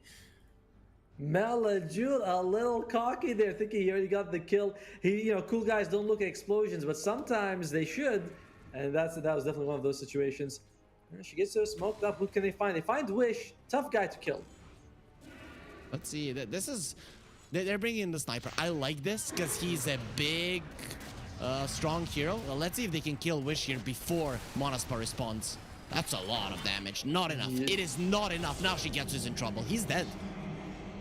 Yeah, I don't think that you would want to jump on Wish. Not with an Undying and Sniper combination. They get punished heavily for Navi, but look at 3-man hoof stomp. That's a big one. Can they cancel the Meteor Hammer? No, the Stolen Black Hole. It's gonna be amazing. Goodbye. Good night, Monaspa. They destroyed him, starting off with a Hoop Stomp. And Nande, where's your Enigma now to give you the Guardian Greaves? You have no more Guardians left, and you will fall. Actually, he gets himself into the Sprout. Nande should be able to survive through this one. The Swashbuckle, just a little bit too late. But what a turnaround from Navi. That was unexpected. Monaspa didn't know that this was coming their way. I didn't even know that Daniel had the black hole, because I think the last time we saw it was used, what was it, on Shigitsu bottom lane? Daniel kept it there, and they go for... He stole it now. He stole it now, Automo. It was used on the sniper, and he stole it. I was like, yeah, he used it on sniper. I forgot where it was, but yeah, just use it, takes it right now, and he just comes in. Dude, that was so good. 3-man black hole. Kind of on Skylark, he didn't use a spell in this situation. He didn't have. He already used the Malefice, and he didn't have any creep to turn into to use the demonic conversion. Oh man, what a play! This is just beautiful to watch. Meteor Hammer plus Black Hole plus Swashbuckle, And Navi does make that alive though. Oh, That he's is a caught good the static storm. storm. But let's see, can they finish him off? He's getting out, he gets a silence as well. What's happening? I cannot speak, I cannot do anything. And he will be going down, but Wish, are they gonna be fine? They have the force staff to get him into a safe position. Spartan is inside of a smoke, pretty much dead, and yeah, they're gonna snipe him. We don't see you, but we know where you are. Stolen rocket from Daniel, who is just crushing it on this Rubik. A Grandmaster Rubik, that is something you don't want to play against. He has stolen Black Hole, Exorcism, Rockets, everything in this game going his way. Yeah, he's the most farmed support by far as well. And that's kind of scary, right? Now, especially when you have an Enigma who would like to give him a good game. And Daniel, he's going to go for the force staff first. But after that, if he gets a Blink Dagger, it's going to be very... all that mobility on a Rubik is very scary for Enigma to deal with. I'm wondering now which team will consider going for Roshan first. It does seem like Navi has decent control of the area. Good wars. They have the tier 1 still standing. They might have a dead Spartan as well. There you go. Spartan is not having fun in this game. Every single time that they see him, his life ends in a not so flashy way. They will scout out that the Roche is happening. This is not nearly enough to scare Navi. They're just gonna continue. Come at us if you think you can. But to be honest, Monaspa, they're not strong enough. Yeah, they don't have Black Hole for another 30 seconds as well, which would have been the big equalizer if they could get it. And even with the rocket spam, great moves by Navi to make sure that they put a path between them and where they see the rocket coming from. So there's just no chance for Desire to steal it. And Desire, they found him. Yeah, he's gonna be losing his life. Yep. Hook shot. Nah, he does get down. The bullet from the sniper was following him through the hook shot. So they might be next of kin, you know, two keen folk, sniper and the clockwork, but he doesn't care much about his brethren, it seems like. I always wonder what exactly is the relation between the keen folk. I mean, I know they all like technology, but they do not look alike at all. Whereas you look at like the orcs, they look similar, you know, like troll and how do they not axe. look alike? They're like meter tall, like dwarves, literal dwarves. They all look the same. Ah, real. Oh, all dwarves look the same. All right, I get it now. Have you watched Lord of the Rings? Sorry, Hobbit. The Hobbit sucked. I regret watching it. It's garbage. Oh, that's a good BKB. Can't talk to you any longer. Wish, he does go forward, sucking the soul out of the Centaur, which is what Automo now did to all of the Lord of the Ring fans as well. The Stampede will get used, and they want to run over Monaspa. Wish, stolen glimpse. Stop it, Daniel. It is not fair that you crush them this much, Monaspa. They can't do anything in front of this guy. Look at Shigetsu with the Deso. He's like, I'm coming for high ground. No split push today. And what are they gonna do for that's the 2 lives? It's very hard for them to bring down Shigetsu just once, unless they get to go through other people. But we've talked about Navi's draft being very hard to kill. It's the Centaur, it's the Pangolier. Even Undying, once the Flesh Golem's up, is not the easiest target to bring down. Monaspa, I want to say they have damage issues right now. Shigetsu is farm, but it's not enough. Unless Monaspa find heroes one by one, if they are together, Navi, they don't lose. They don't lose a fight right now. And Daniel, he's getting every kill because he deserves it, right? I deserve this. This game, it's on me. I've won it on my own. You guys, I need to get all the credit. That's exactly my mentality in pubs, It's I did this. Everything is mine. I deserve it. No one else. And the problem is right now is that Enigma still doesn't have a BKB, so they have multiple ways of canceling it. I think almost all 4 of them can stun him in some way or another. You got the Centaur who stopped Meteor Hammer. You got Pangolier if he can roll in. Sniper's got his ultimate. Rubik's got 2 ways of stopping it. So, like, you have to get an amazing black hole on 3 people or something, and make sure the other guys can't catch you. It's very difficult to play Enigma right now. And Skylark, his net worth is suffering. Everyone's net worth is suffering on the Monaspa side. They haven't been able to get much other than Nande, of course, with the Midas being an H's Prophet. You're always going to be quite solid. We can see 18% win probability. And Monaspa, they go for a smoke. You have to protect the last outer tower. Skylark's not with them, though. He's all the way in the top lane. Do you really want to take this 4 versus 5? They got no vision in the... Oh, here we go. They're going. Nice static storm there. Oh no, they pushed the centaur out of it. Look at how much damage the sniper is doing. Finally, Skylark does come over again. Again, Spartan, he's saving the enemy heroes with a glimpse. Okay, now they're going for the Undying. They need to take care of the tombstone first onto the high ground. It will be taken down. It seems like the Undying should be dropping down the double silence as well, but Skylark will be dropping. He doesn't have a buyback, so no chance of a black hole in this fight. Shigetsu, he's very low. Glimpse this time around will be successful, and Shigetsu in a very unfortunate position right now. How does he escape from this one? He's gonna be inside of the cog. He still does a lot of damage. Who's trapping who? Call an ambulance, but not for me. Monaspa, you're not getting out of this one alive. He might have a gun that can attack you from long range, but his bayonet, he does puncture both the Wish Death Prophet and this Desire Clockwork. Navi, too strong. Yeah, they were able to get a ward down Monaspa before the fight started to have a little bit of vision, but it still was a 5 versus 4. They went for Centaur, the hardest person to kill. They expended a lot of resources on him. Daniel was able to make it out alive in that situation. Fortunately for Monaspa, another almost like it was close, you know, it looked like it could have gone pretty decently for them. And Skylark, he just can't play. He just cannot do anything in these fights. I feel like his positioning was off point here. It's just how he came too close. The second they see him, they know that he's their target and nobody else. But look at this. Look at how strong Shigetsu is. He just destroys them all. Yeah, he just stands around, and I mean, of course, he's got people helping him out, but we've been talking about it. He has this more net worth in the hand of Mighty Tenacious Prophet. On top lane, Malik doing Malik things. Save from the Rubik. Danielle doing Danielle things, just destroying everything that Monaspa wants to do. Spartan, he's hiding inside of the Shadow Amulet there. That's something that might work sometimes, but you have been found, my friend. We know what you want to do. And Spartan will hide in the shadows until his life is taken by this Pango TPing out. Oh, he's actually out. Swashbuckle wasn't there in time. Yeah, I'm surprised. I thought he would be able to get him, but it doesn't matter, right? Spartan's basically their 6th player anyway with his glimpses so far. So you might as well let him stay alive so you can save one of your allies later on. Oh, Spartan just got a poke there from Automo. Automo Spartan is usually in Serbia, right? If they are boot camping here. So come to visit so we can no thanks. Bring I like living, you know. okay. That does make sense. Here comes the glyph here. It's not gonna protect you all that much. Shigetsu has a double damage. These Raxes are gone. Look at from which range he's attacking them. Monaspa, they wouldn't even see him if he wasn't attacking their Raxes. Yeah, and by the way, to go back about Disruptor, the thing is, when they're all like stamping in, you glimpse one, it's hard to tell if they're going to commit or not. Sometimes you glimpse one and turns out they're committing, you're about to bring him down. It's very hard to play Disruptor in this situation. Disruptor in general is a very good hero when you're ahead, one of the worst when you're behind. So I don't envy Spartan at all. Malik is going for a cart. Oh, so God. He's gonna be riding Shigetsu around. As far as I know, that does give you a little bit of extra range as well, right? No, it's range only if you're a melee hero. Yeah, only if you're a melee hero. Okay, makes sense. It would be stupid for a sniper to get 200 extra range, but either way, that makes Monaspa's game impossible. But on the other hand, it does connect 2 of the cores of Navi, so that is something that you could use.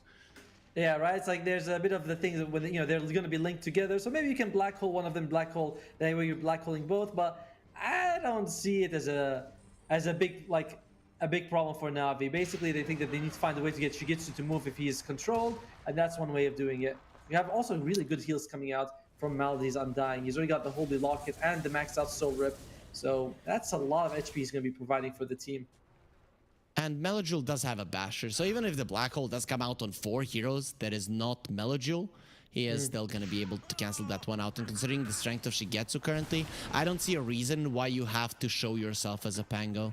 The sniper would do fine on his own. And there's a smoke from Navi. Navi, 12,000 gold ahead. What can they find here? Skylark, it's gotta be him. Desire could maybe start a fight for the team, but it's all on Skylark to have this amazing black hole. He does have the Blink Dagger, but he's not even considering going for the BKB, which, I mean, to be fair, there are many ways to counter it. Nyande? He missed him. TP out, BKB. Basher? Easy. Easy. Nande, I have 2 TPs. Yeah, well, it doesn't really matter. If there's a guy with a bastion next to you, there's no way that you're living through it. Nande, he wasn't expecting to be found there, but yeah, expectations will not be met. 1 minute without him, and he's got no buyback. This could be enough time for Navi to go high ground. There is no glyph available on Monaspa, so or they could consider going for Roshan. It's gonna be up in 10 seconds. We'll see what Navi wants to go for. Shigitsu's got double damage, but I feel like in this situation, you want to threaten the high ground. See if be like, Nande, are you gonna buy back, or am I gonna have to take your base? Navi are crushing it. I thought that whoever wins between Navi and Into the Breach going into Monaspa is gonna have a tough time, but Navi, they had their number here in game number 1. They did everything right from start to finish, apart from Malik dying a few times, but all of those deaths were used. I mean, even from the draft, the fact that they banned Primal Beast so early shows how much they respect Desire, and they picked Rubik, which means his Earthshaker is unplayable. You know, you don't want to give away Fissure. It's not like he's bad on Clockwork, but when you take away the positions for his best heroes, that's your big playmaker, you really do limit the team. So Monaspa, they're feeling sort of the pinches of having Desire's hero pool neutered. Yeah, the Clockwork is fine, but he cannot be as flashy as the heroes that you mentioned. Monaspa, they're trying to find something. Their smoke breaks, static storm. Oh, he's gonna be pushing him in. Okay, that's good. Very nice. If they can kill this Rubik, kill the Rubik. You have to finish so him off, or tanky. you're just gonna destroy the beat. Gonna be used. Where does he run? Where does he go? He's gonna be healed up. The Soul Rip is still there in Skylark. He has lost his life already. Nande, backline trying to do damage to everyone. Doesn't matter. Shigetsu, he's on a card, just shooting everyone. Any more targets when we know they call GG. It's over here in game number 1. Oh god, that was all that, and Daniel still makes it out alive in that situation. Poor Monaspa, man, they threw everything at him, but it was not enough. And I just love everything that Navi did. Yeah, they sacrificed Malta a little bit, but they did really well in the mid lane. And Shigitsu, he just carried them through that. I think, does Daniel get MVP? That black hole into Meteor Hammer on 4 was a big turning. I don't know if it's a turning point, but really accelerated Navi's victory. It looked awesome as well. That is, style points are the most important thing in Dota. I really want to put emphasis there. I really liked how Melojul understood that the bottom lane is important, and how he took the tower bottom and he stayed there for a very long time, delaying Monaspa's push for a big chunk of the game. I think that slowed down Monaspa and everything they wanted to do. Yeah, Monaspa's strategy really hinged on them getting the map control, right? Death Prof, Nature's Prof, Enigma. Like, these are the 3 cores you want when you're pushing, but they just couldn't do anything with these 3 heroes. I feel like Desire also wasn't as comfortable on the Clockwork as he was when, you know, we've seen him before. And I didn't feel like, we talked about Disruptor, basically Navi's 6th player. Yeah, it did look kind of rough for Spartan, though it's only game number 1. Monaspa might just be warming up. We'll see if that was the case going into game number 2. Let's see if Monaspa have what it takes to force out the decider.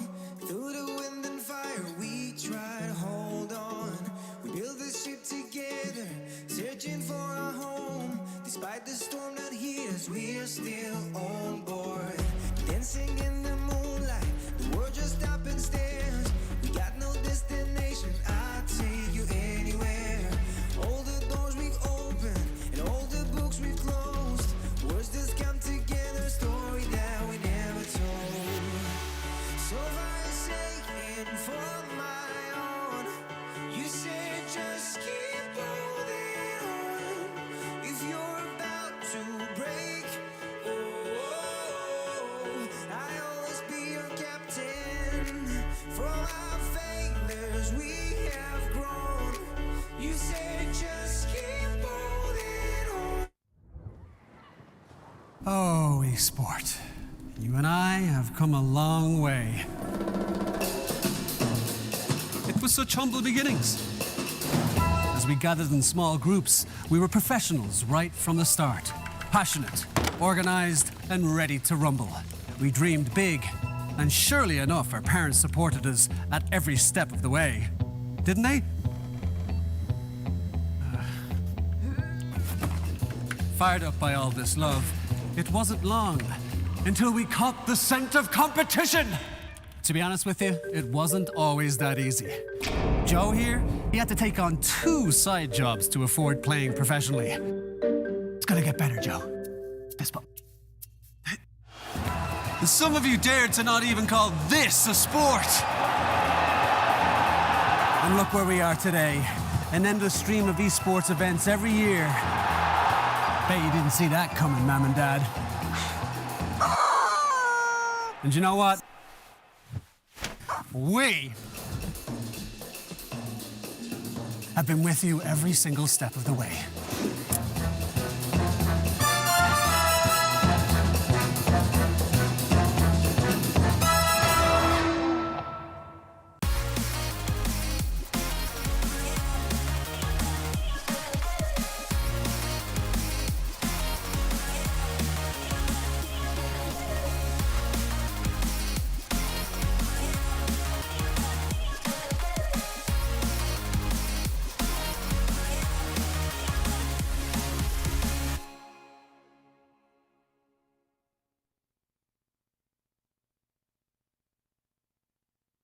Dream of working with people you watch on screen.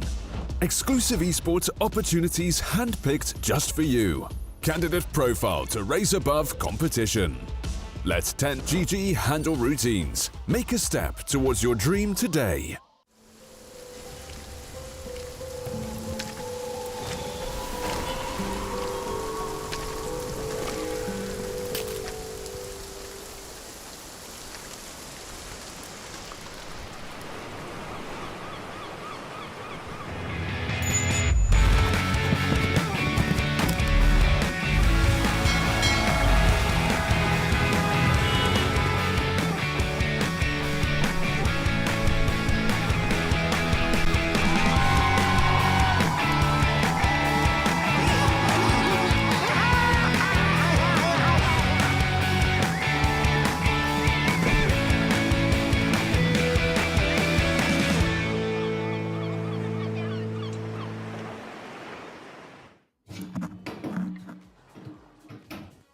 The Malta vibes return here in the Pinnacle Cup, and this tournament is brought to you by Gaming Malta. That is a home of gaming excellence, and you can go towards their page, gamingmalta.org, to find what they're all about. I'm Harry Freak. Joining me is Automo, and we're going to be getting ourselves into game number 2 of Navi versus Monaspa. You love the Navi draft. I love the Navi gameplay. Is Monaspa good enough to take it back? Oh, for sure. I mean, I definitely think they have a chance to take it back in game 2. It's just you're gonna have to find a way to get Desire into the game. I've been going on about him, but it is hard when one of your players is neutered from the start of the draft. When you're up against, you're on a hero that is not that great. Pretty hard to play against the draft, and you take away his best heroes from the start. It's tough. It's tough to be Desire. And SS Spartan also needed something that could come back if you're behind. Disruptor's not that kind of hero. Yeah, that's probably the case. But what do you reckon then? They ban out the Rubik because the Primal Beast is probably going to be banned out, and then you open up the possibilities. You think that's a smart one? Okay, okay, does make sense. I like that approach. So let's see. I can see in the lobby who got what. It is going to be second pick Monaspa. So I guess they ban out the Rubik and the Brood, right? I mean, Rubik for sure, because not only do you make sure that you give Desire a chance to play, but you also move Daniel's best hero. Rubik is his most played in the competitive and the scene by far, so why would you give it to him if you can take it away? We'll see if Monospa agrees. Navi is going to be banning out first, so we'll just go into the draft, see what we're going to be working with. Yeah, let's see what's going to be happening there. Navi, they have the first pick, they have the first ban. Obviously, they can't take this slow. In the past game, teams didn't really use a ton of reserve time. So we'll see if that's going to be the case now as well. Yeah, Primal Beast instantly. He's just that good on the hero, right? Yes. It's like, why would I give the guy the best hero he's on? And Monospa, they do get rid of the Dragon Knight. A flexible hero for Navi. I think I saw Shigitsu play it as a carry once as well. So that's like their, this is a hero that usually does well in the laning stage. And they're like, all right, we'll just make sure you can't play it. But again, I'd rather get rid of the Rubik. That's the one I'm looking at and thinking that's kind of be the problem for Monospa. The Dragon Knight was popularized in the Eastern European Division 1 by Ramses as a position 1, right? But a lot of teams have been picking him as a position 3 either way. Just does a lot now currently with the Meteor Hammer build as well on the offlane. We've seen it so many times actually work out wonders. So you reckon this is a Rubik ban? If they don't ban the Rubik, do Navi instantly pick it up? I would say, well, there's no reason not to. Like, there's no time where you'd be like, yeah, Rubik's a bad pick here. It's like, if you have the option, you can just take Rubik. You have one of the best Rubik players in the world on your team. There's always going to be something worth stealing. You have a decent laning phase. Later on, you get a save with the shard. Yes, it's been nerfed, but it's still, like, it's only the cooldown that's been nerfed. It's the effect of the spell is still very good. What if they leave both the Rubik and the Brood? Would that be a smart move from Monospa, and then Navi gets the Brood and Monospa gets the Rubik? I guess so. I don't know. I feel like we've all been influenced by team spirit, where you're like, oh, there's these two really good picks. Let's leave one for them and we take the other. So I don't know if Monospa will be thinking that in that way. I'd rather... let's say the enemy takes Broodmother. You still have options. You can take Crystal Maiden and Slark or something like that and deal with it. We've seen Slark or Nagasart always have... Yeah, there you go. I prefer that. I way prefer that they get rid of the Rubik. Thank God. Okay, so now... Navi, do they feel confident enough to get the Brood for Malik? I know he plays it. Every single offlaner now plays the Broodmother. What could be the response from Monospa? Like a Snapfire and a Naga, or like a Jakiro or CM plus a Pudge? That is a possible response. I generally find Slark to always be just one of the best options you can have against the Broodmother. Naga as well also works really well. I don't know if Nandai, at least from what I can see, I'm not sure he's a big Naga Siren player, but it would be an option for him for sure. So Slark would be an option. Would they go the Undying? Usually you want something with a bit more of a harder lockdown against the Broodmother in the lane. Like, you mentioned Snapfire. I mentioned Crystal Maiden. Jakiro is also not bad, but Undying, weird. I was hoping for maybe a Monkey King for Nande. So maybe Undying Monkey King. Is that an option? That's a lockdown. It's something, but I'll be honest with you. Why would you go for that if it's not all ideal? It's not optimal. There are better options in the pool right now. Maybe they're thinking it can be countered later, which is a very valid way of thinking. But you can also you can also have other ways countered. Like if you go Undying plus something, that could be countered, and it's not that good against Broodmother to begin with. Okay, so this is a flex pick. Both Desire and Wish do play a mean Tiny. You wanted to see Desire on a comfort pick that he can make amazing plays with. Tiny is definitely that. Though these two don't seem like the two picks that I was expecting versus a Brood, I have to be honest. I've always seen different approaches, and I feel like Navi now has the space to ban out heroes that they're not going to like. Yeah, I'm a big fan of this Tiny like this opening, right, against the Broodmother. Yeah. Tiny Undying. It's like, okay. I imagine, I can think of a handful that are better, but that's what they want for Monospa's side.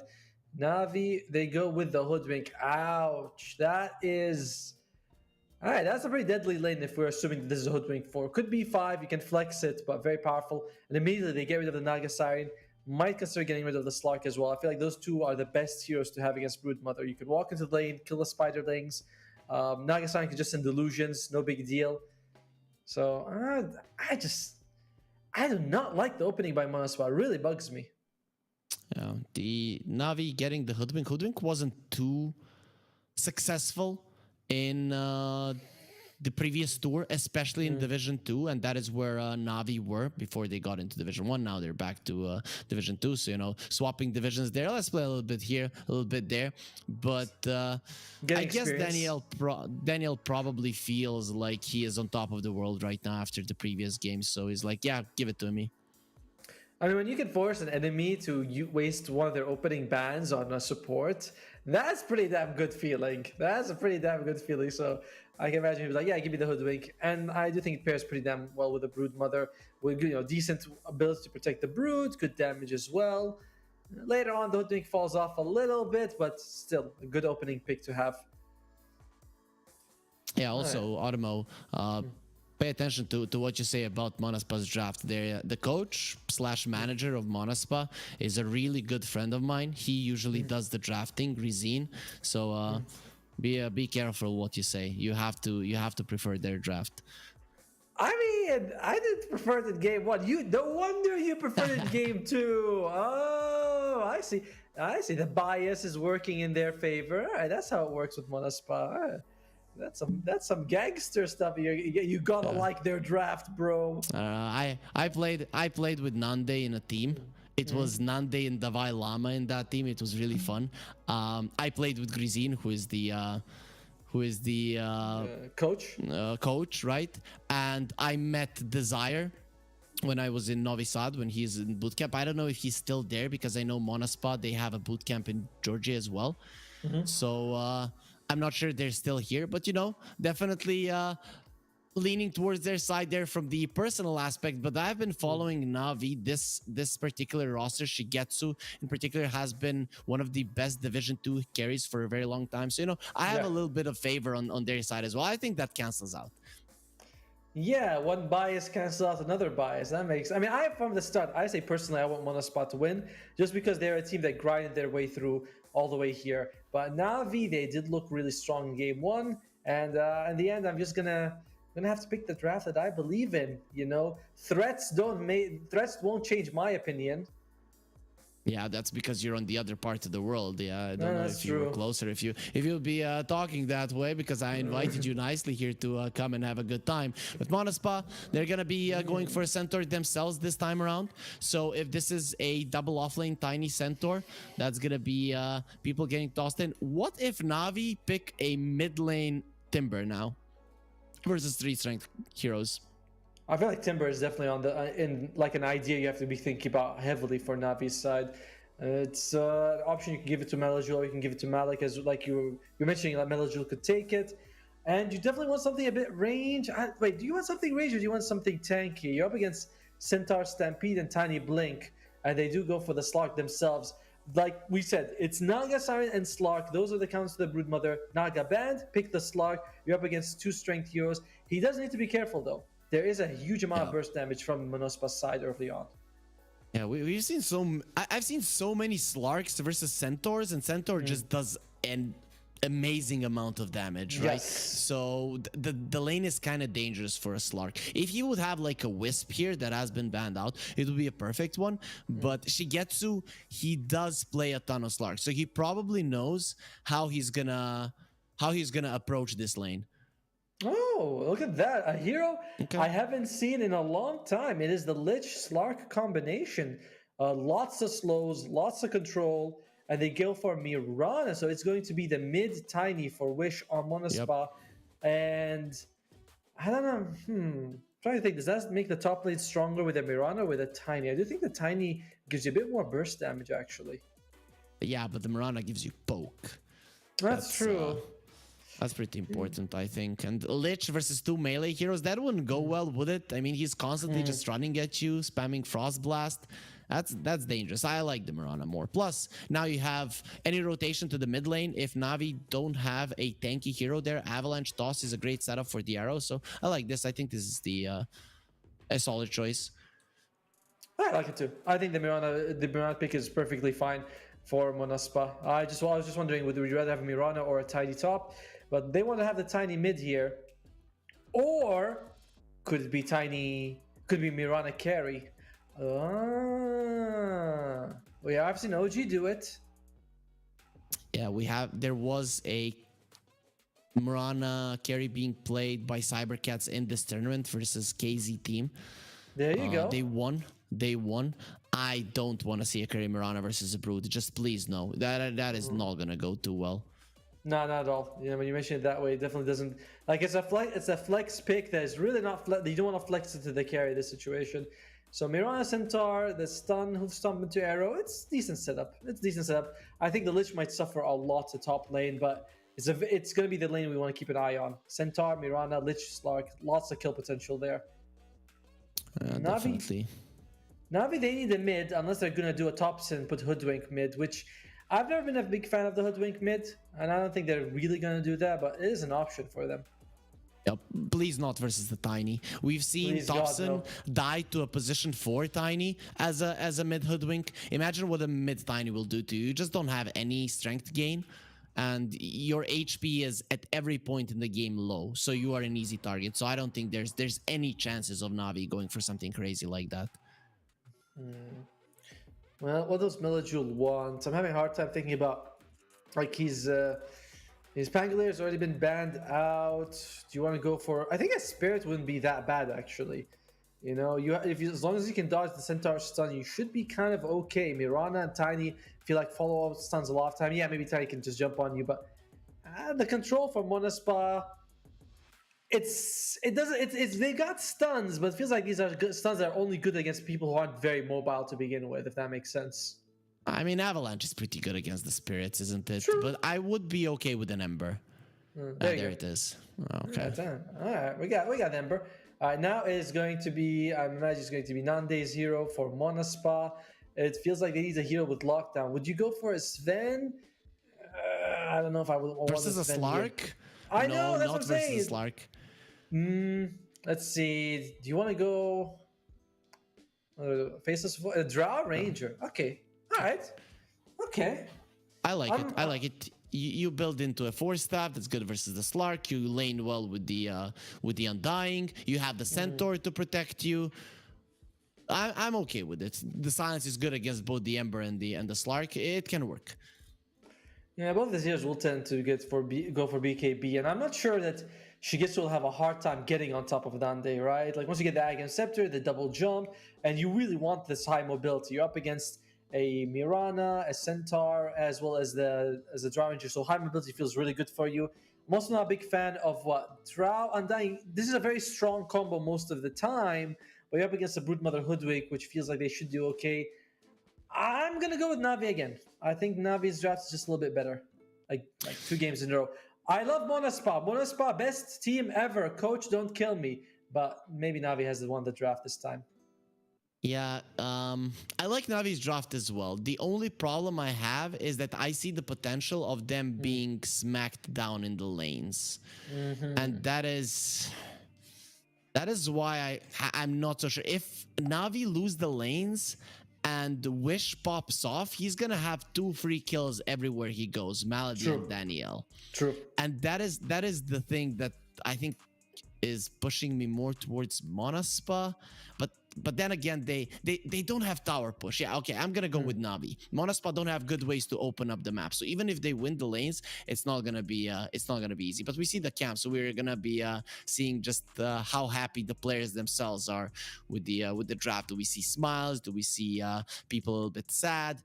Well, our viewers can see that for themselves. Yeah, because we only see the game. That's all we care about. We don't care about players' feelings. I just want to see how these two teams play.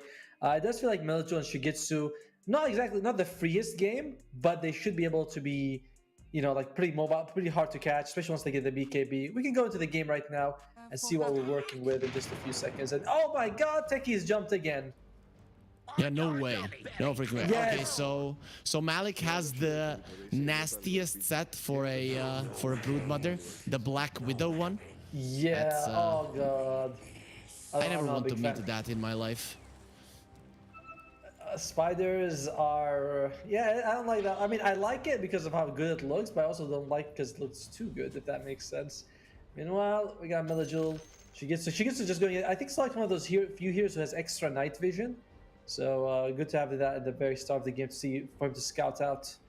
Yeah, he likes night vision. He had it in the previous game with the sniper as well. You know, coming back to it, I like spiders. I just don't like venomous spiders. I always let them live here in my home so that they can catch those nasty mosquitoes or whatever is flying around. So I do have some roommates that I don't touch, but as long as they are not venomous and can't kill me. If they can't, then they're gonna have to get squashed.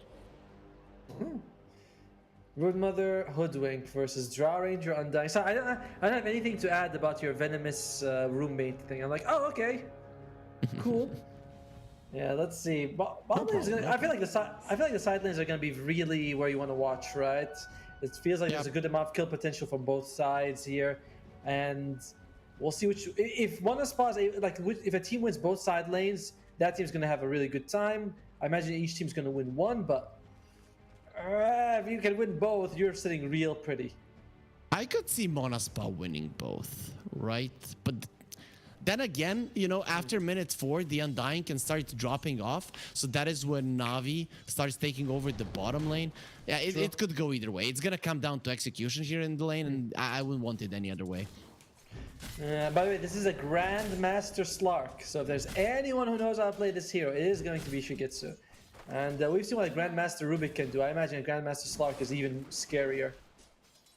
And look at Nande just be super annoying to Malik. You take away his HP for when it comes to the Hoodwink, you don't even have to do that because she's so squishy anyways. So it's you allow the Drow to harass Malik and you're chasing down the Hoodwink. That's a beautiful approach to the lane. And also top lane here, Monaspa, they're pushing back on Malady as well. So that is a smart move. Don't allow him to be able to just harass out your Centaur. Almost takes an arrow to the face, man. That would have been first blood for sure. And Malady, now you can't trade hits against Desire. Miran's just wait. What the hell? Yeah, he's look at the stats. He knows what he's doing. Yeah, he knows. Is he gonna go for it? Desire's got +4 stats and then an additional 2 damage on top of it. So a very scary arrow. Will he consider throwing it? This peekaboo game it's a very tense one. Oh man, yeah, he was trying to bait him in there. Mirana level 1 is very easy to kill, so he's trying to get him into a nasty position so this Slark can react, but Desire not gonna bite. And if you ignore Malik, though, you are going to be giving the Hoodwink a chance to hit you. Daniel, he does do a decent amount of damage to Nande. Acorn Shot was buffed, although level 1 damage is the same, but it still does a fair amount. Like, it can hurt you quite a bit. Yeah, it most definitely can. You know, especially if it bounces off between 2 heroes. That is a huge chunk of damage. Shigetsu getting low. He does have a bounce away. Has to be careful. He'll be fine. Malady standing his ground versus Desire. He doesn't want to continue doing that any longer. That was close. Oh, Shigetsu, that was very scary. Both carries actually pretty low health. The only guy who's having a really, really good time is Melju in the mid lane. He is actually starting to pull ahead from Wish by quite a bit. And every other lane, it's very action-packed. It's very any second now, someone's gonna die. I'm worried for our observers. Like, how are you gonna be able to catch it? Our observer is the best observer in the world. Exalted never misses kills ever in this tournament. He hasn't missed a single kill. Even if it was 1 kill on top in the bottom lane happening simultaneously, he would just be able to respond to it. That's just how good he is.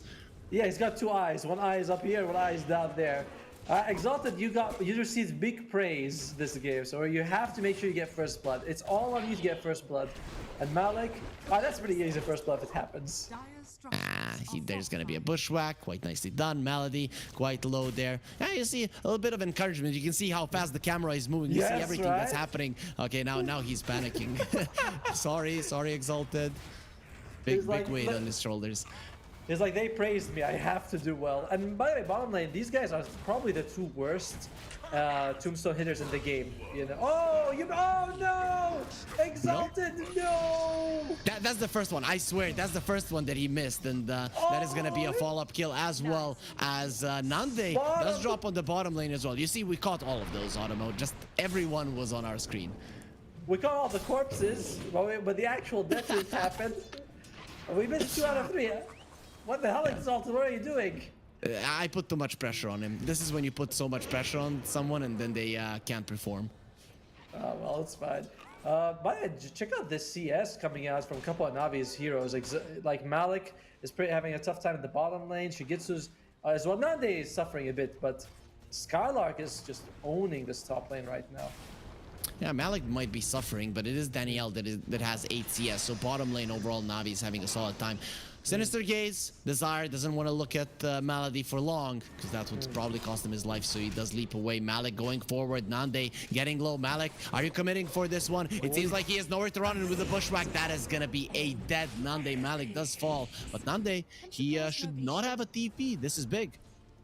And you're fine with this because you are able to get the kill first on the Navi side, so you get that bit of experience. Nande only 3.5, whereas Malik hits level 4 thanks to getting that kill first.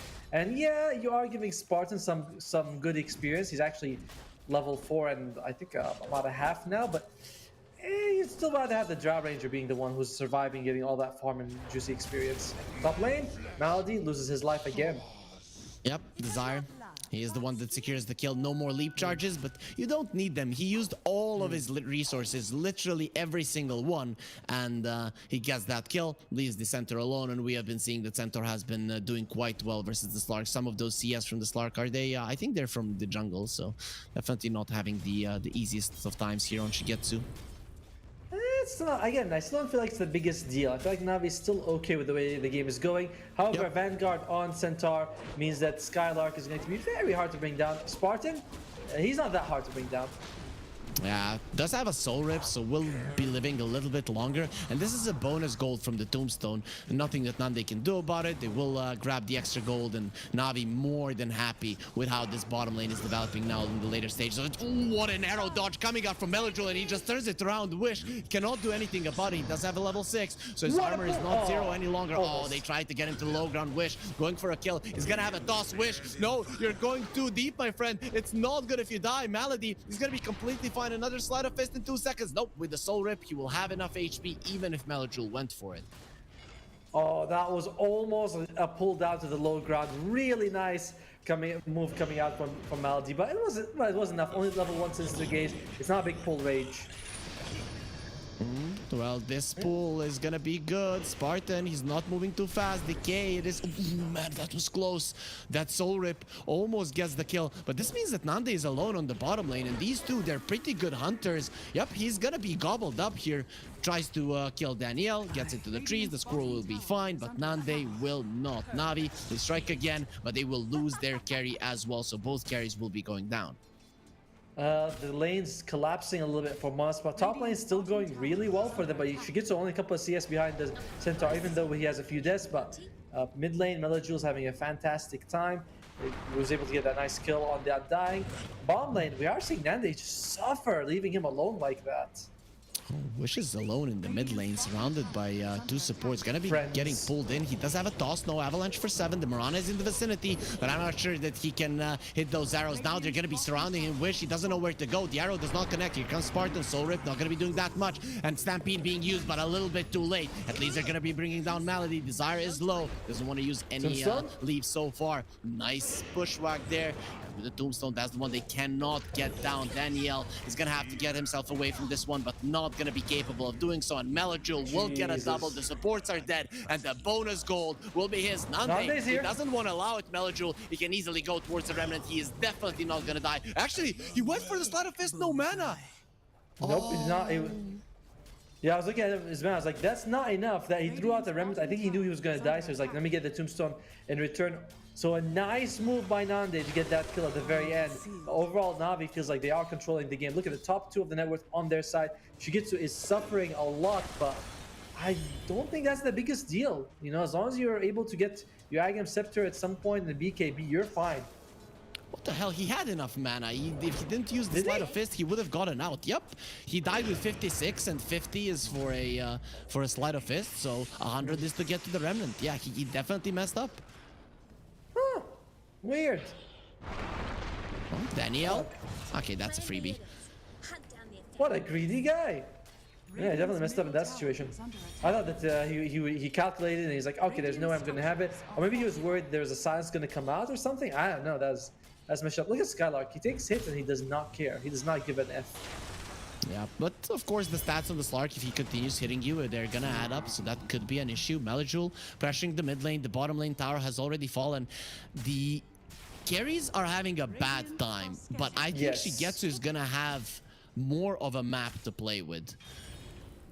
Yeah, I can agree with that. By the way, one problem that you're seeing on Monospa is that Wish is not having a good game, and you really need him to set the tempo on the time. He's going to go for the first item, Blink Dagger, which is nice, but that's no phase boost. That's just straight up Blink. I don't know. I think Monospa was relying on Wish to have a good game, and he's not having it at all. Well, Yeah, not good currently. We'll see if he can kill the Hoodwink and the Lich once the time comes. I'm liking that both of them do have raindrops, so that's definitely gonna help to survive. He's got Fairy Trinket as well on the tank, so that's a little bit of extra damage. At 6%, it adds up. Avalanche gonna be used. Okay, he's surrounded by enemy heroes. Where is he gonna run to with a Stampede? Nope, not gonna be allowed. And here comes the ulti from the Lich, bouncing around. Good The arrow. arrow will connect, but it doesn't matter because they don't have any follow-up. Melajul with the DD does way too much damage. Malik is the one that secures the kills. In this mid lane tower, it is gone. Navi, they are crushing Monaspa in this game too. By the way, just one thing that we're seeing Daniel go for is he's got a casual cloak. So you were talking about with the infused raindrop. They recognize a lot of Wish's damage is magical. I don't want to die to it, so I'm gonna get a nice cloak. I mean, you're gonna make it into a 4-staff later anyway. It works out really well. I would love it if Ember Spirit goes for Radiance. I think it's a crazy ballsy move, but Melajul, he queued it up. We'll see if he's actually gonna go through with it. He will. The second I see the Boots of Travel, he did this once already, though I'm seeing this build versus Nature's Prophets. Right now, Monospa, they don't really have that much split push. So I have to say in this game, I probably would have preferred the Maelstrom BKB. Oh, Daniel, is gonna be enough damage? Yes, Yep. this. Beautiful setup. There it With comes. Yeah. So what now for Monospa here, Automo? They're being outplayed at every part of the map. They're gonna get the blink on the time. No, actually he went for the phase boot, so he thinks he needs more armor. Lord. Let's see if that helps you. Bushwhack connects. Monospa, here comes the multi-shot. They're keeping them away. The silence onto the Ember. It doesn't matter. They're just surrounding the Tiny. No Stampede this time around to allow him to get the distance away. And Moonlight Shadow just to live. Skylark on the top lane being smacked by Shigetsu. Every part of the map is controlled by Navi. I mean, the problem, like they had options on Monospa's side. They could have taken the Slark or the Draw or the Nagasign early, but instead they put a Draw Ranger at the very end, which has really not helped their draft a little bit. I mean, it's too early to be like, oh, the game is over, but oh my god, his life is over. Spartan has not had a good series at all today.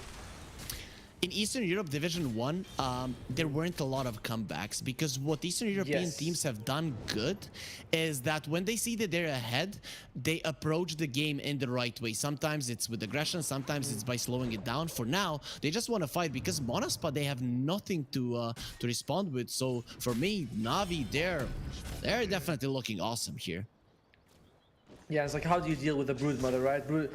Like, how are you going to be able to control Malik? He's got by the way, check it out, he's got a nice Hood of Defiance, so that magic damage. Magic damage is a lot of what Monospa is relying on. We're seeing, we talked about raindrops, cloaks, and hoods as well.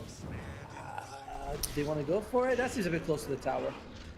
He thought that the Ember is gonna come through, so Tsar did use the arrow there. Obviously, Ember did not come. But guys, we know that there's still some Monospa fans out there, so give them a cheer here. And if you want to maybe put some money on them, we have a promo code ready for you. Head on over to Pinnacle.gg, use the promo code CUP23, and you're gonna be doubling your first investment for up to $100. Wish. Is there gonna be a Stampede being used? There it is. That should be enough to survive. Melajul does not want to allow it though. So let's see the bottom lane. The chase is still on. The TPs are coming through bottom lane, but top lane we're seeing Skylark being slowed down a little bit by the Chain Frost. The Malik does die in the bottom lane, so their dive didn't pay off, but Skylark will lose his life too.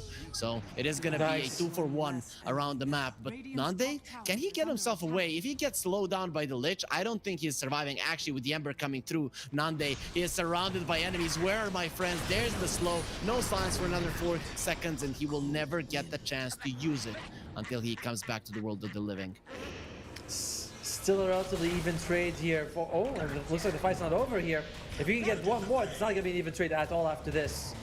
depending for who, it's over for Monaspa, it seems like. Wish, he might want to get Shigetsu here. Avatos combo should be enough damage. Avalanche toss. Yes, is it it enough? is. The sticks? He didn't get a chance to use it. His raindrop was in the backpack. That's why he died. He probably would have lived through it, and he wants Malady as well. There is a haste rune in the river, and that is enough. Okay, a win for Monaspa for sure. Thanks to that nice movement by Wish at the very end, and now he's a little bit. He's got some gold in his pocket and gets the Blink Dagger thanks to that. So overall, Monaspa stemmed the bleeding just a tiny bit, but not if Skylark dies as well. Everybody's just dying around the map.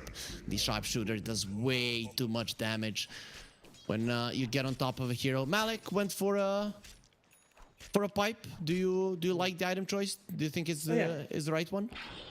Yeah, because sometimes when you mech, it's like you have to make sure you time it right. You might just make one person. The pipe is it's really good. I like that he went for the pipe first before the mech. He didn't go for it anyway, but the order of it is I like it more this game.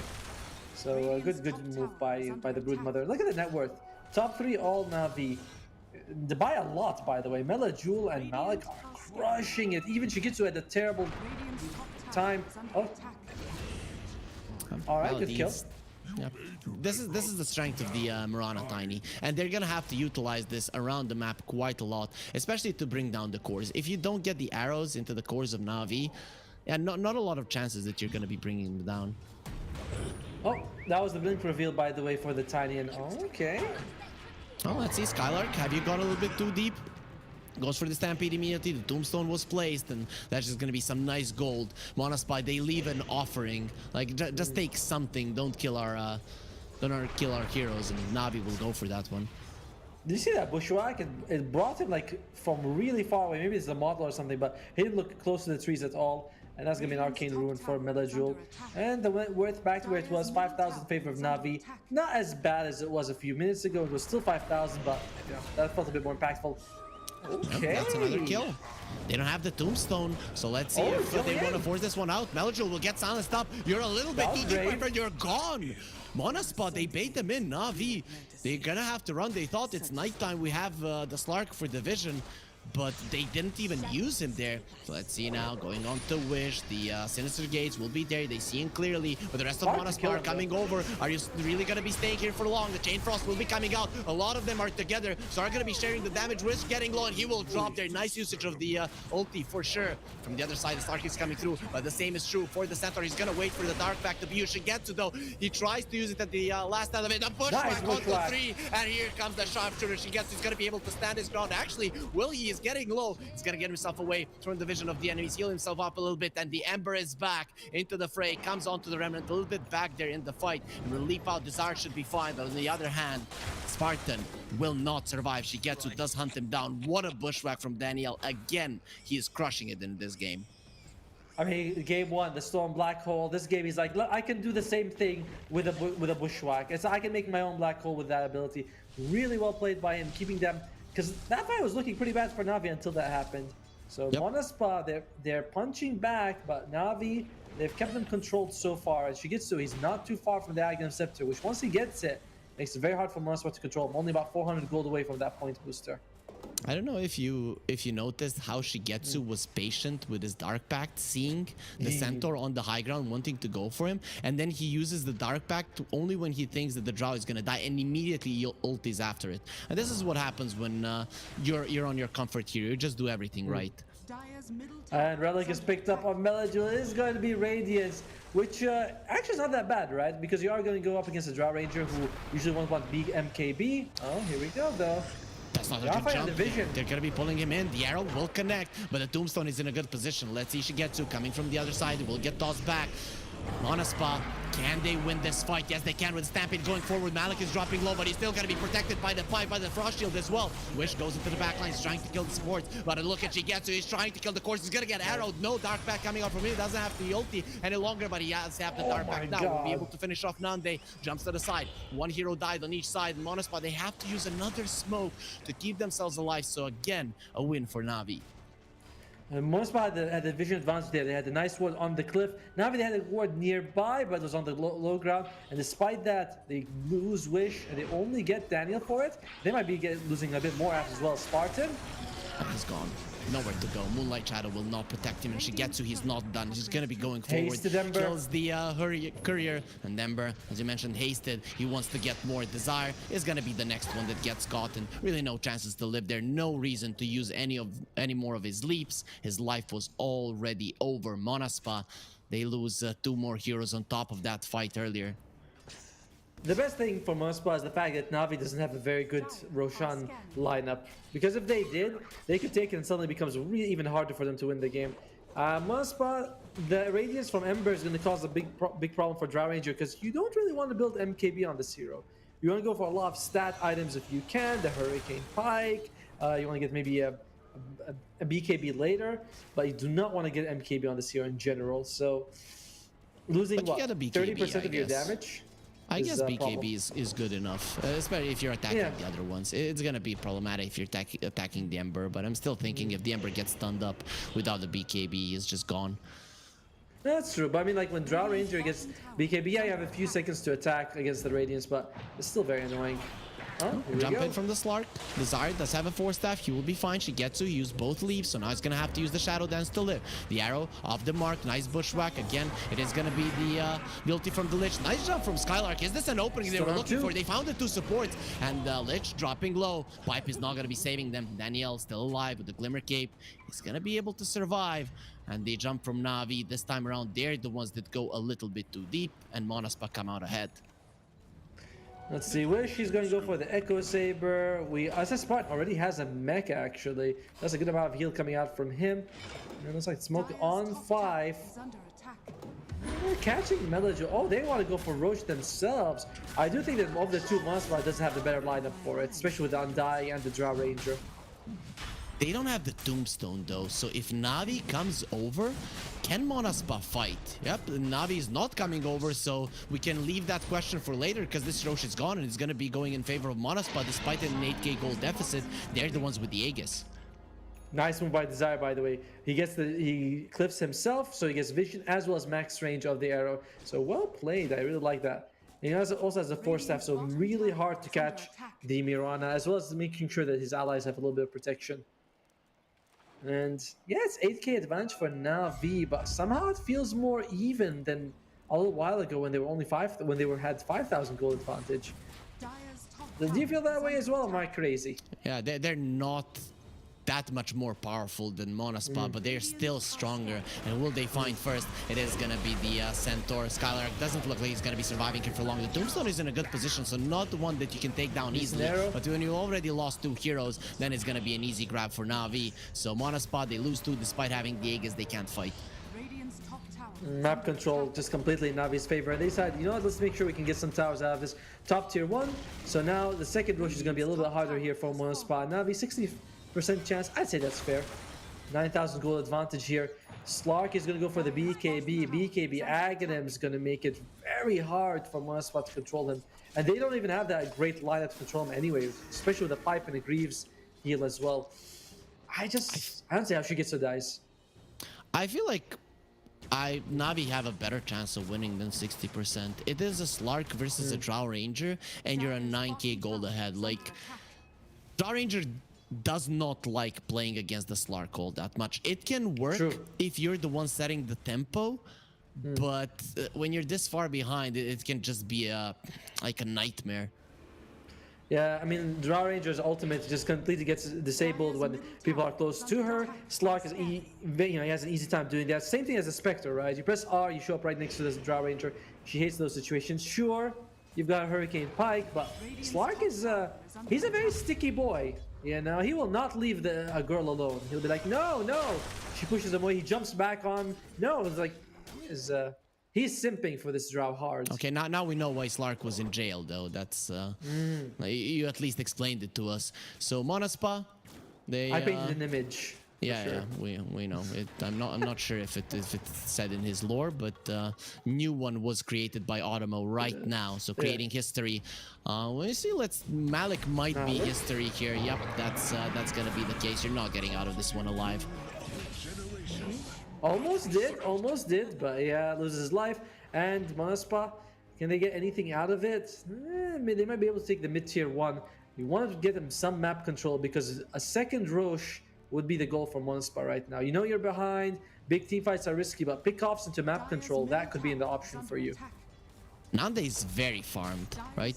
Look at him. He's 12,000 net worth. Considering how badly his team is doing, they have been creating nice space for him. And he's going to go for a Manta over a BKB. Do you like it? Hate it? Do you think it's the right choice? I would have preferred the BKB, but I can see that. I prefer the BKB by a lot. I feel like, yeah, Manta, you can remove what? Maybe the Ember Spirit Searing Chains, but there's still other stuff like the Lich's Slows, I'm a big fan of the Manta style. You know what's more interesting? Desire is going for an Aghanim Scepter on Mirana. He's already got the point booster. That's a good amount of damage, but holy crap. If he does get it. Let's see though, speaking of damage, Melojul, he does do quite a lot of it with Radiance. He'll be getting a kill. Wish might be next on the menu. He has been dusted. He's going to be burning down here. Melojul just sets up his team for success. Shigetsu takes a lot of damage, but it doesn't matter. They're going to be jumping onto the Mirana. Desire will be the third one as well. Navi, when they choose a fight, Monospa, they're helpless and they want more. They know where you are. What a jump in from Shigetsu. He has found you, Skylark, and oh. How did he get caught on that tree? Did Shigetsu cut it down? No, what happened there? Well, they had perfect vision right out of the cliff wall, so they saw him hanging there. They just were able to catch him. I mean, yeah, Monospa, dude, it just feels like they have no map at all right now. Even though they're the ones with the Aegis, but they need to stick together, get pickoffs, and try to make sure they can establish some sort of map control. Navi, on the other hand, they can do whatever they want. There's a very elusive Ember. There's a very elusive Slark. You're not killing those. Malik, if he dies, you don't really care. He's just a brood mother. Look at the net worth. Look at the 8,000 on your cores. They don't have anything, and it's nighttime, right? Your Aegis will be expiring. It's nighttime versus the Slark. They pull in the Undying. Arrow does connect. Okay, he got the ulti off. He knew that this was gonna be troublesome, but that doesn't mean he's gonna be getting away. Actually, it does, because he still has a BKB. We'll even go for a Tombstone in front of your base, destroying. Thing that lets you remember your ancestors, and nothing that Monospa can do about it. The arrow will not connect. Lets you remember your ancestors. Oh my god. That's pretty morbid. But in the end, Monospa, they end up using what? Tombstone, Fleshy Golem, Stampede. And now everything was thrown out. What? I mean, how is it morbid? That's what tombstones are for. I don't know. I mean, why would you remind people about their ancestors, right? We're here for a game of Dota, not to remember dead people. That's nice. I mean, you know, you might have a grandma that you used to love, and right? So my grandma passed away a few years ago, you bastard. Now I don't need to remember that in the middle of a game. Okay, whatever you say, I do remember my ancestors, quite happy about them as well. Not happy that they're not with me any longer, but happy that they were part of our lives. Monospa, let's see, they can't get out here. They did do a solid amount of damage to Danielle, but they can't get out on the map. They've used so many smokes, and seems like they're currently out. Daniel almost joined his ancestors just now. That was a very, very close one. The Hoodwinks, very easier to bring down him and Maldi. That's something Monospa could always look into. Just have Wish jump on one of the two supports, bring them down. Aegis does expire in the end, and we will have Roshan coming up in about a minute and 40 seconds to maybe 4 minutes and 40 seconds. Monospa, the second Rosh is critical, you know, more so to prevent Navi from getting it. I don't think. Oh. Well, this Mirana will be preventing from staying alive here on the top lane. Nande, he's all alone. He does have a Manta, but no BKB. 4-staff at ready. He'll get himself out. The silence does come out as well. He has been slowed down. Manta will be used, and he's being pulled back. Let's see if the Stampede is going to be good enough. The ulti from the Lich is bouncing around, but the Bushwhack just pulling him back in. Oh, you were out of position, Nande. You could not be there. They're buying back. They knew they had to protect him, but they just could not do it. He was too deep in territory that Navi were looking to take, and Monospa, they lose 4 in quick succession. Navi in complete control of this game, of this series, and they're looking to go towards the grand finals. Yeah, we see the problem with the Manta just now, right? You can see that I'm not sure what the Frost Shield on them, but they could just slow the Drow. If you have BKB, you could just walk out of there in that situation. Manta's great against the poke of the Ember, but there's so much more for Navi, follow-up from Navi that you need both. You know, you need the BKB and the Manta, and preferably the BKB first. And, I like the 4-staff, by the way, from Nande. He got a really good 4-staff. Almost was able to escape multiple people, but it was just not enough. And yeah, you can see like the Frost Shield coming out from Malik. Like that's Manta does nothing against that. And he should have known that there was a ward there, the Tinker ward on the high ground. They did kill Skylark just a couple of minutes ago, and they did not deward that one. So I really don't know what Nande was thinking there. But yeah, under pressure, you know that you have to defend your top tier 2 if you want to have any kind of chances of controlling the triangle, controlling the next Rosh. And well, that Desire does kill you, jump in, nice bushwhack. He does get the stun onto the ledge, but he's gonna be completely fine. kill Malik? Actually, Malik is dropping low, and he's dead. kill. Let's see, Shigetsu is getting a lot of stacks here, and just look at how fast he's gonna be going through them. Still has the BKBs, his life is not in any kind of danger. What's the nullifier next? Let's see if that item is even gonna be needed in this game. Shigetsu going forward, no more ulti. The BKB will be expiring. He has to be careful and will jump away. A 1-for-1. You're pretty happy for that if you're Monaspa. You know, you're archering 1 core for 1 core.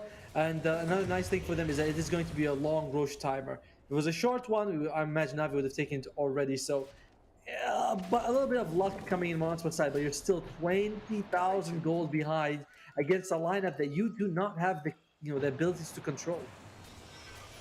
It is daytime now, so extra vision no longer there for Navi. Do you think Monaspa can maybe use this? Oh, okay, Slark has a nullifier. That is a big deal. Yeah. Let's see. I mean, I don't think there's any amazing buffs you can remove. I don't think it works against the Stampede, but still, it's nice to have that extra slow on your team. Oh, that's true. The 4 staffs are a big deal. That's pretty much why he got it, I guess, because you are just being annoyed by them getting out. Though if you go towards the end range of the pounce and use the 4 staff, you're still gonna break the pounce. Jumping in onto Skylark, he will go for the Stampede, jump on immediately, and they're not gonna be able to save him here. Nande has been caught in the back lines as well with the bushwhack, and here comes the ulti from the Lich. Not gonna be bouncing at all. Melody will be losing his life, but Shigetsu still very healthy. Doesn't have his ulti, does have the BKB in 2 seconds, so he's gonna be fine. Another bushwhack. Like, what is happening? He's just tied to the trees all the time, Nande. Now he just tied to the ground. Shigetsu has put a leash on him. He does have a buyback, but how do you even play this game any longer? Navi, they just run at Monaspa and they're helpless.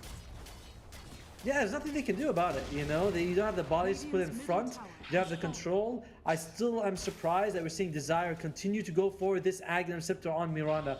What it does is that when you throw out an arrow, you got star storms around you, but I don't feel like it's a damage issue that they have right now. It's just like they have problems even surviving 2 seconds of the fight. And it's such an expensive item. He still needs 2,000 gold to get it, you know? Or you might consider getting something like a Solar Crest, although I suppose a Solar Crest in this situation is not ideal. But a Yule Scepter at least would have been something for him. I'm not liking this Mirana item build at all.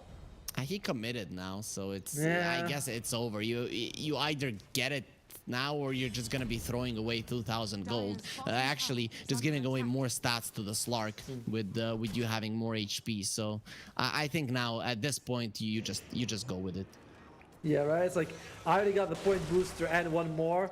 This is it. Like I'm halfway through. I cannot change for anything else. So it's just a weird item build to see. And second Rosh is up. The shard is available. We already have it on the Slark, so he's not gonna need it for himself at least. So I guess you give it to the Ember on top of his Radiance. That's gonna be a lot of damage, or maybe you give it to the Hoodwink. The Boomerang is quite cool. Lich is actually so many good shards here on Navi. True. I mean, only Broodmother's one's not amazing, right? Satiable Hunger gives you 1 damage every 12 damage every second or something. That's whatever. And I think it's good. Yeah, they're gonna give it to the Ember. Why not? That shard is really good with their Radiance. Yeah, and, even more. Another thing that I don't like about why he went for Manta over BKB is that BKB would have helped you avoid the Radiance damage and the evasion. It's like, Manta doesn't give you anything. Definitely not. Slark now, he does have the Aegis. Can they bring him down once with the arrow? It might be possible. He's dropping low. No, Shigetsu is surviving. Oh no, he is not. With a multi-shot, they do finish him off. Malady, Clever Cave will be protecting him. Wish is chasing him down. Shigetsu has to pop the BKB to remove the silence. That is a good way to start the fight. Wish, I don't think he's getting out of this one, but at least they did take the Aegis down. Buyback not available, but push from Navi hindered without the Aegis.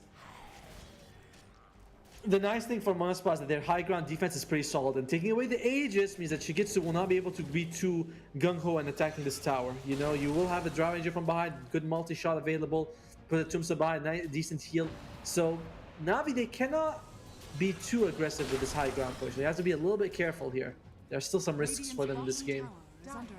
And they're gonna take it easy. I don't think Navi have to hurry here. You take the last Yes. outer tower, you wait for nighttime, you put some lane wards, and you just never allow Monaspa to leave the base. Then Monaspa get annoyed with the game, they smoke out, they die, and they call GG. That could be the way that this one ends if Navi don't wanna take it fast.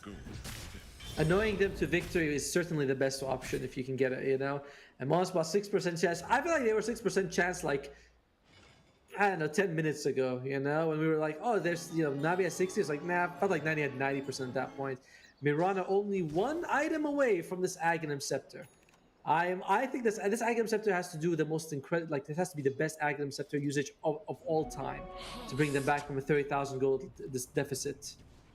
Aghanim is being delivered to the Broodmother, so the spinner snare is now gonna be in play as well. Monaspa, they only have their base now. They have nothing else. Even with Nande finishing his BKB now, it's just impossible to get out on the map.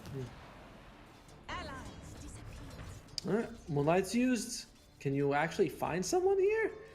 Do you want to? Is the question, you know? Do you really want to find anyone? What did they go for? There's no Ember Spirit, but I think he's got the room nearby that he can just join in if he needs to. And of course, he's got the boost of travel anyway. You have to go for it, right? You stay in your base, the gold lead is just gonna keep increasing. You're gonna passively lose, so at least try to use that small chance that you have to win a fight. Jump in from Wish, toss. Malik is gonna get between a lot of enemies. He just removes the silence there, and his teammates are coming to help. Tombstone is in a good position, and no one is killing it, but they're gonna turn around and finish it off. So Monaspa, they give a Tombstone, and that is it. They get out. And there's no Aegis timer to actually waste in the meantime. So, yeah, the Navi can just continue to farm comfortably here. And you have to think, if we go ultra late game, let's say this game goes for another 20 minutes, I don't think it even gets any better for Monaspa. However, are we close to the Aghanim Scepter? I keep looking at Desires and thinking they're giving him top farm. Top lane, he's just farming by himself. He's getting very close to the Aghanim Scepter, only about 400 gold away. Misses that melee, siege creep. Does that change anything? Even if he gets an Nope. axe, it's not really, right? And this is what happens if you leave your base, you die. Oh, that was a dieback, by the way. He bought back recently, so he's going to be out of the fight for some time. He didn't buy back recently. He bought back the last time he died, right? He does have a buyback, but doesn't have the gold, and he's going to be dead for a very long time because the last time he died, he did buy back. I guess the question is, what qualifies as a dieback, right? Like, if you buy back and you die without killing anything, is that dieback, even if it's a few minutes after? I don't know. I want to say that every single time that you die after a buyback, that it qualifies as a dieback because of the added timer, right? But then again, if you do have your buyback, if you die after 8 minutes, then you can buy back again. So it's kind of weird. But I'd go with whenever you die after you've used your buyback. Let's go with that.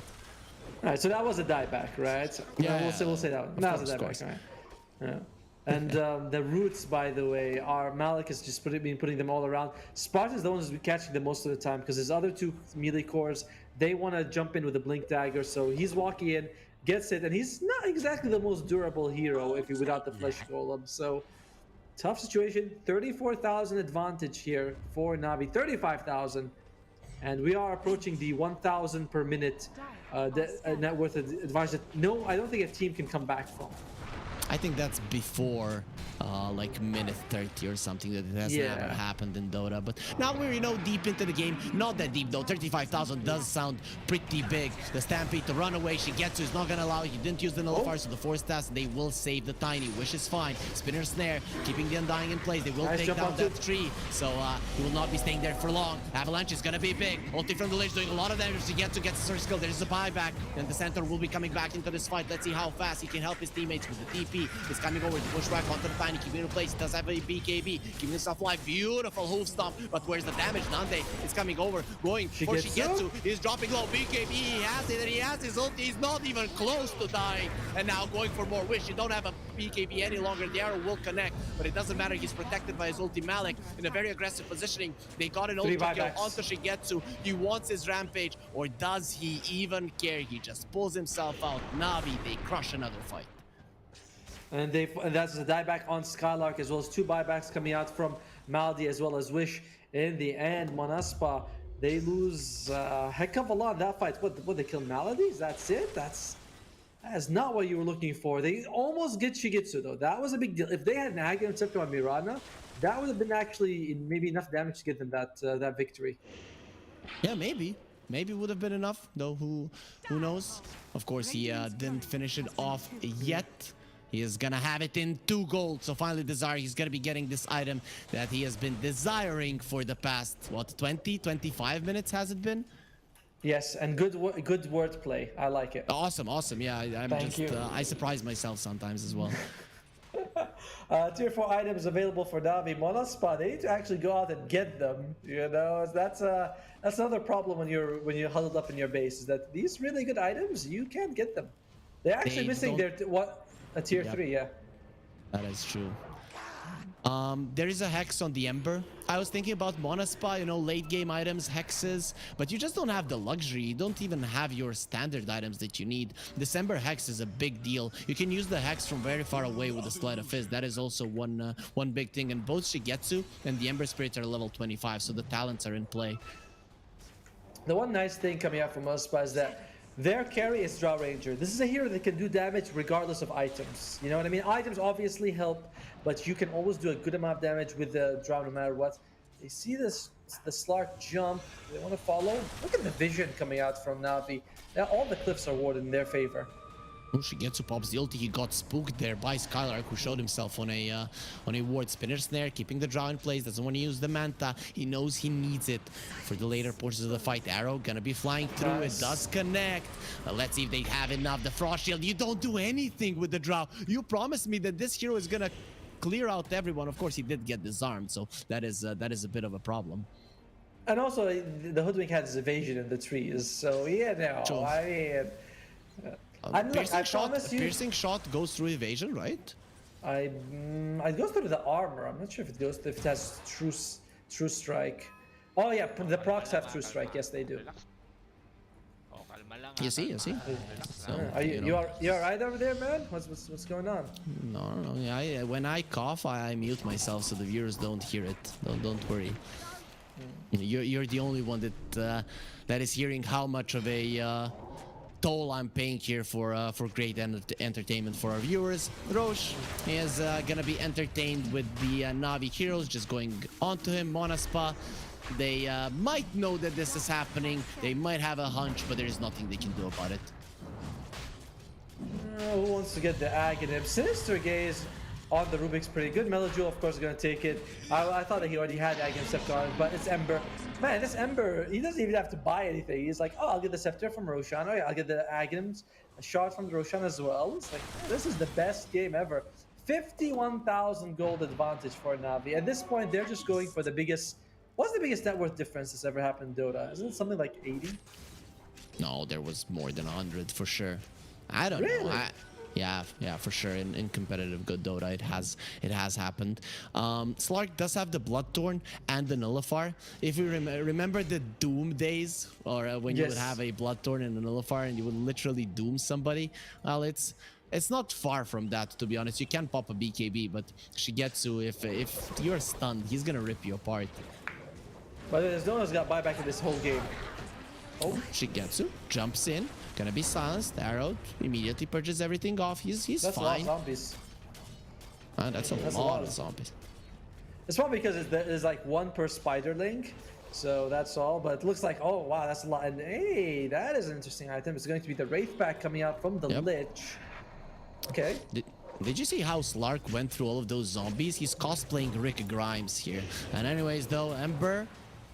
Is he gonna be going in? No, just leaves the Remnant. Shigetsu finally gonna start doing some damage to the tower with the Remnants being placed like that. That's gonna be preventing you from blinking in. Skylark, he still has that fight. Let's see, the Nullifier going through, removes the arrow with the Dark Pack. He's going for the skill, and the Undying is dead. No buyback, 80 seconds on the sidelines. They want more. They found Wish. He has been hexed up. He has been brought down. That's a dieback as well. No way of coming back into the game, and this should be it for Monaspa in the Pinnacle Cup. Malta vibes. Navi will be going to the grand finals, where they're gonna be fighting for $16,000 Automo, and also a chance to go to boot camp with a 5-star hotel on Malta and enjoy those Malta vibes that we've been enjoying throughout this entire tournament. There it is, the GG comes out, Navi, go through. Well played by Navi, man. I'm surprised by the interesting item choice coming out from Monospa, as well as that last pick Draw Ranger did not really, didn't sit very well with me. And Navi, they take it. And congrats to them, first team to make it to the grand finals.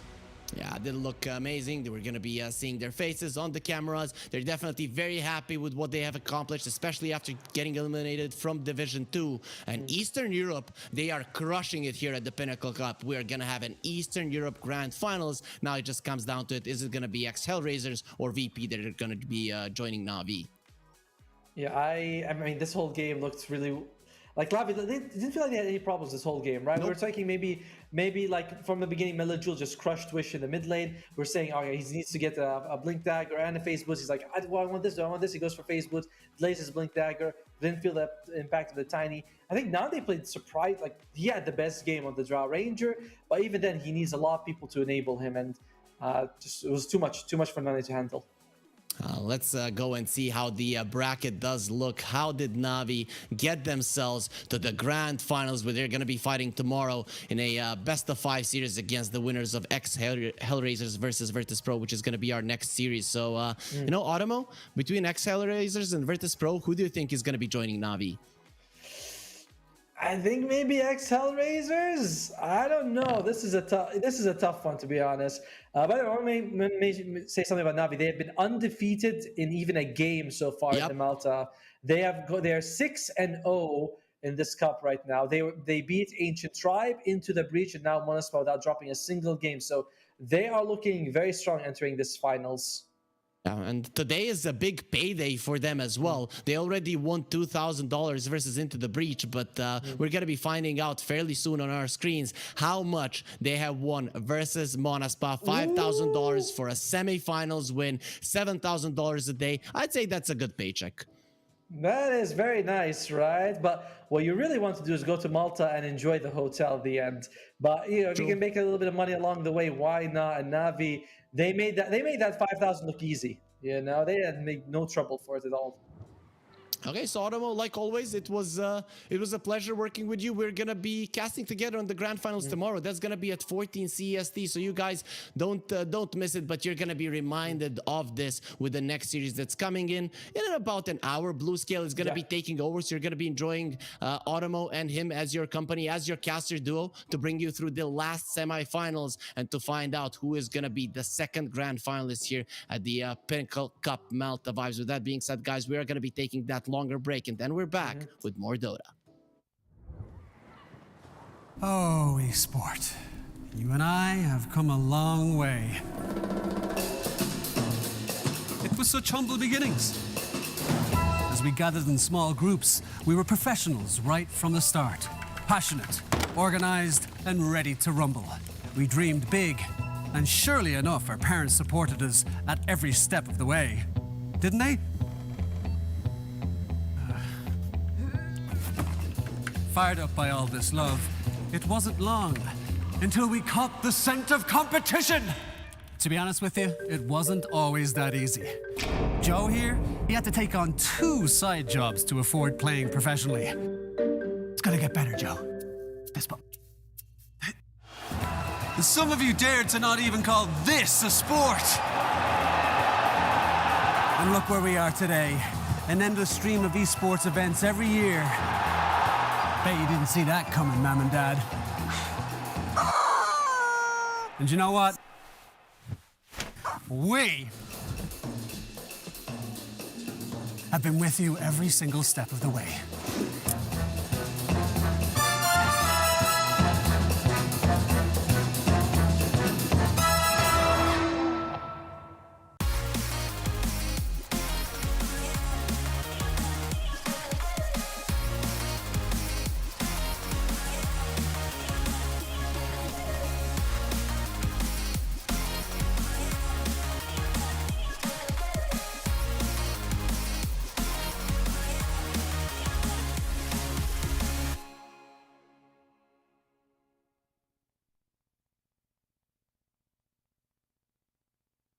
Dream of working with people you watch on screen. Exclusive esports opportunities handpicked just for you. Candidate profile to raise above competition. Let 10GG handle routines. Make a step towards your dream today.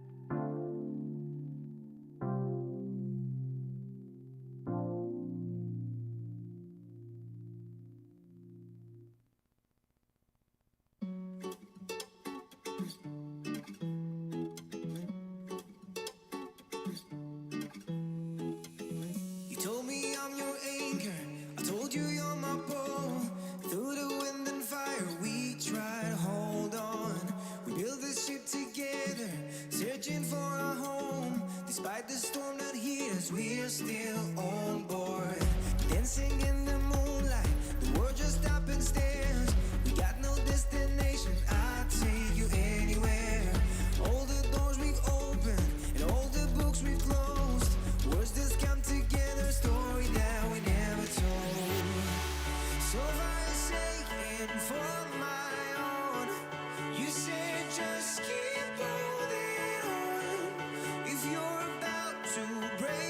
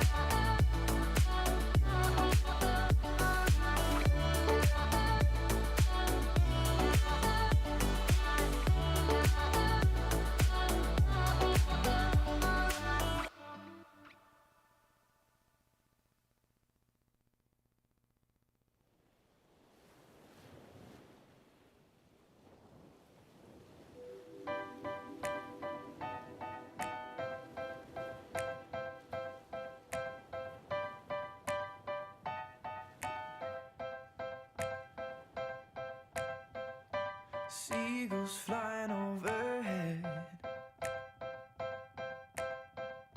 and I was down in the sand.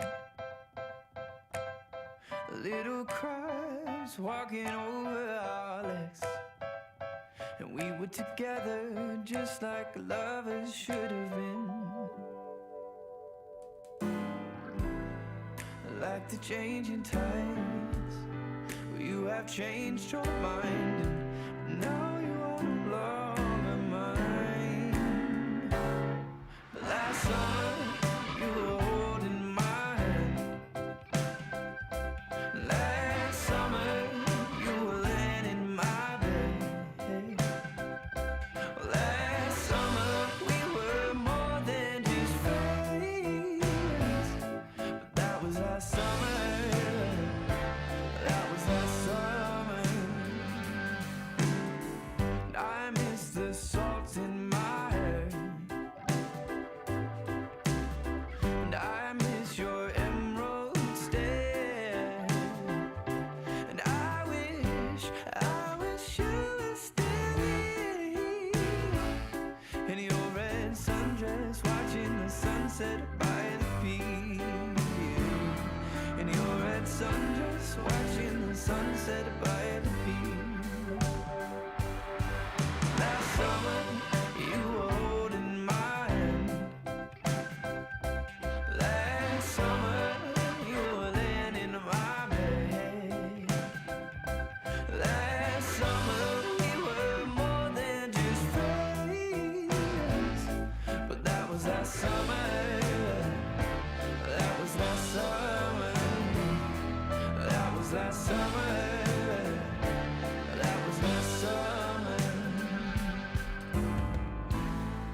Like the changing tides, you have changed your mind.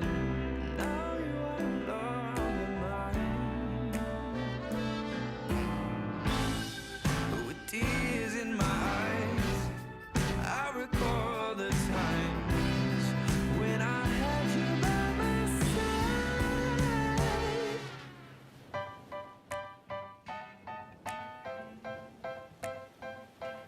Last summer you were holding my hand. Last summer you were laying in my bed. Last summer we were more than just friends. That was last summer. That was last summer when you were holding my hand. Last summer you were laying in my bed. Last summer we were more than just friends. But that was last summer. That was last summer. That was last summer. That was last summer. And that was last summer.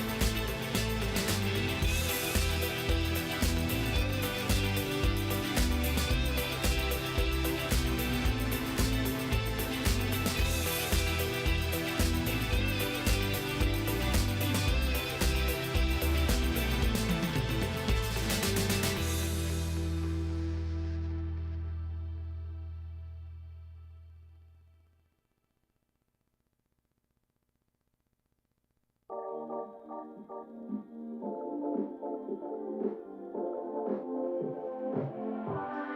miss that sexy smile, looking forward to see you. I hope I will lose control.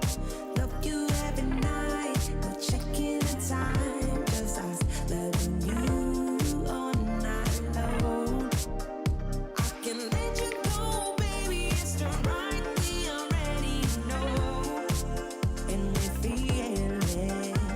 I really do understand the truth, we can't go any road. Need you now. I'm your queen and you the king right now. It's a kingdom, let's play it how you like. Haha, doesn't make you feel, or you wanna change, I'll be whatever, what you like. We can dance, you got to move tonight. Stars are watching us in the sky. I wanna last it forever.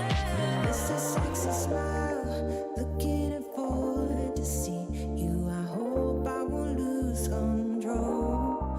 Love you every night, no checking the time, just us loving you all night long.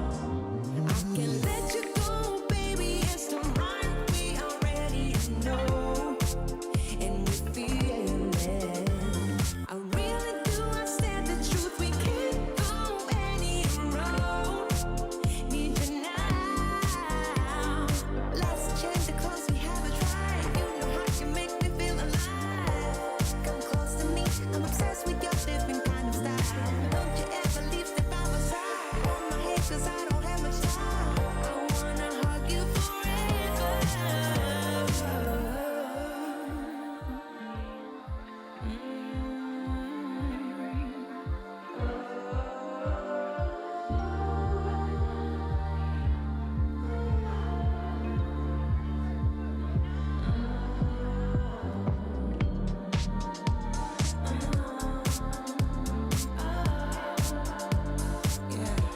I miss that sexy smile, looking forward to see you. I hope I will lose control. Love you every night, not checking the time, just us loving you all night long. I miss that sexy smile, looking forward to see you. I hope I will lose control.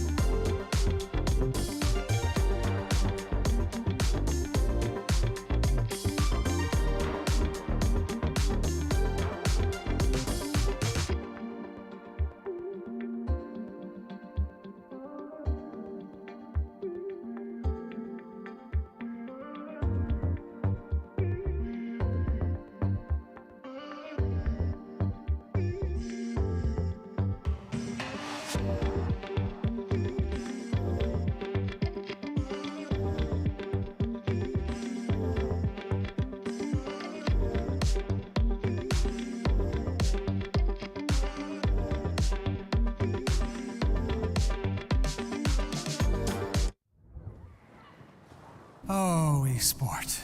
You and I have come a long way. It was such humble beginnings. As we gathered in small groups, we were professionals right from the start. Passionate, organized, and ready to rumble. We dreamed big, and surely enough, our parents supported us at every step of the way. Didn't they? Fired up by all this love, it wasn't long until we caught the scent of competition. To be honest with you, it wasn't always that easy. Joe here, he had to take on 2 side jobs to afford playing professionally. It's gonna get better, Joe. Fist bump. And some of you dared to not even call this a sport. And look where we are today. An endless stream of esports events every year. Bet you didn't see that coming, Mom and Dad. And you know what? We have been with you every single step of the way.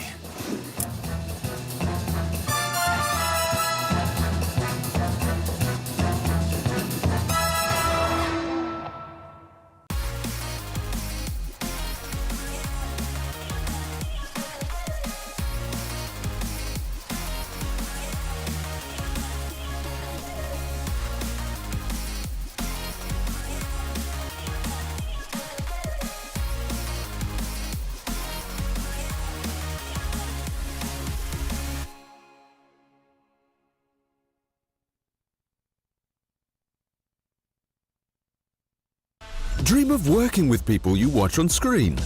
Exclusive esports opportunities handpicked just for you.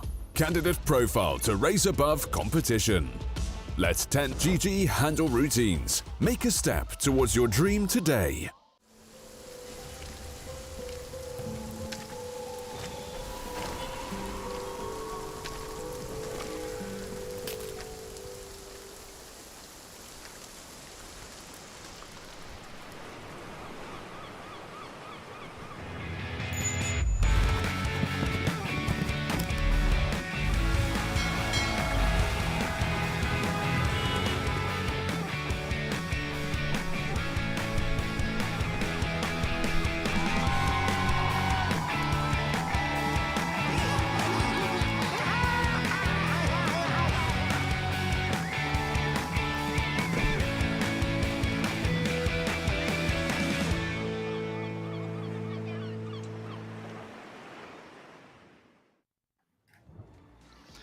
Welcome back on into the stream, ladies and gentlemen, from the Malta Vibes Gaming Tournament, Pinnacle Cup Malta Vibes Tournament. Sorry, obviously I am Blue Scale, going to be the play-by-play for this final series of the day, joined by the amazing Otomo, of course. And obviously you guys just watched him in the last series as well. That was run by Hairy Freak as well. So yeah, we got the final one to come on out. And how are you feeling about this series, Otomo? It's you know, you're saying it, and I agree with you. It's the ultimate CIS match, right? It's Virtus.pro versus ex-HellRaisers. You got Solo, Ramses, you have FNG in this game, so it's like, it's I don't know, it's exciting to watch. It seems like the odds really favor ex-HellRaisers, right? But Virtus.pro, I do think that they have a chance to take it. Neither of this team has been defeated so far. They managed to 2-0 their opponents all the way till this point. But I think I will agree that ex-HellRaisers has a bit of an edge. Yeah, definitely. In the games that I've seen them, even though they've all won 2-0s like you were just saying, it just felt like maybe ex-HellRaisers was just slightly cleaner and just a bit more well practiced. Obviously, this is the final look here of the brackets. Obviously, the outcome of this series, either ex-HellRaisers or Virtus.pro, will be going up to the grand finals tomorrow to play up versus Navi. So we'll have ultimate CIS matchup back into ultimate CIS matchup. It's going to be exciting no matter what happens here. And all the remaining teams, by the way, are the invited teams. So Monospot was the last team that made it all the way from the first round. Unfortunately for them, they got eliminated by Navi. And Navi looked really strong in the previous series. As you mentioned yesterday, a lot of people thought, oh, maybe OG or OG could make it, but CIS came, they smacked them. And yeah, I've been undefeated so far. ex-HellRaisers, they've had some interesting drafts coming out with like Carry, Dragon Knight. Just to see if that's something they're going to be continuing in this series. It's true. Yeah. I mean, well, if they can do these sort of wacky, crazy plays and it's still successful and they still get the wins, then by all means, just throw out absolutely everything, make these games entertaining as possible. You know, I want to see like a core techies or something like that. You know, you do see a fair amount of techies in CIS region, and I think it'd be great to see a core. I think Antares for ex-HellRaisers is a big techies fan. I believe it or Skywrath Mage are his most played heroes in both pubs and the pro scene. Actually, we have the rosters. We can look at them for a second here as we discuss the players. And yeah, that's ex-HellRaisers. So Antares, he loves these high damage position fours, techies, Skywrath Mage, Tiny. Also plays a little bit of Rubik. And we also have the father-son combo of Ramses and Solo, you know. And Solo, he plays a lot of these, but laning supports now. Jakiro, bit of disruptor as well. Dazzle, just to make sure he keeps Ramses alive. Ramses, his hero pool seems like it's all over the place. But and I don't mean that negatively. Like he can play, seems like anything. Dragon Knight, Nature's Prophet, Doom, Abaddon, Terrorblade, like very different styles of carries, and almost always looks good in all of them. Yeah, it's good having that bit of versatility. Have a quick look at Virtus.pro. Obviously, Kirich running onto the carry scene. A lot of success coming for him. I still feel like he's been favouring quite a lot of Terrorblade and things like that lately, but he's obviously it's a very staple, strong hero, and it's successful regardless. But the game is just progressing super quickly here, guys. The draft is already underway, so not much time to look at the rosters whatsoever. As we are now in. And let's see how this first game with the best of 3 here for the final semi-finals match as well ends up going down. Yeah, immediately they do get rid of the Nature's Prophet by Virtus.pro. Ex-HellRaisers, they can play it on Ramses, they can play it on Miero. They say, let's just get rid of that option. And Disruptor has been a huge, huge threat in all these games that we're seeing. Glimpse is a major problem for a lot of teams to deal with. If you're ahead, especially, there's no real counterplay for it. And ex-HellRaisers, they do get rid of the Rubik. So Antares, that does leave his techies as well as Skywrath Mage if he wants to go for it. Dragon Knight comes out as a second ban. Another flexible hero for ex-HellRaisers. And Broodmother is the opening tick for Miero. My lord, this is quick. Yeah, they are just flying straight for the draft. Clearly, both teams know what they want. And a second pick anti-mage as well coming out from VP. Clearly, they're feeling like anti-mage is just a strong hero versus a Brood because, they gave that literally no consideration whatsoever. They're like, this will be our opening duo. Maybe they even expected the Broodmother pick there from HellRaisers, seeing as how they did let it go through. And, clearly they have some sort of game plan in mind to deal with this hero. I like what the Virtus.pro did. Because you took the Broodmother, you're unlikely to pick another off-laner. Like, Broodmother doesn't do well as a safe laner or a mid-laner. But Anti-Mage is really weak against a hero like Slardar. But you already picked the Broodmother. You can't take the Slardar. You can't really force it in. They do go for Antares' techies. As we said, one of his most played heroes along with the Skywrath Mage. Unfortunately, not so amazing against the Anti-Mage. Although, the Enchantress does have a lot of problems. That's true, yeah. I mean, pure magic damage really to deal with the Enchantress, even when she has her ultimate. And, I mean, if the techies can land the blast off pre-Manta style against the anti-mage, that silence can be a perfect setup for any sort of ganks that do come on in. So maybe HellRaisers might try and pick like a really aggressive mid laner and, try and set up some early ganks potentially and bring down this anti-mage. Yeah, but my bigger problem is that because of spell shield, right? Like level 1 gives you so much. Just one level is enough to mitigate a ton of the damage coming out of the techies. So I don't know. It will be a decent laning phase at least with the techies Broodmother. There's a good amount of damage there. Enchantress could suffer, and a lot of it will depend on what creeps you can find. Overall, Virtus.pro, interesting opening. I kinda like it, but we'll see how it goes. Yeah, so, I mean, it's still very early days in the draft, so it can go in a lot of different directions. One question I'm going to ask you, Tomo, do you think this is going to be a similar anti-mage build to like the one we saw yesterday? No, I don't think we're going to see the Fuser Blade anti-mage. Although, honest to God, it worked in that game. I wouldn't mind. I'm surprised that they went for the techies after anti-mage, but you know what? We were talking about Antares loving techies and Rubik and Skywrath Mage. All these heroes are big mana pool heroes. Like these are all of these are like, if they're low mana you mana void them. It's massive damage to them. The AoE for the anti-mage, you can take the talent, make it even bigger. You can easily catch a couple of heroes with it. So it's like they knew what they were doing with this pick. Yeah, they definitely are. And I mean, you know, Techies is a hero where you're just naturally used to being a bomb, but little do you know that you're actually a bomb against your own team now regarding, just the mana void, the anti-mage can pop out. So, and Terrace maybe can't play quite as freely as he normally would. Got to be quite cautious about, you know, the anti-mage's position or even just keeping good check of his own mana pool. HellRaisers removing both the Pangolier as well as the Ember Spirits are just purely focusing towards that mid lane position right now. And VP taking away the Ursa, and I imagine they're just going to keep banning out Ramsey's heroes. Yeah, they're realizing that their amount, that control coming out from HellRaisers is not amazing at the moment. Maybe they're the heroes, they feel like, okay, maybe we can deal with an anti-mage, but having another sort of core that's very difficult, very elusive is going to be a problem with them. Pangolier, Ember Spirit, we might even see some of the Storm Spirits get banned, although that's not something, that's Squad X second most played heroes in the last few months in the pro scene, so might be an option that they have to consider getting rid of. Yeah, it definitely is. I mean, out of all the spirits, it feels like Storm is probably the least picked one, it feels like, in that sort of mid area. Definitely more of a niche style mid laner. But yeah, you know, sometimes when you see that hero in the hands of someone who really knows how to push it to its limits, it can just seem like a real game winner. And it's definitely on the cards for VP to maybe go for that one. Obviously, they did just ban out the Tiny as well. So do you think they were thinking this, you know, potential of a mid Tiny? Is that why they banned it?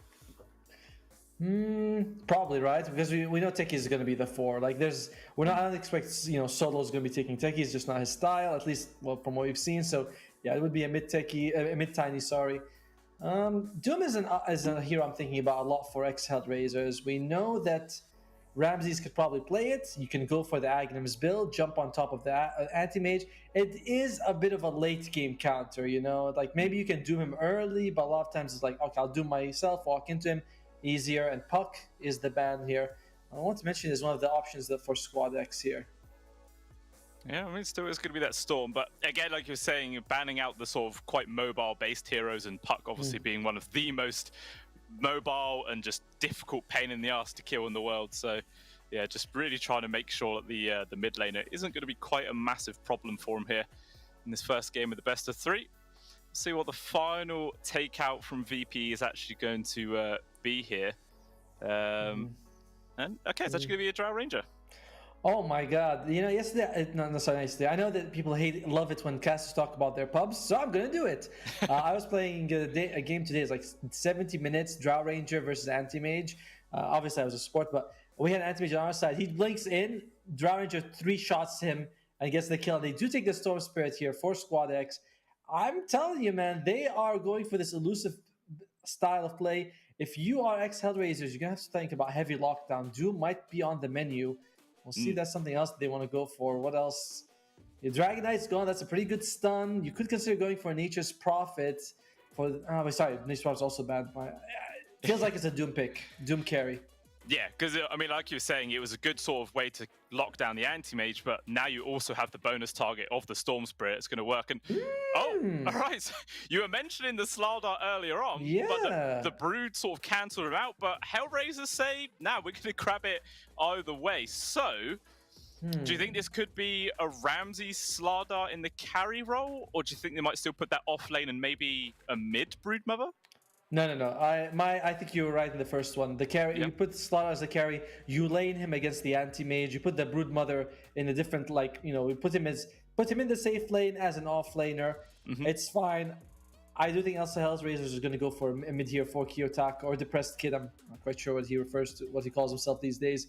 But either way, yeah, you want the Slaughter versus anti-mage matchup, and you do get a bit of lockdown, a nice bash, it's all good.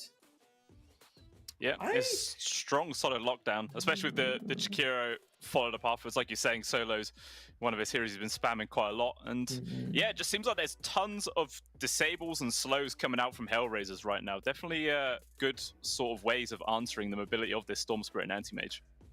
Right, I mean, you can put an Ice Path. I think Ice Path got another buff. It lasts longer, not the stun itself, but the actual path. So that's one way to play. You do have the Slaughter for a bit of control. I still feel like they need a little bit more from ex-HellRaisers. I don't feel like Slaughter Jakiro is enough for a Storm Spirit Anti-Mage. We'll see what they want to go with for Kiyotaka here. A lot of his heroes are gone. You know, there is the OD, there is an Invoker. Shadow Fiend, although I'm not the biggest fan of a Shadow Fiend for right now for ex-HellRaisers. I want to say Kunkka, but I don't think he plays a whole lot of Kunkka. Yeah. I mean, they've already got some decent frontline coming out with the Slardar and Brood, so maybe they can go for some sort of, slightly riskier playing mid laner, a bit squishier that can actually zip into the back lines themselves and get a bit of control. Ooh, Virtus.pro taking forever with this reserve time, down to only 3 seconds. I was gonna say Snap. I really want to say Snapfire. I know chat won't give me points, but I swear I was thinking they would want to go for a Snapfire just because there's no real big catch coming out from HellRaisers side. Like, no easy way to get on top of a Snapfire. Good against the Broodmother when she's hiding the trees. Just solid damage overall. And we'll see what offlaner. All right, so Virtus.pro offlaner, HellRaisers mid laner. Yeah, definitely seems to be that way. And it feels like VP, they kind of need to have some sort of decent AoE control or lockdown because their team fight is kind of lacking right now. All they've got is the Mortimer's Kisses, but not really any setup for it. So thinking maybe they might need someone like a Tidehunter, perhaps, someone along those lines. Enigma, possibly, as obviously the Anti-Mage has already been banned and the position 5's already grabbed, so they can't be like a Silencer last pick to screw it over. I think it could be okay. I'm wondering if Virtus.pro is going to consider going for a Legion Commander. Like, the Dispel is pretty nice to remove, the Jakiros. Like, everything from Jakiro, the Slardar, the Techies. I would go for Legion Commander. I don't know if it's something that Noticed likes. He does like his Primal Beast. He likes his Beastmaster. You mentioned Tidehunter. That's a great pick. Darkseer as well. But I'm not seeing a whole lot of Legion Commander being picked. Well, I mean, they're going to be sort of pressured into their pick at the end, seems how, like you were saying, they've only got 3 seconds of reserve time. So, maybe not going to have a huge amount of deliberation time there. And HellRaisers do decide to remove the Beastmaster as their final BAM. So, going to see which one Virtus.pro are going to have to settle with. Obviously, one final ban still to come out from them. And which mid laner are they going to be most afraid of? Obviously, already removing the TA. See what else they're going to think of here. Yeah, what would you want if you're ex-HellRaisers? I feel like I don't like the idea of Shadow Fiend, but that is an option for them. And there's a lot of mids are gone here. Like, they didn't use their time. They didn't get a ban. They missed it. Okay. That happened. It happens. They're messing with ex-HellRaisers. They're like, they're telling them this is a statement. They're saying whatever you can pick, we're not scared of. We're pick any mid and we'll kick your ass with it. That is definitely a bold statement to go for, especially in the semi-finals right now. Just one step away, really, from the grand finals. But sometimes that big bit of confidence coming forwards can make all the difference, or it can be a complete downfall and you end up just throwing the game away. So we'll see which one it's going to be. Obviously, HellRaisers pick to come out next. Still got 23 seconds of reserve time. Ricky? And Ricky, mid Ricky again? I don't know. Was it ex-HellRaisers that run the last? No, it wasn't ex-HellRaisers that run the last mid-Ricky. I think that was Into the Breach, wasn't it? I'm trying to remember. I can't remember. It's like we've had so many matches where it's good. They go with a Slark! Okay. Slardar? Carry Slark? Something like that? Huh. This is interesting. It's a big old head scratch. Like, who can be their mid? And now Virtus.pro are going to be thinking, who is their mid? And they've only got 10 seconds to work with, so they might not get the best matchup here. There's a great counter to the LC. You can use the shard from Slark to cancel duels. LC is no longer a really viable option for Virtus.pro. They go for the Enigma. I'm okay with this, but... All right, that gives them a good amount of team fight for Notice is going to take it, and it is going to be... Is going to be Ramses on the Slark. They're going to be putting Slardar against the Anti-Mage, and it's going to be a mid-Broodmother. Mid-Brood versus a Storm Spirit. That's interesting. Definitely interesting. Obviously, once the Broodmother hits his 6, normally that's like a big power spike and they could dominate the lane, but a Storm Spirit has a decent amount of AoE damage with the Remnants plus the Overload, so that might actually be enough just to kill the Spiderling. So, maybe that's not going to be enough for Kiyotaka there to just dominate this mid lane. Let's see. I like Ramses' Slark. I like the last 3 picks coming out from HellRaisers. Good amount of lockdown, but if you do look at Noticed, If he gets a BKB, there's nothing that really can like stop his black hole. Yeah, Miero, if he can get a bash, you have to sort of just blink behind him, get it there. That's fine. Virtus.pro's team fight is really good. You got the Snapfire ultimate, you have the Enigma Black Hole, Squad X, and Storm Spirit and Anti-Mage later on become pretty decent. But at least it's better than what we have in hellRaisers, which is, Jakira's good team fight, but the others don't feel like they bring as much. I don't know. I know. I feel like ex-HellRaisers are the better team, but Virtus.pro drafts a draft I can get behind. Yeah, it definitely seems like they have a game plan about them, where ex-HellRaisers definitely feels a bit more sort of skirmishing based. As you were saying, just really the macro pyre for the Jakira, but that is about it. But we are now jumping into the game, or are we? There is a pause, never mind, so there's nothing to jump into. Normal DCs going on, as internet tournaments, you generally get them. Have just a quick look at the player cameras, see how these guys are looking, see if you can see any confidence on their faces here for the first game of this best of 3. What's unfortunate is that we don't actually get to see them ourselves. It's because we're watching a different screen, so we don't see the players. So we don't know. We don't know. Like, is one of the players like clapping and jumping, and other ones like face palming. You're like, yeah, I can tell. Like that guy's definitely not happy. But okay, we are now back on in game unpausing, and we shall see. Oh, made it unpause, and then repause, and then unpause, and then repause. No. It's very FNG is very polite. He says he unpaused and he's like, wait, I forgot to ask them if they're ready. So very nice guy. All right. Okay. So now we are back on in after that. Yeah, it was like 4 or 5 pauses in a quick succession there, but the game is now underway. And obviously immediate spokes from both sides, but it looks like it's just to get down those early wards. Not gonna probably see any sort of first blood attempts here. I haven't seen a mid Broodmother in an extremely long time. The reason we don't see Broodmother mid is the same reason we see Timbers don't see a lot of Timbersaw mid. This hero generally likes to be in the trees when she can, so you enemies can't chase you. Timbersaw doesn't like to be in the trees, but you can at least use them for mobility. Broodmother can just walk into them, make it hard for enemies to chase you. But in the mid lane, it's just a river. There's no trees for you to work with. So I expect the hero should be able to farm, but I think this is going to favor Squad X by quite a bit. Yeah, definitely seems like that on paper. Obviously, actual individual player skill will be taking a good effect. One thing to note is that these guys are just bronze tier on these heroes. Unless they just, waited to the very end to buy their Dota Plus. But who knows? It could play a factor. I mean, Antar plays. I've seen this play take his. He is crazy. There's no way he's bronze tier. He's hiding his real strength. Solo. Yeah, definitely. Just zoning out people. Yeah, but it looks like 3 bounties going towards ex-HellRaisers there. So already a nice little start for them. But for you guys at home, if you haven't already and you want to sort of sign up to the Pinnacle fun, do head on over to pinnacle.gg/welcome and sign up using the promo code CUP23 and you will receive 100% deposit up to $100 on your original investment. Obviously, all the terms and conditions do apply to that, guys. You've got to be 18 plus to enter on in.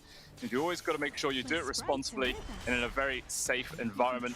There is still a couple of days left of the tournament, so still plenty of time to get involved and have fun.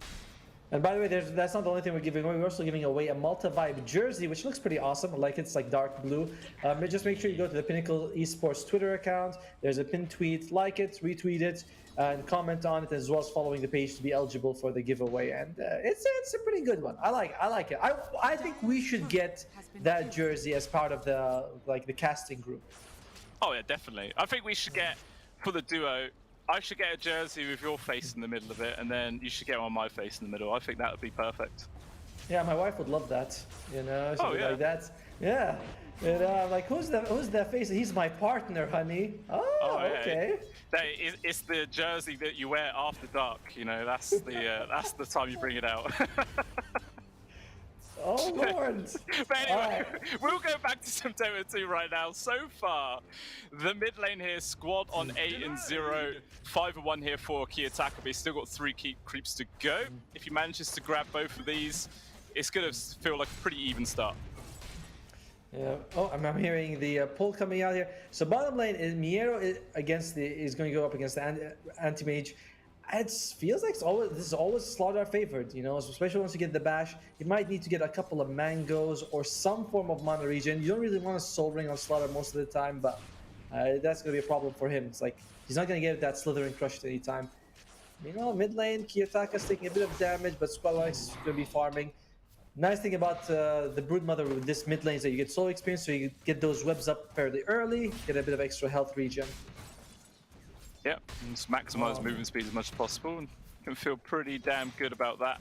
And yeah, like you said, at the bot lane, the soul ring obviously not really the most ideal items for a Slardar, but you just sort of have to. You know, if you don't end up getting it, you're really just going to grief your game at the end of the day, and you can't really do what you need to do. So I imagine Mira will queue up eventually. Just got the power treads for now, but it'll be coming out. Yeah, that's the thing, right? It's like I like the matchup for the Slaughter, but we'll see how it's going to go. Solo taking a few hits here. Oh dear. In danger right now. Saber trying to run himself away. The slow from the dual breath. All that is needed, a couple more right clicks. And Ramsey's netting himself first blood already. Nothing Notice can do about it. Enigma, generally you're putting the Snap 5 to protect the Enigma. The Enigma can't do too much to protect the Snap 5. Alright, that's going to be some damage, but again, Nier does not have a stun, so he can't actually do anything. He doesn't have Mango though. Pretty hard there. We got a bottom. Kirich. Oh. Just barely able to get that blink off in time. He was on death's door just then. Very, very close. And yeah, only one last Tango in his inventory. They're going to need some more regen out in this lane soon. Oh dear, mid lane. Yeah, he has a tank he's eating. You know, I like what Mira is going for, by the way. He starts off with a Wraith Band and he goes for straight up Gloves of Haste before getting the boots of speed or the belt of giant strength. So start off with a huge amount of extra attack speed that the anti-mage is like, oh crap, you know, you hit fast, get those bashes out, I'm in trouble. Yeah, can definitely catch him off by surprise. Just every now and then, just chuck that extra little whack onto him. I mean, yeah, Kirik making sure that he's draining as much mana as possible, but not going to make too much difference here today. Meanwhile, it looks like FNG will just get picked off. Free little solo kill there for Antez. The Mud Golem, unfortunately, not able to change anything there for the old Enchantress. Yeah, Antares, he's always been a standout with this tech he is, and Enchantress low health hero, especially in the early stages of the game. One of the lowest strength gains as well. I think it's like 1.7. Yeah, 1.7. I'm fairly sure that's the lowest in the game. Maybe someone else is slightly lower, but very, very easy pickings for techies. Yeah, and if it's not the lowest, it's definitely close to being the lowest. That's for sure. And you can't get much lower than that. By the way, at one point she had 1 strength gain. Really? Yes. Oh, that was a long time ago. Meanwhile, in the mid lane, a solo queue actually coming out there for Kiyotaka, managing to take down Squad. Wow, that's pretty damn huge. Yeah, I did not think that he would be able to actually get him like that. You know, you think, oh, Storm Spirit, you're up against the Broodmother, should be relatively okay, but the Orb of Corrosion does a lot for the Broodmother in early stages of the game. So this is a bit of a problem, but Storm, once he reaches level 6, should be unkillable for the Broodmother. Yeah, I mean, if that was literally the one chance for Kiyotaka to get that solo kill, it's not really going to happen again, unless somehow he does manage to find the opportunity to do it once more now, which he looks like he might try and do. Just slowly running at him. Obviously, he has the help with the Spider Links right now. Squad's trying to turn around. In comes Sewu to try and lend a helping hand with the Scout Blast, and they punish the over-aggression that comes out from the Spider. No wards there from ex-HellRaisers, so I couldn't see that Seiyu was coming in, and he loses his life. So Kiyotaka kind of, not throwing away the advantage, but certainly losing it in that situation. Yeah, I mean, you could see the thinking, like, as we were saying, that would have been the only chance to get another kill, and yeah, he just sort of had a bit of tunnel vision just then, just really wanted to get it. Lucky for though, is a DD. Seiwu gonna be able to run away. Solo's just gonna chase after him, try and waste as much time as possible here. Solo committed heavily to get that ruin. Teleports mid, walks all the way there, wants to make sure that you do not give it to Squad 1x. They are, if you're Virtus.pro, oh, that's another good kill coming out. If you're Virtus.pro, what you really need is Storm Spirit to pop off. If you look at Enigma, big downtime when Black Hole's not available. If you look at Kiritage, this is an anti-mage. He needs to get Battle Fury to start farming. You're looking at only the Storm Spirit to make space for you. So they are heavily committing on ex-HellRaisers to shut him down. Yeah, there's a lot of pressure on him, and right now Squad just getting ran out. Now trying to retreat, but Kiyotaka, I think he's going to chase after him. He realizes the Storm not having much mana. Just managed to get to the tier 2. Kiyotaka, though, he's actually going to commit for this. Cookies will make the space, and he's able to get himself off. But regardless, Kiyotaka applying some really good pressure right now. Yeah, they are. They are doing exactly what they need to make sure that this Stormspear doesn't have a good game. He's still, Networth is still fine, very close to Kiyotaka. And Virtus.pro, I don't think that they recognize this, right? That's why they have Seiyu in the mid lane with the Snapfire. For that save, keeps him alive right now. Everyone really recognizes that Storm is the most important player in the game for the next few minutes. Yeah, 100%. And Antez looking to try and go for this. Got the blast off coming in, but the nice zip just in time there. Completely evaded, and Antez, all he really achieves at the end of the day is wasting his own time. Yeah, luckily for VP is that during this whole time, Anthony's just farming, no problem. Miera is the one suffering because they've committed so many resources to shutting down the Storm Spirit. The Antimage is like, oh yeah, I'm just farming. He's got the Vanguard, making it very hard to bring down. Yeah, he's definitely having a good time, but the same can be said for the Slark right now. Also up there in terms of CS, 48 a better time. Yeah, and actually just about 300 gold ahead of him in terms of net worth. But it looks like Miro not going to be so fortunate, and he does get brought down. The support duo from VP net and a free kill. Actually, Antez is here with a little spider army, but yeah, say we just TP's away. Actually cancels it out. What a play! Oh man, he fooled him in that one. I like it. Man, wants to make sure he's in the lane to make sure that Anti-Mage is going to have a good time. So, very, very nice move coming out from Seiyu saying, I do not want to leave my Anti-Mage too far. Unfortunately for FNG, though, there's no such problems for him, but they should be able to get a return kill. Yeah, the tomato creep has been an annoyance, and Squad coming in for the final little tap there. So really, it's just a trade of supports at the end of the day. Maybe that actually slightly benefits VP, seeing as how Squad got solo experience for that kill. So it's... Go on. I was just going to say, in general, the longer the game goes, the better it is for VP. You know, you have Anti-Mage, Storm Spirit, Enigma. On the other side, you have Slardar, Slark, and Broodmother. Oh dear. Broodmother's not here with the skills these days, and Slardar does, but he farms pretty slow, so only your Slark is the one that you're worried about. Big chase here, though. It really is. Kiyotaka just got 3 people from VP there to try and hold him back. There was obviously the supports of ex-HellRaisers behind. They weren't even really required, but it looks like they might be able to get a free grab onto Seiyu. Blast off, only actually landing onto FNG. It looks like Squad's going to be able to put him in the ground. So a trade of support so far, but it might just make that 2-for-1 as Kiyotaka getting himself the double. It does end up being ex-HellRaisers coming out on top there in that little engagement, and maybe they might be able to apply a good amount of pressure to the tier 1 tower as well. Heavy commitment from everyone, from both teams for that mid tower. Like we've been saying, Stormsmith is the most important player, and HellRaisers, they want to take this mid tier 1, they want to shut down the map a little bit for him. It looks like they should be able to do some decent damage now. You got the Jakiro, you got the Spiderlings, and it's, of course, with an Orb of Corrosion, so it does hit she does hit pretty hard. And Kiyotaka not going for the Aura build, he is going to go for the Orchid. And again, even the itemizing to counter this the Storm Spirit. Yeah, definitely. And so far, it looks like Squad has the Witchblade queued up first, so he's not going to have a way of purging off that silence for a really long time. And Kiyotaka could definitely use that to find some early kills. Like, the same can be said for Kirich as well. Like, obviously with the Battle Fury first, obviously already grabbing a Vanguard as well. It's going to be a long old time before he's going to have his own Manta. Well, it's Ramsey's guys. He's just going straight up Aghanim Scepter, probably right. Except to Aghanim Scepter. He's just been farming up a Storm. Both carries have had a fairly good time, but Kiyotaka is the big winner in terms of net worth, crushing the Storm Spirit so far. Yeah, full, what's that, 1100 gold ahead at 10 minutes in. It's definitely a very, very nice start. It looks like actually Kirich in danger right now again. Dive looks like his tier 1 tower. The silence though is about to wear off with the stun. Just about coming in time. He tries to get away. Not gonna matter. Mortis misses, trying to find Mirror in the trees. They will bring him down. N10 also gonna get traded away. So 2-for-1, but Kiyotaka comes in the cleanup crew. Get out a broom.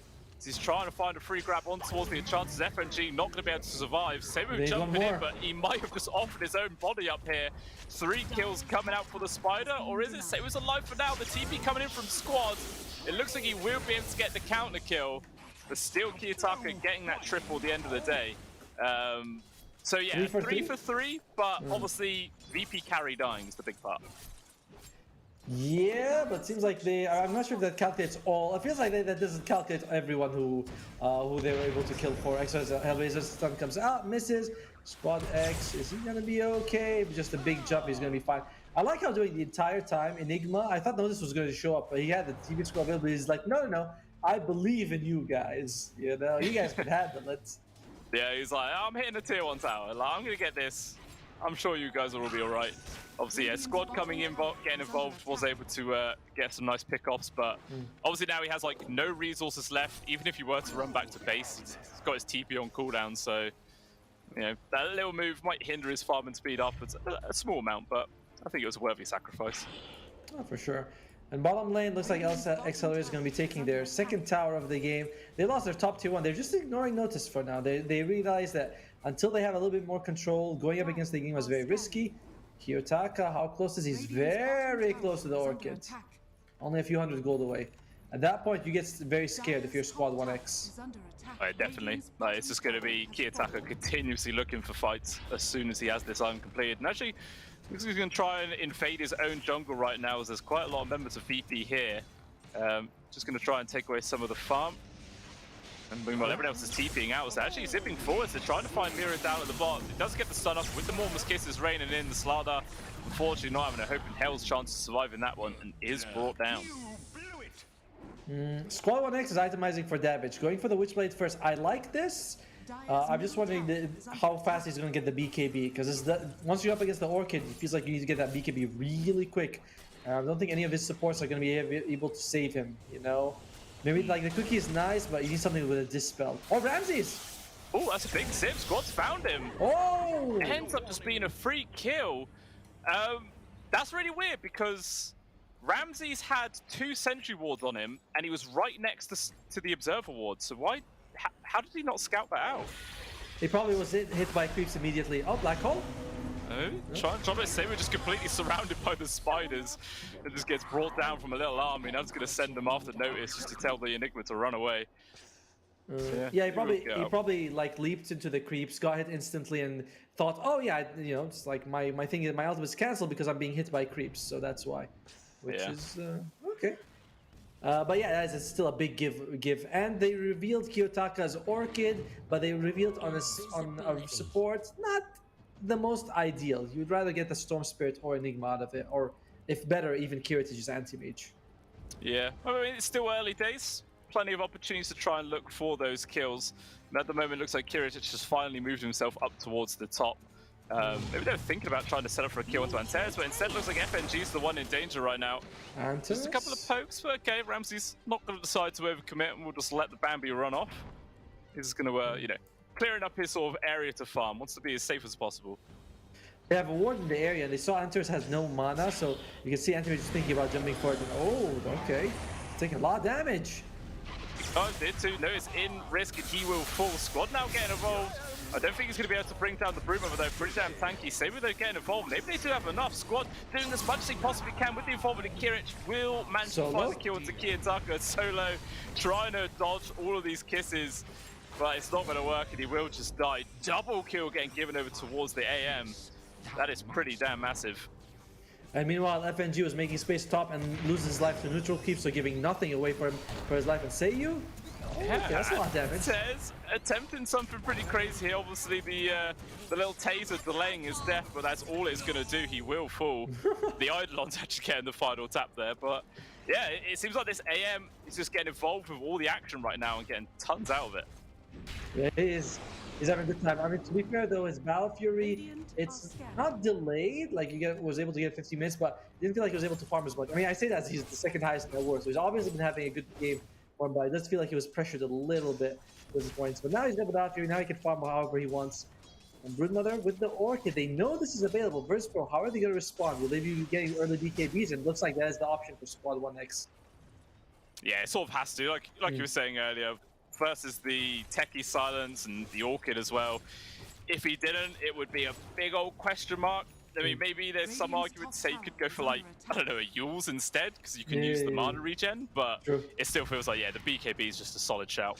Yeah, I mean, the thing about Yules as well is that you use yourself and an Ice Path comes out and you're like, ah, shit, I set myself up for that one. So, probably the BKB is the safest option, although most people, you know, you don't want to use it just to remove Orchid with a 9-second, but it's still the best option you can get. Yeah, it definitely is. I mean, the only BKB piercing disable they have is just the bashes from the Slardar. And I suppose eventually a bash Everyone's coming. Yeah, they're trying to go for the kill onto Anti-Mage. And the Silence Mantes locking him in place. Notice is also here. It looks like they're just going to sacrifice the techies and Ramsey's TPing away. But actually, it looks like Solo sort of joining the party very, very late. Just ends up giving his own life away. So 2 supports dead for ex-HellRaisers, but at the same time, they did manage to get the kill onto the Anti-Mage. So I think they're okay with that trade. Yeah, and plus they were able to get an important D ward off on the cliff. One interesting thing that happened is that because FNG teleported before noticed, he showed up there with enchanters, which is not what you want. You want the Enigma to show up first so you can actually black hole. So that's one of those things where you're like, oh, we kind of didn't, you know, like time all our TPs in the same way. Of course, in the heat of battle, you're like, everyone just TP, just TP. So yeah, I can't blame him. Yeah, that is like you say, one of those things. It's a small difference, but it can make all the difference on who TPs first. And you're very rarely going to see that sort of coordination in teams unless they are S tier and they just know each other inside and out. It's really, really hard to find that kind of synergy. And looks like ex-HellRaisers on the hunt right now. Smoke onto 3. Kiyotaka just leading the charge. Nice 2-man crush onto them both. Notice trying to run himself away. The silence comes on in. Squad don't get involved, but good ice path with the macro will guarantee the kill onto the Enigma. It looks like the call was just to try and run away, but Kirich going to deny that there. And Terry's falls, but still Seibu actually tying elsewhere right now. And now it looks like the target is going to be FNG. The poor old Bambi just gets butchered. Notice has not had an impact this game. I mean, you know, on his Enigma, we saw him get a kill with his Eidolons at one point, but other than that, it has not been his game at all. He's 1, 2, and 5. He does have the Guardian Greaves. He's not too far from the Blink Dagger, but we haven't seen a Black Hole. He has a lot of opportunity to throw one, like to throw a good Black Hole later on, but in general, he has struggled so far. Yeah, he definitely has. Not the nicest of starts for him. Yeah, like I say, 90 minutes in, we're yet to see a single Black Hole. Ooh, a single. Okay, Seibu literally pressed Mortimer's Kisses for 1 button. It didn't do too much else. But elsewhere, it looks like Ramses was actually able to get a solo kill on Securitage. Very unfortunate if Ramses can get the jump on him. And he's got the Diffusal Blade as well as an Echo Saber. So a few hits and you're low on mana because not only are you getting mana burned, but you're losing intelligence as well. So I like this pickup of the Diffusal on the Slark. It's interesting to say the least. Yeah, definitely seems to be working out, managing to find that free kill. And yeah, very close now to that Ags. Obviously can disassemble the Echo Saber, in which case he's only going to be 300 gold off. And obviously with the Aegis into the hands of Kiyotaka as well, is that going to be the cue for ex-HellRaisers to start getting really, really aggressive?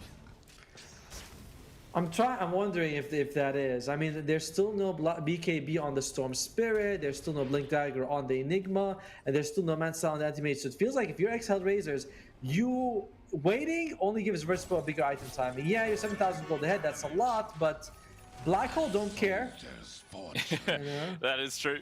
You always got to have that fear, and you're like, most of the time in a lot of games, you'll see like 2-man Black Holes, that sort of thing, but there is always going to be that possibility for the big 4 or 5-man, which can just flip games on its head, all on its own, especially if there's going to be the Mortimer's Kisses on top from Seibu, just to add, you know, a bit of extra damage. So, yeah, it's not like they can just 5-man run down mid and try and make some work happen. They still got to be a little bit careful here, ex-HellRaisers. By the way, while I love the scaling on Virtus.pro's cores, I will say that late game, I'd much rather have HellRaisers supports on my side. Jakiro is amazing, Techies does insane damage, and he's got a Philosopher's Stone. And you look at the other side, oh, here we go, we gotta fight, who cares? Jump. They managed to find the Anti-Mage, and Kiritich is just dead, FNG. Nothing he could do except die as well. Nice, easy 2 pickoffs for ex-HellRaisers, and maybe they might push the tier 2. They've got a catapult here, but actually looks like the idea is to disperse and just continue farming. Kiyotaka, yeah, Kiyotaka's going to do it. He's objective to it, mate. He's doing the job. Yeah, and by the way, they've got a Drums of Endurance on the Jakiro, and as well as a Wraith Band. Oh, Squad Wax loses his life, and more is actually losing. My God. This is really starting to get out of control right now. 12,000 gold lead at 21.5 minutes in. All 3 cores of ex-HellRaisers at the top, and just look at that graph. 90% win probability right now, and I wholeheartedly agree. It is just ex-HellRaisers in the leads by a mile and a half. I mean, 12,000 is insane, and they're just going for the high card. They don't even care. I gotta say, I still feel like Notice could have had. I mean, he hasn't thrown a single black hole. He hit level 6 by what, 7-8 minutes? Like, you had opportunity. You could have thrown 5 of them by now, and a lot of times he just sort of holds it, thinking, you know, a better opportunity is coming, which is a bad. Like a bad way of thinking about the game. You know, you're always thinking there's a better opportunity. It was like, well, you have one right now. Just use it.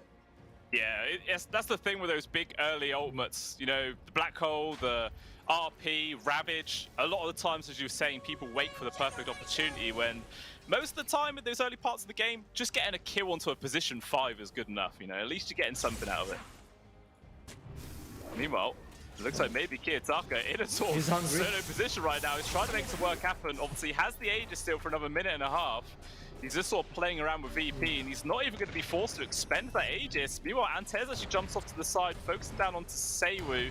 Snapfire in danger, barely able to survive. One more hit, not going to get it. So the Snap will survive for now. And everyone from VP just retreats, so they might be losing this bottom tier 2 soon. Fluffy Hat keeping him alive. So you know, this is why I love these sort of cheap items, the Windlays, the Fluffy Hat, Infused Raindrops. They give you this really nice bit of useful stats that you can benefit from, you know, movement speed or health.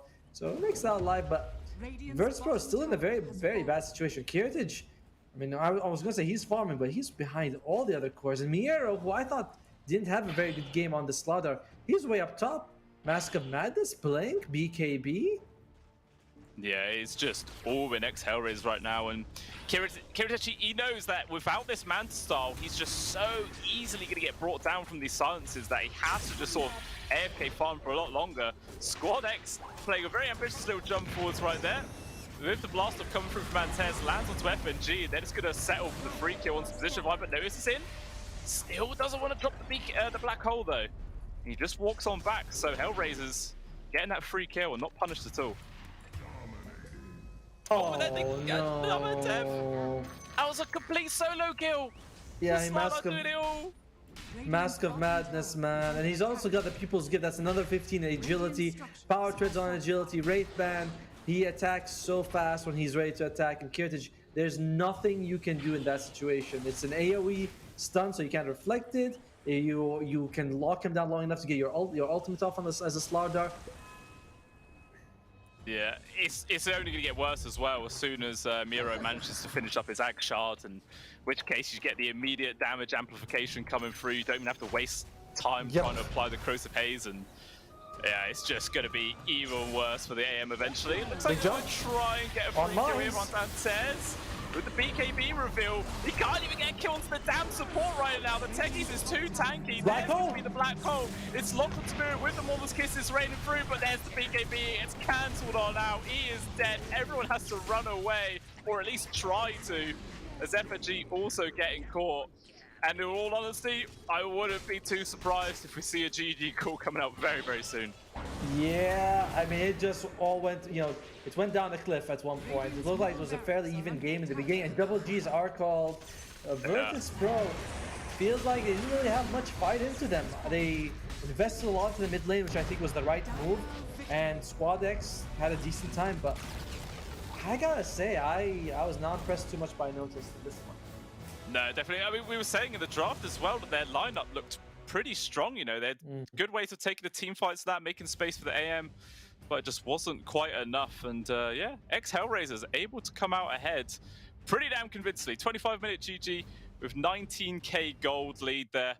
Yeah, I think they are very, very happy about that one. And obviously, now one step closer to getting themselves into the grand finals. How do you think they're feeling after that? I feel like it's just another day in the office for ex-HellRaisers. You know, they're like, here you go, done and dusted. We just need one more victory. We take about, I think, like something like 4,000 in their pockets if they win this. They go up against Navi as well. They prove they're the best in the CIS region, at least in this tournament. I think Virtus.pro, you gotta go back and think, like, find a way to be a little bit more active around the map. I did think Squad X played well. I think Kyrtis played well, but FNG on the Enchantress is a hero that they weren't crushing the lane thanks to him, and we weren't getting anything out of the Enigma, so that's one of the ones we want to look at. Yeah, maybe a little swap around from there coming into game number 2, but changes definitely do need to be made for VP to have a hope at pushing this into a third game, but that second match, guys, will be coming up very, very soon. So do stick around and we shall return. So we'll see you then.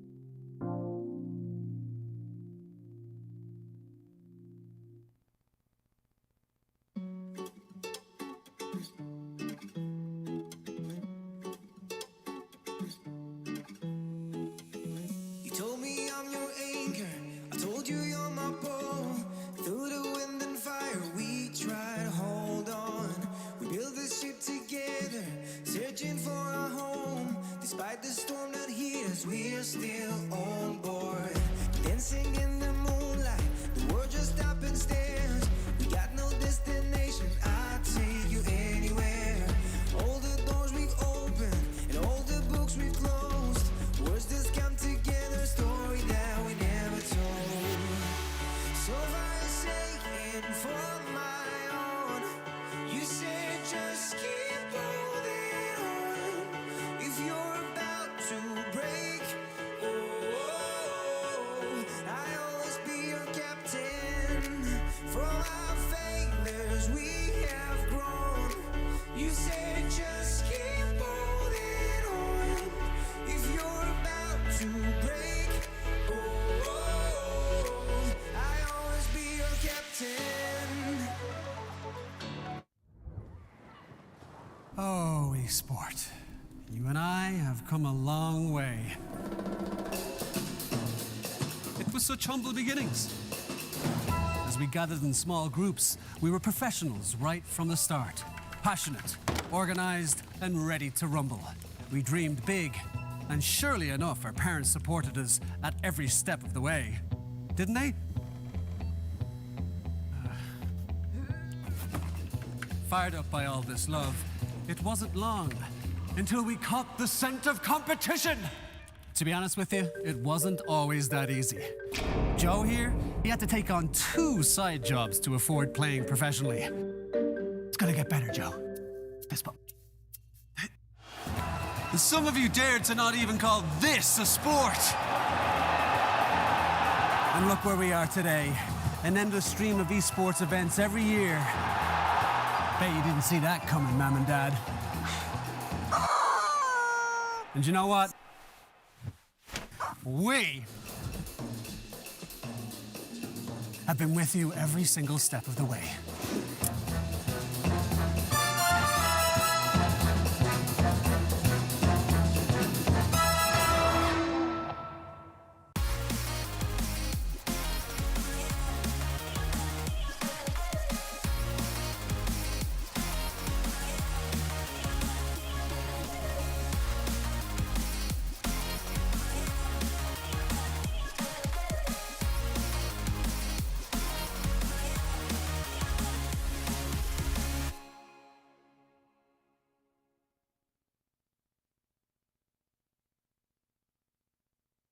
Dream of working with people you watch on screen.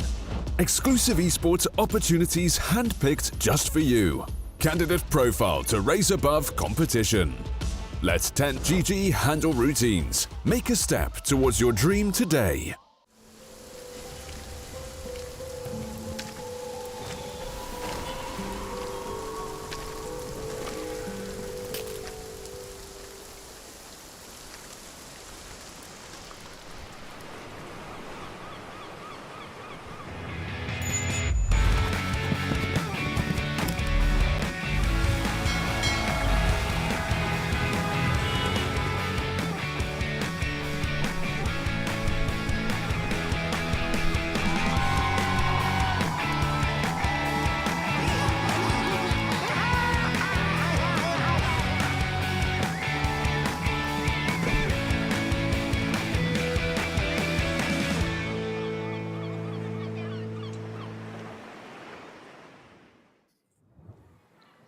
Welcome back on into the stream ready for the Pinnacle Cup Malta Vibes, the tournament brought to you by Gaming Malta, the home of gaming excellence. And obviously, if you guys are watching after that first one, you would have just seen ex-HellRaisers win pretty damn convincingly. Didn't really look like there was anything Virtus.pro could do. So what, in your opinion, Otomo, do Virtus.pro need to really bring to the table here for the second one? You gotta play quicker. You gotta play quicker. I think that Squad X had the right idea with the Storm Spirit. I like that. I think their off lane with the Snapfire was good as well because you have that nice bit of damage coming out from your support. But we had the Enchantress as well as Enigma. Enigma, big downtime. Wouldn't say anything with Black Holes. Enchantress, a hero that doesn't do much after the laning phase. And I mean, they did okay in the laning phase, but Kirtish had to go farm as an anti-mage. So I don't know, you need something a little bit. You just need a little bit more activity coming out from everyone. You know, I want to see more movement, as we saw in a certain news streamer say once. Yeah, definitely. And as we were mentioning earlier on as well, more movement from one particular player we were thinking, which was noticed, of course, on the Pro. Not pointing any fingers at all onto Virtus.pro, but yeah, I think there was one black hole in that entire game, and it didn't even get a single kill. So not really the most ideal showing there for Enigma, but yeah, we will see how this second one goes as we are now into the draft, guys, as it is just speeding along. We'll see if this is going to be as quick of a draft as it was in game number 1. Yeah, for Notice plays a lot of heroes that are relatively low cooldown kind of heroes. You know, the Primal Beast, the Dark Seer, the Beast Master, some nice. He also plays, you know, a lot of the heroes that, you know, we've seen that take a bit of time to get on, like to have a bit of downtime, like a Tide or a Doom. But this Enigma, it was not it. That's not it, you know. No, it definitely wasn't. But hey, Virtus.pro, they decided to first phase ban it. Okay, maybe just really afraid of ex-HellRaisers getting it, or maybe they're trying to say, noticed, you're not playing Enigma. Yeah, he's like, guys, give me another shot. I'll show you what I can do. They're like, you know what? No, you know, I don't ask me again. Yeah, definitely an interesting bit. I don't think I've, in this entire tournament, even in other recent tournaments, I don't think I've seen a first phase Enigma. So yeah, it's definitely an interesting ban to start off with. Obviously the DK yet again, as well as the Brood now being removed here from HellRaisers. What do you think they're fearing next? Do you think it might just be like a, you know, something stand like a Rubik ban perhaps? No, I'm sorry. I was going back to the Dragon Knight because we mentioned that that's something that ex-HellRaisers plays on both heroes, and they get rid of Disruptor again, which is a hero that FNG plays really well, and a hero that, unlike Enchantress, is almost always useful. So they want to make sure that this guy, you know, he brings a good laning phase to your team, and later on he brings good pickoffs as well. Yeah, definitely. Always got that +1 sort of mentality when you've got a disruptor in your team. You think you're about to get away, and then you hear that really annoying sound, and all of a sudden you're back across the map and you're dead again. It's never great. But yeah, we will see what Virtus.pro are going to start off here with the first pick of the second game. And yeah, I feel like it should just be a Rubik, right? Because I believe that was banned in the first phase last game instead of this Enigma. Or was it? I can't remember if it was on the ex-HellRaisers side who actually banned it. I think it was. No, Seiyu is definitely it is a hero that he plays a lot of. If he wants to go for it, they go with it. Again, okay. I'll tell you something. I don't like Enchantress as a hero. I mean, like as a hero in general, I don't like her. I think the hero is. Do you know what, Tomo? Yes. I think I guessed you didn't like Enchantress. I think the amount of times you've bashed on this hero, I was like, yeah, not a big well, not FNG fan, but not a big Enchantress fan. But, you know, clearly they believe FNG can do it. You know what?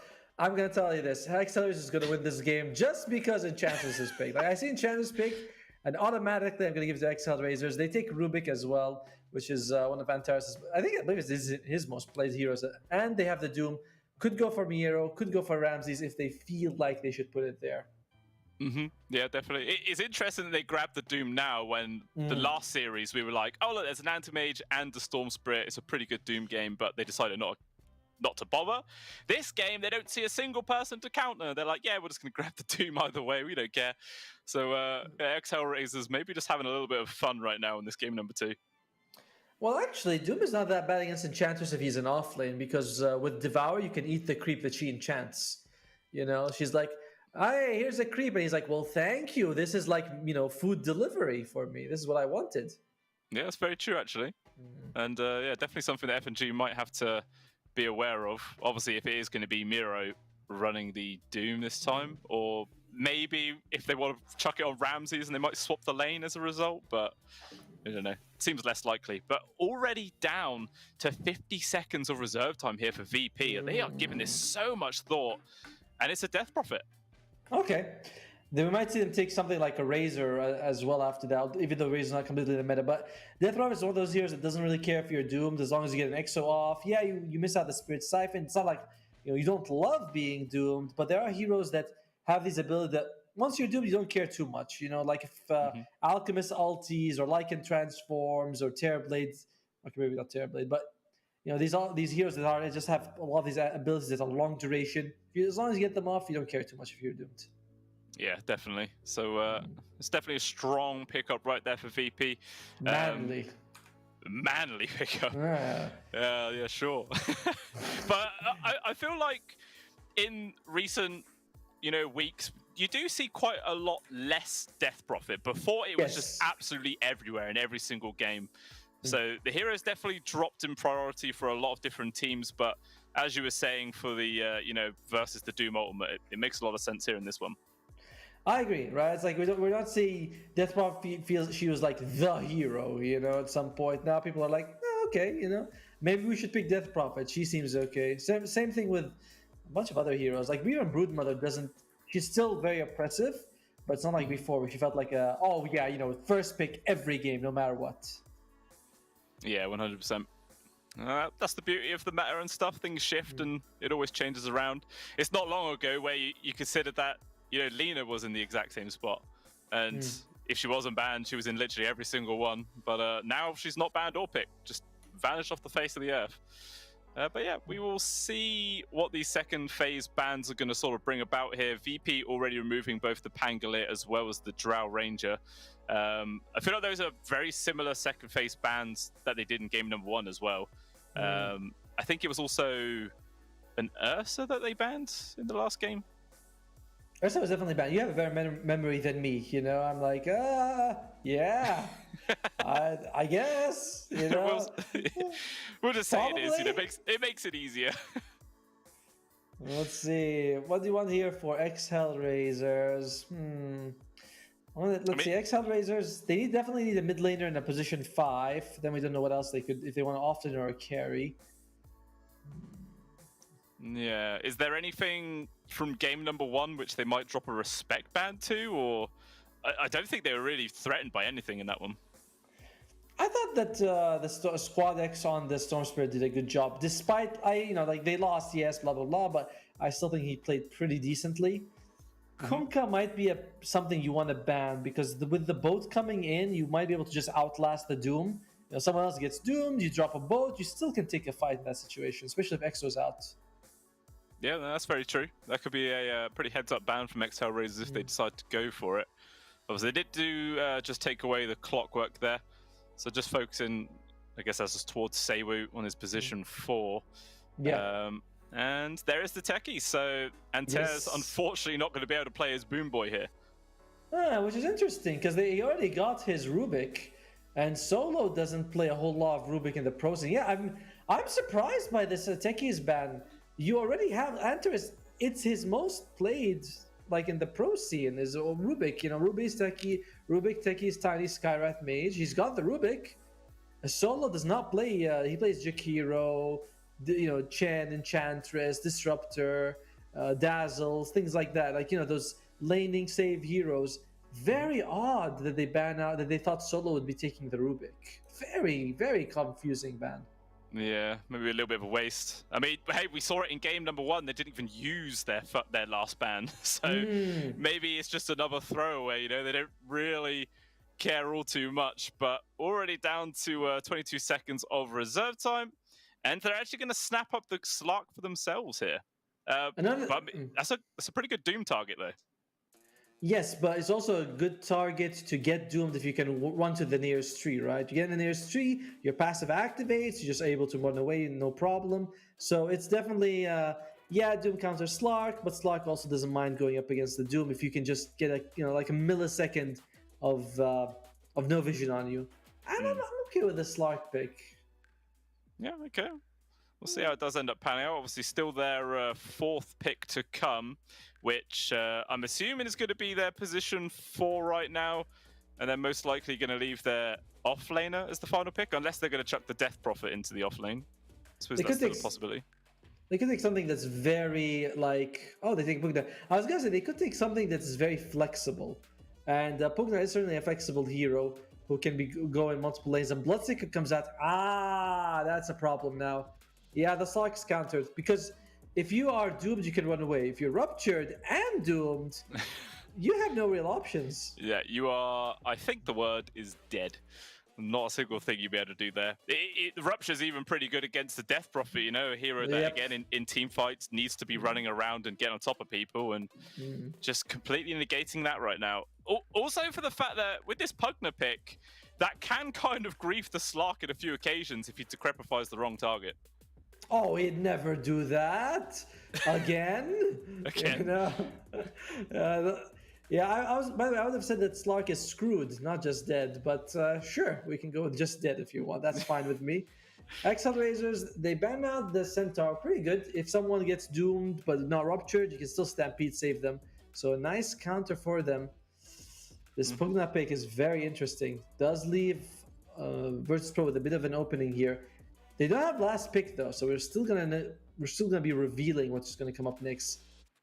Yeah. So obviously, where ex-HellRaisers removed the Centaur there, they're considering the fact that it's a position 3 left to pick. So on the side of Virtus.pro, would you say it's the Pugna that's the support or the Death Prophet? If they are looking for an offlaner, that is for VP. Oh no, it's definitely Pugna support. I mean, I strongly feel like it's Pugna support, but we'll see if they agree with it. It could be Death Prophet support. I feel like ever since the Spirit Siphon went from percentage to static, she's not as good as a support, if that makes sense. Like later on, you were like, oh, I'm always doing, percentage damage. I'm always useful, but now it doesn't feel that way. Yeah, that's definitely true. Definitely lost the sort of will for those position 5 roles, which I'm kind of glad because it was absolutely everywhere at one point, and this is just to remove that from the pool. But still, we are now down to the final picks. VP obviously removing the Zeus as well, and ex-HellRaisers removing the Beastmaster. And only 2 seconds of reserve time here for VP, so they're going to be forced to do this pick pretty damn pronto. And the hero of choice, it's Sachi and Ember Spirit. So, Ember, position 3 Death Prophet then. Yeah, the Pugna, we from the start, we were like, this is a very flexible hero. I think that Virtus.pro wanted to keep as much flexibility in their draft as they could. Ember Spirit comes out.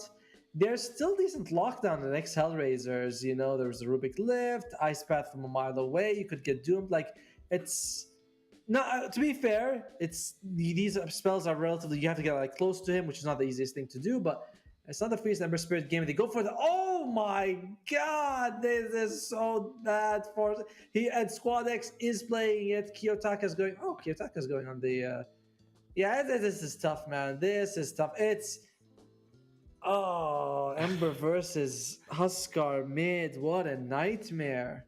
Yeah, that's not going to be easy for Squad at all. I mean, it's definitely a surprise pick because you really do not see Huskars nowadays. It's a very niche style of pick.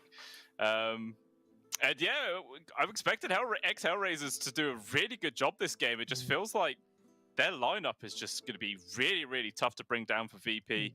Another thing to do as well, like you're saying, the Ember Spirit on the final pick, it's just another fantastic Doom target there for Miro as well. Like, so he really does have his pick of the litter who he wants to go for. Bloodseeker with the Rupture, plenty of targets as well, and Huskar's just going to be doing Huskar things, just beating people away and not really doing much else. Yeah, this feels like a huge outdraft by ex-HellRaisers, and I don't really usually say this because you always think, oh, maybe this team has some tricks up their sleeve, maybe something like that. But I mean, you got very durable heroes on ex-HellRaisers. You got a Doom as well as Huskar. You have Ramses healing up. Solo Jakiro is one of the most durable supports in the game. Virtus.pro, their damage, not exactly bursty or a whole lot of it. And the laning phase, you got mid Huskar versus Ember. Ouch. Yeah, I mean, I suppose you can go for like the mass points into the Flame Guard to try and mitigate a lot of the burn and spear damage, but it won't even take long, and then that protection will just burn away pretty quickly, and then it's just gone before you know it. So it's not even the most reliable thing to fall back on. Not easy at all here for VP. It's definitely going to be them playing their absolute hearts out right now to keep themselves alive in the Pinnacle Cup Malta Vibes tournament. As I was saying, they are just one loss away because we are now into the game, guys. And let's see if they're able to bring something pretty crazy out, or it could just be ex-HellRaisers clean in this series in a very nice 2-0. If you lose, you go home. By the way, this is for Virtus.pro. The ex-HellRaisers, they'll go up against Navi in the finals. It's going to be an interesting thing for ex-HellRaisers. If you know, if they lose this, it's gonna be like wild. I just can't see how they're gonna lose. What is the win percentage? 51%, I thought. So it gives them a slight advantage in terms of the draft. Slight advantage. But you've dropped the caster's curse a lot this game. You said the guaranteed VP will lose because of the 100%. Enchantress FNG, and now you're saying the draft as well. There's only so much you can curse one team here, Otomo. Like, you may have just screwed over ex-HellRaisers. I would have to be the most powerful curse. Like, that would be amazing if they somehow lose on ex-HellRaisers. But I'm willing to bet your kidney that ex-HellRaisers is gonna win. My kidney? Oh, of course. Well, I don't think I quite like this bet. It sounds like I'm losing either way. Let's see. Oh no. Well, Virtus.pro, one thing they do have going for them is decent tower damage. You know, you got the Pugna, you have the Death Prophet as well. Enchantress can get a creep to push as well, so that's decent for them. You know, they are starting off with 2 bounty ruins, which is better than game 1. So. That is very true. They've already doubled up their initial net worth gain. But speaking of double up, if you guys haven't already, you can sign up to join the Real Pinnacle Fund. If you head over to pinnacle.gg/welcome, and you can sign up using the promo code CUP23 to get 100% deposit down up to $100, and you can really join into the real gambling fun of the Pinnacle tournament right now. Obviously, all the terms and conditions do apply, guys. You've got to be 18 plus to enter on in, and you've got to make sure you do it in a safe environment and never commit more than you are willing to lose. Yeah, man, by the way, guys, that's not the only thing we have on the line. If you guys feel like we want to get the Malta Vibe jersey, which is pretty beautiful, make sure you go to their Twitter page, which is the Pinnacle Esports Twitter. Follow the page, there's a pinned tweet, retweet it, comment on it, like it, and you have a chance to enter the giveaway. Yeah, I mean, it's a nice little free prize. Literally no downside not to entering in, because they do look pretty damn snazzy, if I do say so myself. I like them as well. And overall, HellRaisers, laning phase, so far nothing crazy happening. Even though we just say Huskar beats the Ember Spirit, it takes a little while for that to start happening. Yeah, true. Got to get a couple of levels online, but talking about getting beaten, Ramsey's just running at noticed and actually forcing the DP quite far away. Obviously, level 1 Crypt Swarm to gather, you know, to get the range creep kill, but having no Spirit Siphon just really allows the Bloodseeker to run at you. Well, look at Kiyotaka. He's like, you want it? Do you want the creep? Do you want it? No, not for you. Make sure every time he goes up, he gives him a nice burning spear straight into his chest. Yeah, just really keeping the Ember Spirit at bay right now. Just getting all of these sort of lusts coming through. At least he's able to use the Sleight of Fist to get the range creep. That's something, but immediately just has to run back to the safety of his tier 1. Yeah, I think he's got a ball coming out for him, and taking a little bit of damage again for Squad X spawn lane. Though, and Ramsey's just running at them. He's like, you guys want to show up in the ring? I'll just force you out. And my God, Notice has only got 4 CS in the first 2 minutes and a half. It's really rough. Normally when you see, you know, a carry constantly running and hitting people, generally that means their CS is suffering as a result, but he's still top 14-3 right now. FNG? He's having a near on perfect game, but who's not perfect? FNG just able to make it back to the safety of the tier 1 tower, though. Very, very close to being the first blood for HellRaisers.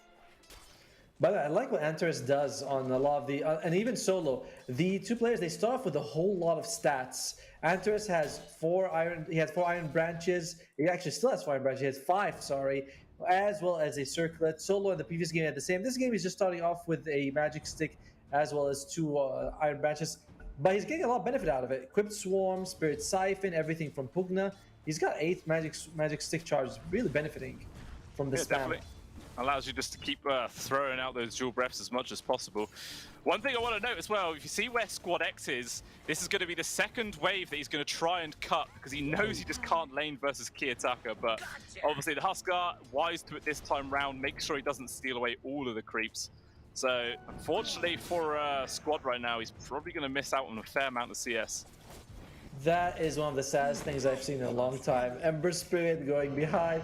To be fair, I mean, he's doing the right thing. Like, this is him adjusting perfectly, but also tells you how much he's being dominated in the lane by Kiyotaka. It really is. And now even Solo's coming over. Like, he's like, okay, anyway, are you going to try again? Going to try another drag? No, well, it just means Squad is now having to just run himself into the jungle. He doesn't even need the bounty rune to fill up his bottle right now. He's got a water rune, full HP, full mana, but he has to just hit neutral creeps as a level 4 Ember Spirit. This is a disaster. No other word to describe it, really. Man, and it's not like bot lane's even better. Notice he's suffering even more. He's getting nearly tripled by Ramses. FNG is gonna burn to death. Well, no, he just gets magicked to death. Just a little green blob slaps him in the face and gets him killed. So not only is, you know, the bottom very heavily advantaged for ex-HellRaisers in terms of CS, the mid is just a complete body win, and now their top lane also gets the first blood. This is a very, very strong start here for ex-HellRaisers, and VP, they're gonna have to start mixing things up pretty soon, because if the game stays on this current pace, it's gonna be just as quick as game number 1, it feels. If Notice can become a little bit more active, we might see something going for them. Death Prophet against the Huskar, you do a lot of physical damage with the Exorcism. You can Spirit Siphon to stay alive while he's beating you down. So you do a decent amount of that. Like, you can go not toe-to-toe, but a few seconds solo. He's low health. Solo's still alive. Needs about one more hit. He manages to make it out of there just fine. Very close, though. Yeah, it's very close. The Nether Ward's always going to be a pain in the ass, really. It really stops the dual breath from coming through. He's going to be killing himself to the tower just so that he can come back with full health, full mana. All right, that's fine. Well, so he gets the credit, but no experience. That's what really matters. Who are FNG just sort of playing around with Antez right now? Nicely used telekinesis to avoid the hoof stomp that comes on through. But unfortunately, Antez is still going to lose this sort of DPS war. Those damn annoying sprites, man. That's what really is makes trading with an Enchantress near on impossible. Yeah, I mean, if you can't burst her down, then she'll always get that massive heal. Doom, he's got the Bzzzt creep, one of my favorites. The Harpy Stormcrafter, 140 damage. Yeah, it's a lot, by the way, early on. It really is. I mean, we were actually saying, you know, before this game began that we need to start doing more sound effects, and yes, Bzzzt is definitely, you know, Miro's helping us out right now. Yeah, he is. Yeah, we were saying like, wait, it's too quiet. Let's try our voice acting skills, and we got Bzzzt from the start. That's pretty fun. That's handy. Are there any other like key neutral creep spell sounds? I don't know if there is. I mean, I think the Centaur stun is pretty. Oh, FNG. There you go. FNG's dead. Yeah, I mean, the Centaur stun is like a horse sort of going. You do that one. No, I'm gonna wait until I hear it one more time before I attempt it. I will try it if I can hear, but I know if I just chuck something out right now, I'm gonna seem even more stupid than I actually am. Well, yeah, I mean, I'll stick to the Bzzzt. I don't mind that one, but in the meantime, though, ex-HellRaisers, they continue to grow their lead just a little bit here. 1,000 gold already in the first 7 minutes. I expect that to get a bit big more as the game goes on. Squad X, though, he's level 6, so he can start rotating if he wants to. Noticed? Oh, in some danger right now. Just going to apply some pressure onto Ramses, which force him to fall back. Nothing's really going to happen there, but yeah, like you were saying, Squad X, even though his CS is pretty bad, only 26 and 0, the fact that he is actually level 6 still, despite, you know, being shoved out the lane, you know, level 6 at 7 minutes in, it's not that bad, all things considered. Oh, bottom lane though. We can see Kiritage, he's low health, which means he's not going to be able to recover with because the thirst is on him. Always that's one of the worst feelings when you're playing Slark. Doom. Well, on top though, Miro, yeah, just going to get ran down. Squad actually making his first rotation of the game very effective. Looks like he's changed his target to Antez. Meanwhile, down at the bot, it's actually Notice who gets ran down. Solo actually getting the final hit there with the Ice Path. Right, that 50 damage, you know, it's 50 damage in all 4 levels, and he still manages to steal a kill with it. Very nice. It used to be 100, by the way, which is kind of crazy. I was like, yeah, here's 100 damage for free, and that just put Jakiro as a top tier support for a while. Then he's like, all right, 100's a bit too much. We'll cut by half. I mean, why can't we have both? Why can't it be a scaling? You know, like 40, 60, 80, 100. That would be fun. I think that's a good idea, especially if you like make level 1 maybe only like 25 damage or something like that. Whoa, eventually it becomes fair. 40, 60, right? 25 is a bit. 40 is fine. Okay. I think you're making Jakiro super powerful. I'm giving it 50 damage at like level 9. Come on. All right, FNG. Who's catching who though? I don't know, there's a lot of heroes coming about right now. FNG tried to get a kill into the Observer Ward, but doesn't end up achieving it. And Kiyotaka getting kind of low, but he doesn't care. Instead, VP deciding to go for that much easier kill of Antez, and they do manage to find it. So a trader supports the end of the day, plus they get the D Ward, so it's not even that awful of a trade for VP. Yeah, VP is holding on very well. Like I wrote them off saying that they're going to suffer. Then they've been they weathered the storm very well. Solo, he's not going to be weathering this storm though.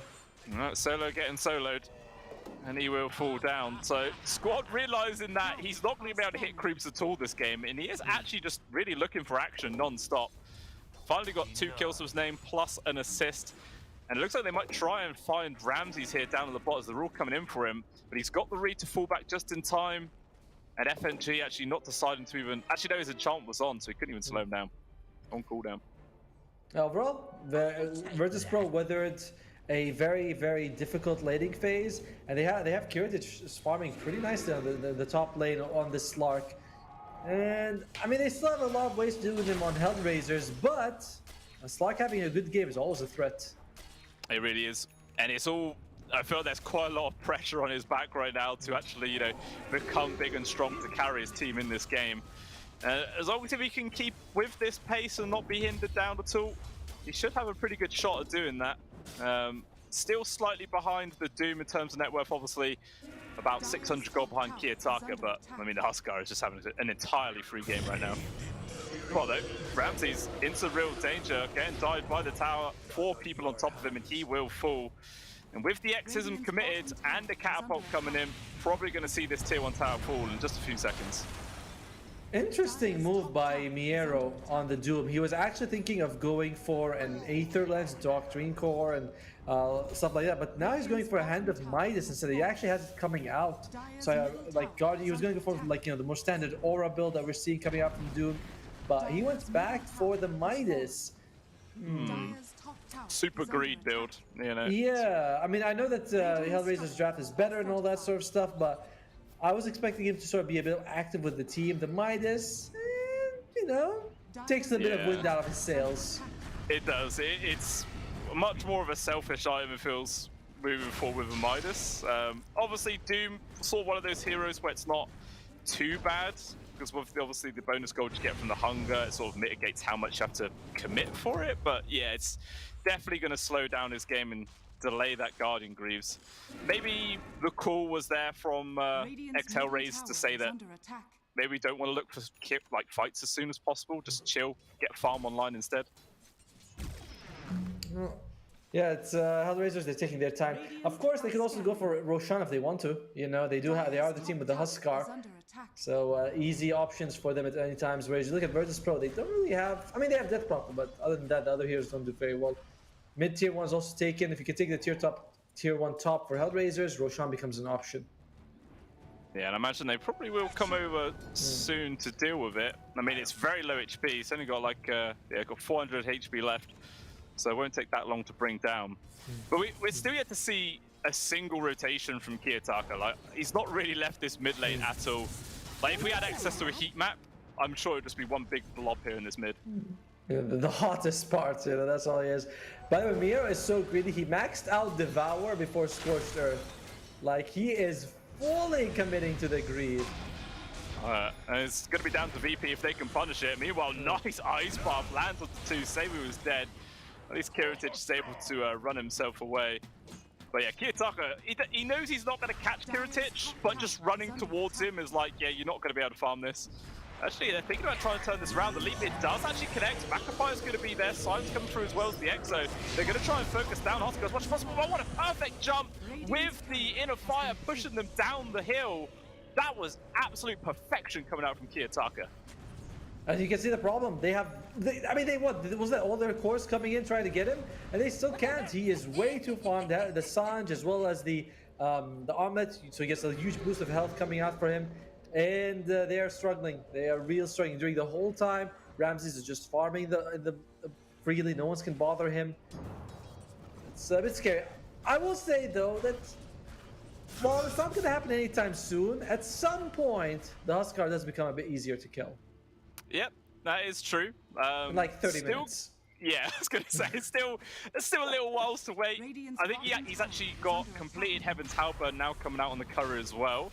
So an extra sort of tool to deal with the right clicks on the Slark and the Ember. Obviously the Slark can turn it away, purge it away, but we do see Roshan #1 now being brought down whilst we do look at this replay.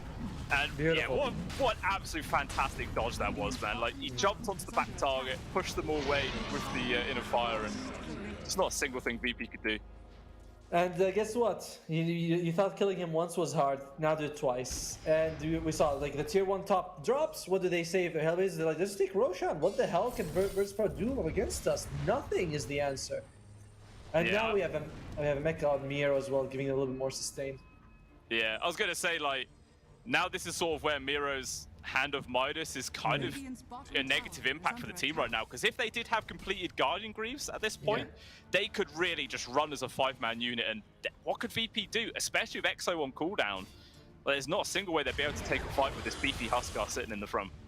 To be fair, he's gonna have Greaves in like a minute, you know? Like, he is very greedy, but he's gonna have Heaven's Halberd finished up on the Huskar, goes to BKB, probably Aghanim Scepter next, and yeah, Heaven's Halberd is great against the Slark. You know, you cannot dispel it, and the miss chance is also very annoying because Slark does not build MKB. No, yes, one of his least favorite items to actually build. If he was going to force him to do that, it's not going to be great at all. But still, 3k gold advantage now. 5 for 5 is the scoreline at 15 minutes in. It's probably the one of the most calmest games we've had in this tournament. Generally, there's this non-stop action happening. Well, looks like the top tier 2 does fall down at, just 15 minutes in. Ex-HellRaisers taking objectives. And by the way, Antares has stolen the Nether Blast, so he's actually pushing towers with this Rubik.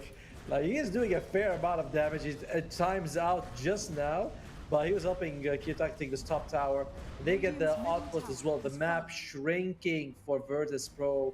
And the question is there anything they can do to sort of stop this? And I don't think there is. Yeah, it's really hard. I mean, even if they grouped up as like a 4-5 man or something and tried to look for kills, they probably do have the means to burst down one person, but if there's anybody else there, ex-HellRaisers should be able to turn the fight immediately around and just punish VP super easy. Yeah, it's not going to be simple whatsoever. I mean, like you were saying at the start, they've definitely got some like strong pushing potential with the Exo plus the Blast and the Enchantress, but it is actually ex-HellRaisers that are just applying way more pressure. Yeah, good push is good, but you actually have to reach the objective, right? And you can see Virtus.pro, look at how they're huddled, you know, on their side of the map, just, you know, trying to protect towers, but not willing to actually commit to a fight. Very difficult situation. It is. I mean, I suppose at the end of the day, yeah, they can say they're making space for the Slark, but he still ways behind. Only 500 actually between himself and Ramses, which isn't bad, but it is really Kiyotaki right now who's the big problem. Yes. But he will have his Aghanim Scepter very soon if he assembles the Echo Saber, about 50 gold from now. That will help. The question is, how good is your Slark going to fare up against the Huskars? You were mentioning, we already talked about Heaven's Halberd. He's also the most farmed hero. He's got the Aegis, which will expire in about a minute and a half. So maybe Virtus.pro will think about making a move then. Yeah. That's a strong maybe, because it just seems like the game plan from ex-HellRaisers is just to keep pushing. Like, they take down the top tier 2, take down the middle tier 2, and I'm pretty damn sure they're going to try and aim for this bot lane right now. Here we go. Move all the auxiliary towers. Oh yeah, they found Ramses. He's slowed, he's silenced, taking a lot of damage, and he will actually fall. Okay. Big signs of life there from VP to bring down the enemy carry. But like we were saying, it's not like Ramses is the real problem at this point. I mean, sure, delaying this game is fantastic, but still got to address this Huskar eventually. And by the way, his BKB was actually on the courier on the way to him. It was like literally near the secret shop delivering him. So Ramses losing his life. A little bit of an unfortunate situation. But does it change the game much? Not really. What will change is what happens when the Aegis expires if Virtus.pro can find Kiyotaki. Yeah. And I'm sure they're going to try their best to maybe do that, as he's getting very close now to his axe. Actually got it up in just 500 gold, and whoever he does jump on, obviously going to be forced to try and fight and survive as best they can. I don't really see that happening. I mean, actually, I suppose there could be a Decrepify save from Seiwu. True. Um, That would help a lot. But you better make sure you decrepify him after he gets jumped, not before, because you don't want to amplify the magic damage. No, yeah, that could be pretty damn awkward. So, yeah, I feel like maybe there's a lot of pressure on Seiwu to do that. I mean, obviously he has picked up the Ether Lens already as well, so the extra bit of cast range will allow him to decrep his teammates a bit easier. But actually, where decrep is still only level 2, cast range isn't great. Actually, this was... Oh, yeah, I was thinking one of the spells got buffs and casters, and I was like, oh, wait, it's Nether Blast, not Decrepify. It's fine! It's fine! It's... Oh, it's such a tough situation to be in. In the meanwhile, but if they can find a couple of pickoffs, they could start turning this game around. Remember, they have an Enchantress. Ooh. That's it. The big FNG entry. Oh, we won't grab on towards the Can you get it? Ember Spirit. Nice just moves. able to get a couple of jumps around. Final Remnant used though. Actually got one coming up. Teeping in the trees, and he will actually make it out. Very, very close, but good footwork. Amazing. Like, wasting so much time. Squad X looks... I mean, it cost him 3 rivers, but who cares? Making that alive was the bigger deal. And he's got a Lincoln Sphere. Get it on in his quick buys. Like, yeah, I'm not gonna have that happen again. You know, I'm not gonna be caught with my pants down like that and forced to use 3 remnants. Yeah, 100%. I mean, there's a lot of spells that he needs to block. You're saying the telekinesis, the doom, now the ultimate from the Huskar with this Ag. Sort of, you've got to mitigate that as well. But it's like, obviously, you can only stop one of them. There's going to be a couple that get through. Yeah, if you have a remnant far away and you get blocked the first one, that might be enough, right? It's like you're walking around, the Lincoln stops, you're like, I'm out, no more. That's all. I don't want to be here. Second rush could be respawning in about 1.5 to 4 minutes and a half. HellRaisers continue to control the map, but not extending their lead too much. Remember, they have a Doom with Midas, so the fact that Goldie is where it is pretty good. The true squad has been caught from the ice path setup with the taunt there. He just gets brought down with ease. Nothing he could do elsewhere as well. FNG being brought low at the top lane area, even finding Seiwu. Okay, so when VP start dying, they all start dying apparently. Actually, what fights happen in the midst? They found an opportunity to try and go on towards Ramsey's here, but BKB's fine. He did land the rupture on towards Kirich. But it looks like, yeah, the Slug's okay. He's going to go walk it off. Yeah, he's all right. That is the first BKB used on Ramsey, so which is nice. You know, you are able to get that down a little bit, but you're hoping to get a kill, and you lose 3 people across the map. So still, HellRaisers feeling like they're in a very good spot. Once Mia he's going to go for a BKB himself. If you're Virtus.pro, you got very little that goes to the BKB. I don't think you have any lockdown that goes to the BKB, in fact. No, literally nothing at all. Which means Kiritich probably after completing this BKB might just be essential to build himself an Abyssal Blade perhaps. But it just depends if the game's going to go long enough for him to really farm the item and use it to good effect. They are attempting a smoke maneuver right now. 3 of them coming through with just the Ember Spirit not involved. Instead, Solo's going to be there to break it. Poor old Shakira will die. There's that Decrepify. Grief in his carry a little bit, but Solo will still get caught, but onto the backlines. FNG really getting picked off as well, so the trade for now, they're going to still commit forward. BKB on cooldown for another 20 seconds here from Ramses. Kiritich jumping himself forward, gets his ulm off. With the wall stop, hold him in place. He's okay for now, but there's going to be the taunt, forcing him to fight, and with the Heaven's Outburn as well. Making sure they disarm him, but Slug is able to disengage. Decrepify was there to keep him alive. So it looked like we was going to get a really big fight, but somehow nobody else really dies, just position 5s. Yeah, a lot of punches being thrown, but both teams not willing to really heavily commit for that, and in the end, everyone makes it out alive. HellRaisers very durable, Virtus.pro very mobile, and that's why no one ends up dying. And check out the item coming out from Slug. He's got a Mage Slayer on him, really good against the Huskar, who a lot of his damage is over time with the Burning Spears. Yeah, definitely a heads-up pick right now. And maybe Kiyotaka, yeah, he's got the BKB queued up to try and remove that effect. Meanwhile, looks like a jump towards the mid. Miro jumping in for notice to get the grab as well with the ice path. The heals coming in though from Big Saber. Saki. Keeping his offlane alive. He's so damn strong. He's okay. Ramsey's actually forced to pop his BKB again defensively. And they run away. Immediate resmoke from VP. They know there's no BKB now, and they're going to hunt, but there is actually still a Doom available. Rupture is back up as well. So ex-HellRaisers definitely have the means to take this fight. So don't break the smoke. The Doom was there, but immediately the ultimate from Kirich cancel it out. Good ice path, allowing everyone to disengage. Looks like they might just reset and try and go again, as now ex-HellRaisers are the ones to do their own smoke. But doesn't look like they're actually going to commit for anything.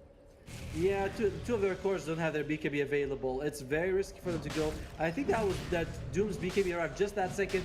And what does Virtus.pro think? Let's go for Roshan here. No, we know that BKBs aren't available, but just because BKBs aren't available doesn't mean that Huskar and Doom, that Rupture and Doom can't be used. Yeah, I mean, now that the EXO is over, though, really isn't really any ways they can take this fight, and they have to just fall back, which means probably could see a free Roche here for ex-HellRaisers. Obviously, Kiyotaka just chilling and down at the bot, getting his own farm on the go. But there is now a completed BKB for him on top of everything else. So, yeah, Roshan number 2, definitely going to be on the table here. Do you want to give it to, FNG, doing enchantress things? Yeah, your favorite hero doing your favorite action, which is feeding. Yes, that is exactly how it is. And my God, man, I just get I don't know why. I know it's irrational that I don't like Enchantress that much. And I mean, I've seen Puppy literally carry the game against Team Liquid at TI with the hero, but I see Enchantress and I'm like, no, I don't like this hero. I'm unhappy. Yeah. I always feel like, hang on, Securities get hit from the Doom though. He was trying something very ambitious, and it just did not pay off. Ends up giving a free kill to Kiyotaka with the Aegis and Shard still coming into him. That was a real bad situation. I gotta say, the Virtus.pro do not look like they're on the same page. Notice was all the way in the bottom lane when that happened, and Burst Spirit wasn't enjoying that. It doesn't feel like they're playing cohesively. You know, every time you see a move is being made, Virtus.pro, like you said, in the first game, no black hole. We talked about this giant fight in the bottom lane. Everyone came, Notice did not. This situation, Squad X is farming top, and Kiriti still jumps in. I'm not getting the feeling that Virtus.pro is just communicating that much. No, it's very clunky, very awkward. And now we do see the first high ground push as well coming out. Obviously, Decrepify being pretty annoying, but Ember Spirit making sure he's cutting the creep waves at the very least to try and delay this. There's just one catapult coming in momentarily to bring down the backdoor protection. Kiyotaka already caring about that, still just down beating away. Taking quite a lot of pokes. Jump forwards from Kiritic. Does get held up there from telekinesis, but purges it away and walks it off. But his ultimate gets committed down for a minute. Now Noticed in danger. With the jump forwards again, taunting it back. There's going to be the Hoodstorm holding place. The Sucky is just about enough to bring him down. Just trying to keep him up. Now the tier 3 will still fall. And Barrett's going to fall momentarily afterwards. Next time you have to make the life drain sound effect. All right? I'll let your imagination work. Squad X, by the way, doing a good job of pushing out the lanes. They're trying to do that for Virtus.pro on all of the lanes, actually. Mid lane FNG, as well as Kiritic have been working on it. Bomb is already naturally pushed out, so at least they are wasting some of this Aegis time, but unfortunately, 3 minutes is a lot of time to work with. It really is. As we saw just on the graph then, it's just still going up and up towards ex-HellRaisers right now. Currently sitting at a 94% win probability. It's looking nearly insurmountable right now. 15k gold lead. But game number 1 was technically worse than this. Oh, yes. Technically. But this one still feels extremely rough. I'll be honest, I think game number 1, they had a better chance of winning from the draft. Like, this game, from when you look at the draft, you're like, oh my God, this is painful. But yes, game 1 was over by this time. So, Virtus.pro, they're hanging on. Tournament lives on the line. You win this, $5,000 in your pocket. You get another 16 if you win the grand finals. Of course, you go up against Navi, and you get to brag that you're the best team in the CIS region. Yeah, that's what people like, those bragging rights. Oh, don't look. Just don't look, Kotomo. You're only going to hate the Enchantress more. I mean, she is proving. Now, how could I hate the hero who's proving my point that she needs some sailor. I don't know. She's fine. She's fine. Ramsey is going to be pushing mid lane. It's funny if you look at the scores. You know, 1 death for Kirich, 2 for Sewu, 1 for squads, 2 for Noticed, and then 7 for FNG. You know, doing the classic position 5 feeding. I mean, To be fair though, he is doing what he needs to do, which is to push out the lanes, right? Like, and if you lose him, you don't care, but it's not doing too much. This rack is gonna fall. Creeps are here and no one can defend. Virtus.pro has not committed to a single fight in this game. Every single fight has been them poking while, hellRaisers just gets more and more fat. Yeah, I mean, you could sort of understand the sort of dodging tactic if you are still, getting better farm off the map, but it is just ex-HellRaisers getting further and further in the lead, and Kiyotaka still just very comfortable sat here, hitting onto the tier 3s. It will now fall down. Still not going to be deterred. Got another minute left on this Aegis, and VP going to be forced to fight. The Ember Spirit as well as the Slark, just cutting the waves, trying to get the backdoor protection in, which should be coming up very soon, which might be enough to keep this barracks alive. It's taking a long old time. Meanwhile, it's FNG dead again. He is gone. Why is there still no backdoor protection? Okay, there it is. Okay, that took a really long time. There's a creep in the top lane that was there for the entire time until the range racks fell. So that's why, because I was thinking, oh, there's nothing there. I go into the game, I'm looking, and I'm like, there's a melee creep at the top, just fighting it out. And so that was very unfortunate for them. He's got Hero's Doom was, I think he thought he was about to get a jump on towards the Sluck there. Got a little bit ahead of himself. Okay, that's ultimate down for 2 minutes. Maybe a small window for VP to make something happen, perhaps. Certainly, if they decide to commit for a 2% chance, baby. All right, Aegis expires. Doom is down. VP, you've got to do something here. This has been just such a farm fest against the Doom. All right, this is nice. Yeah. Found a jump to solo, 4-staff away, 4-staff down to low ground as well. He's juking a drive with this Kira with a telekinesis wave, but actually throws him closer to Kiritech. He will fall. Meanwhile, Kiyotaka being into squad right now, disarmed up, trying to retreat, jumping in out, actually flies back into the back of Pyre, and he will get burnt down. Kiyotaka denying the retreat for notice. There will be a Decrepify at least, keeping the Death Prophet alive for now. Meanwhile, off to the side, the Slark is playing around with 3 people on his own, holding him at bay. But still, now they're getting involved with the rest of the team. Miro jumping forwards. Notice again, taunting it up. Slark jumping in the heels. The Decrepify's not enough. The AoE stun. It connects onto all the cores. They're all dead. No buybacks, just for FNG. But there is the GG call. VP are done. They tap out and ex-HellRaisers, sorry, clean it up 2-0. Feels like if Virtus.pro had committed earlier to taking these fights, maybe they could have won. Remember, they still managed to get a buyback out of solo, despite the fact that they're like, what, 20,000 gold behind. So Virtus.pro, they dallied too long, waiting, thinking somehow going to get better. They tried to cut creeps, just wasn't enough. And in the end, congratulations, HellRaisers. They go all the way. They do. Yeah, do an absolute fantastic job as well. I mean, I was kind of expecting this series to be a little bit closer in all honesty. I thought it'd be a bit more back and forth, but clearly ex-HellRaisers, they just show up. They were ready, and they just annihilated Virtus.pro. Really did feel like there was nothing they could do to turn that one around. Yeah, game 1, I felt like a big outplay. Like we were saying that Enigma couldn't get any black holes off. Game 2 just was an outdraft from the start. From the start, we were like, yep, this is 90% over. I mean, when we saw the 98%, I was like, that's how I felt from the start of the game. It was really difficult for them to play. It's Ember versus freaking Huskar. The Doom was having a free farm. You have Slark against Doom and Bloodseekers. It's a nightmare game. And Enchantress. That's a liability right there. And Enchantress. That should just be like the final comment of the entire series. ... and Enchantress. But yeah, let's have a look at the brackets after the conclusion of that series. Obviously, ex-HellRaisers now putting themselves into the grand finals versus Natus Vincere. When was the last time anyone called them by their full name? That just felt very foreign to me. Yeah, right? I was like, when you said that, I was like, who is this Natus Vincere? I was like, oh, there they are. Oh, it's Navi. Yeah, I do hear that sometimes when they used to go to like TIs and they would be called by their full name, like it wasn't EG, it was Evil Geniuses versus Natus Vincere, or Natus Vincere. But both of these teams are invited teams. Neither of them has dropped a single game in the 3 matches that they played. I would say that ex-HellRaisers had a slightly tougher road, up against Virtus.pro, up against OG. But even so, it's looking like a crazy match in the grand finals.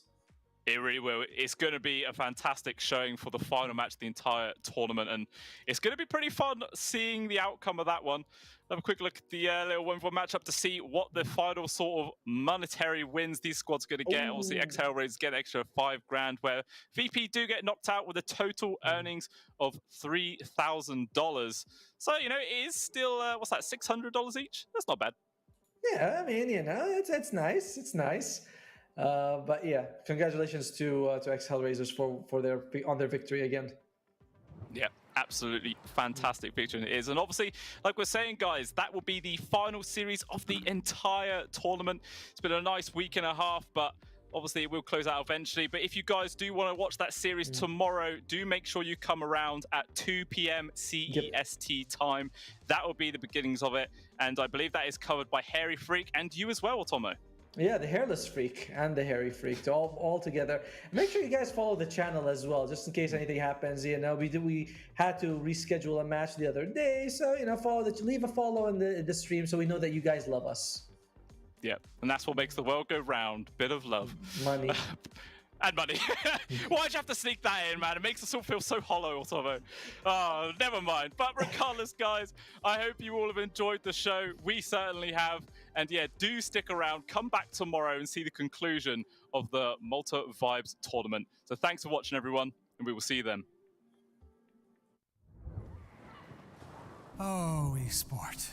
You and I have come a long way. It was such humble beginnings.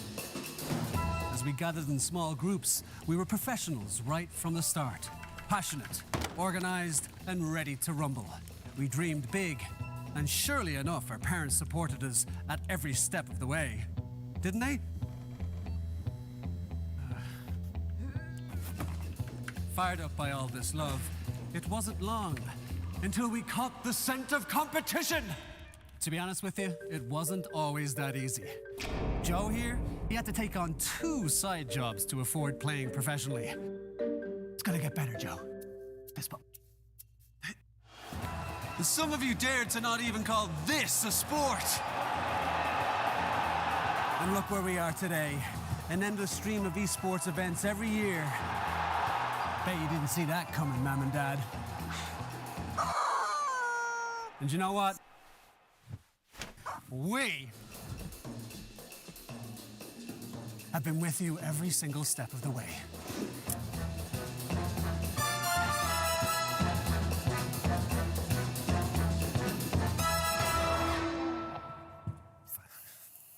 Sorry. Go on, go back. That's it. That's better. Keep going. Let's bring that down here. No. Keep going. Go. Roll. And cut. Cut the thing. I'm going. Where are you going? Where are you going? Hey, come back. Guys, ladies. I don't know if that's correct. No.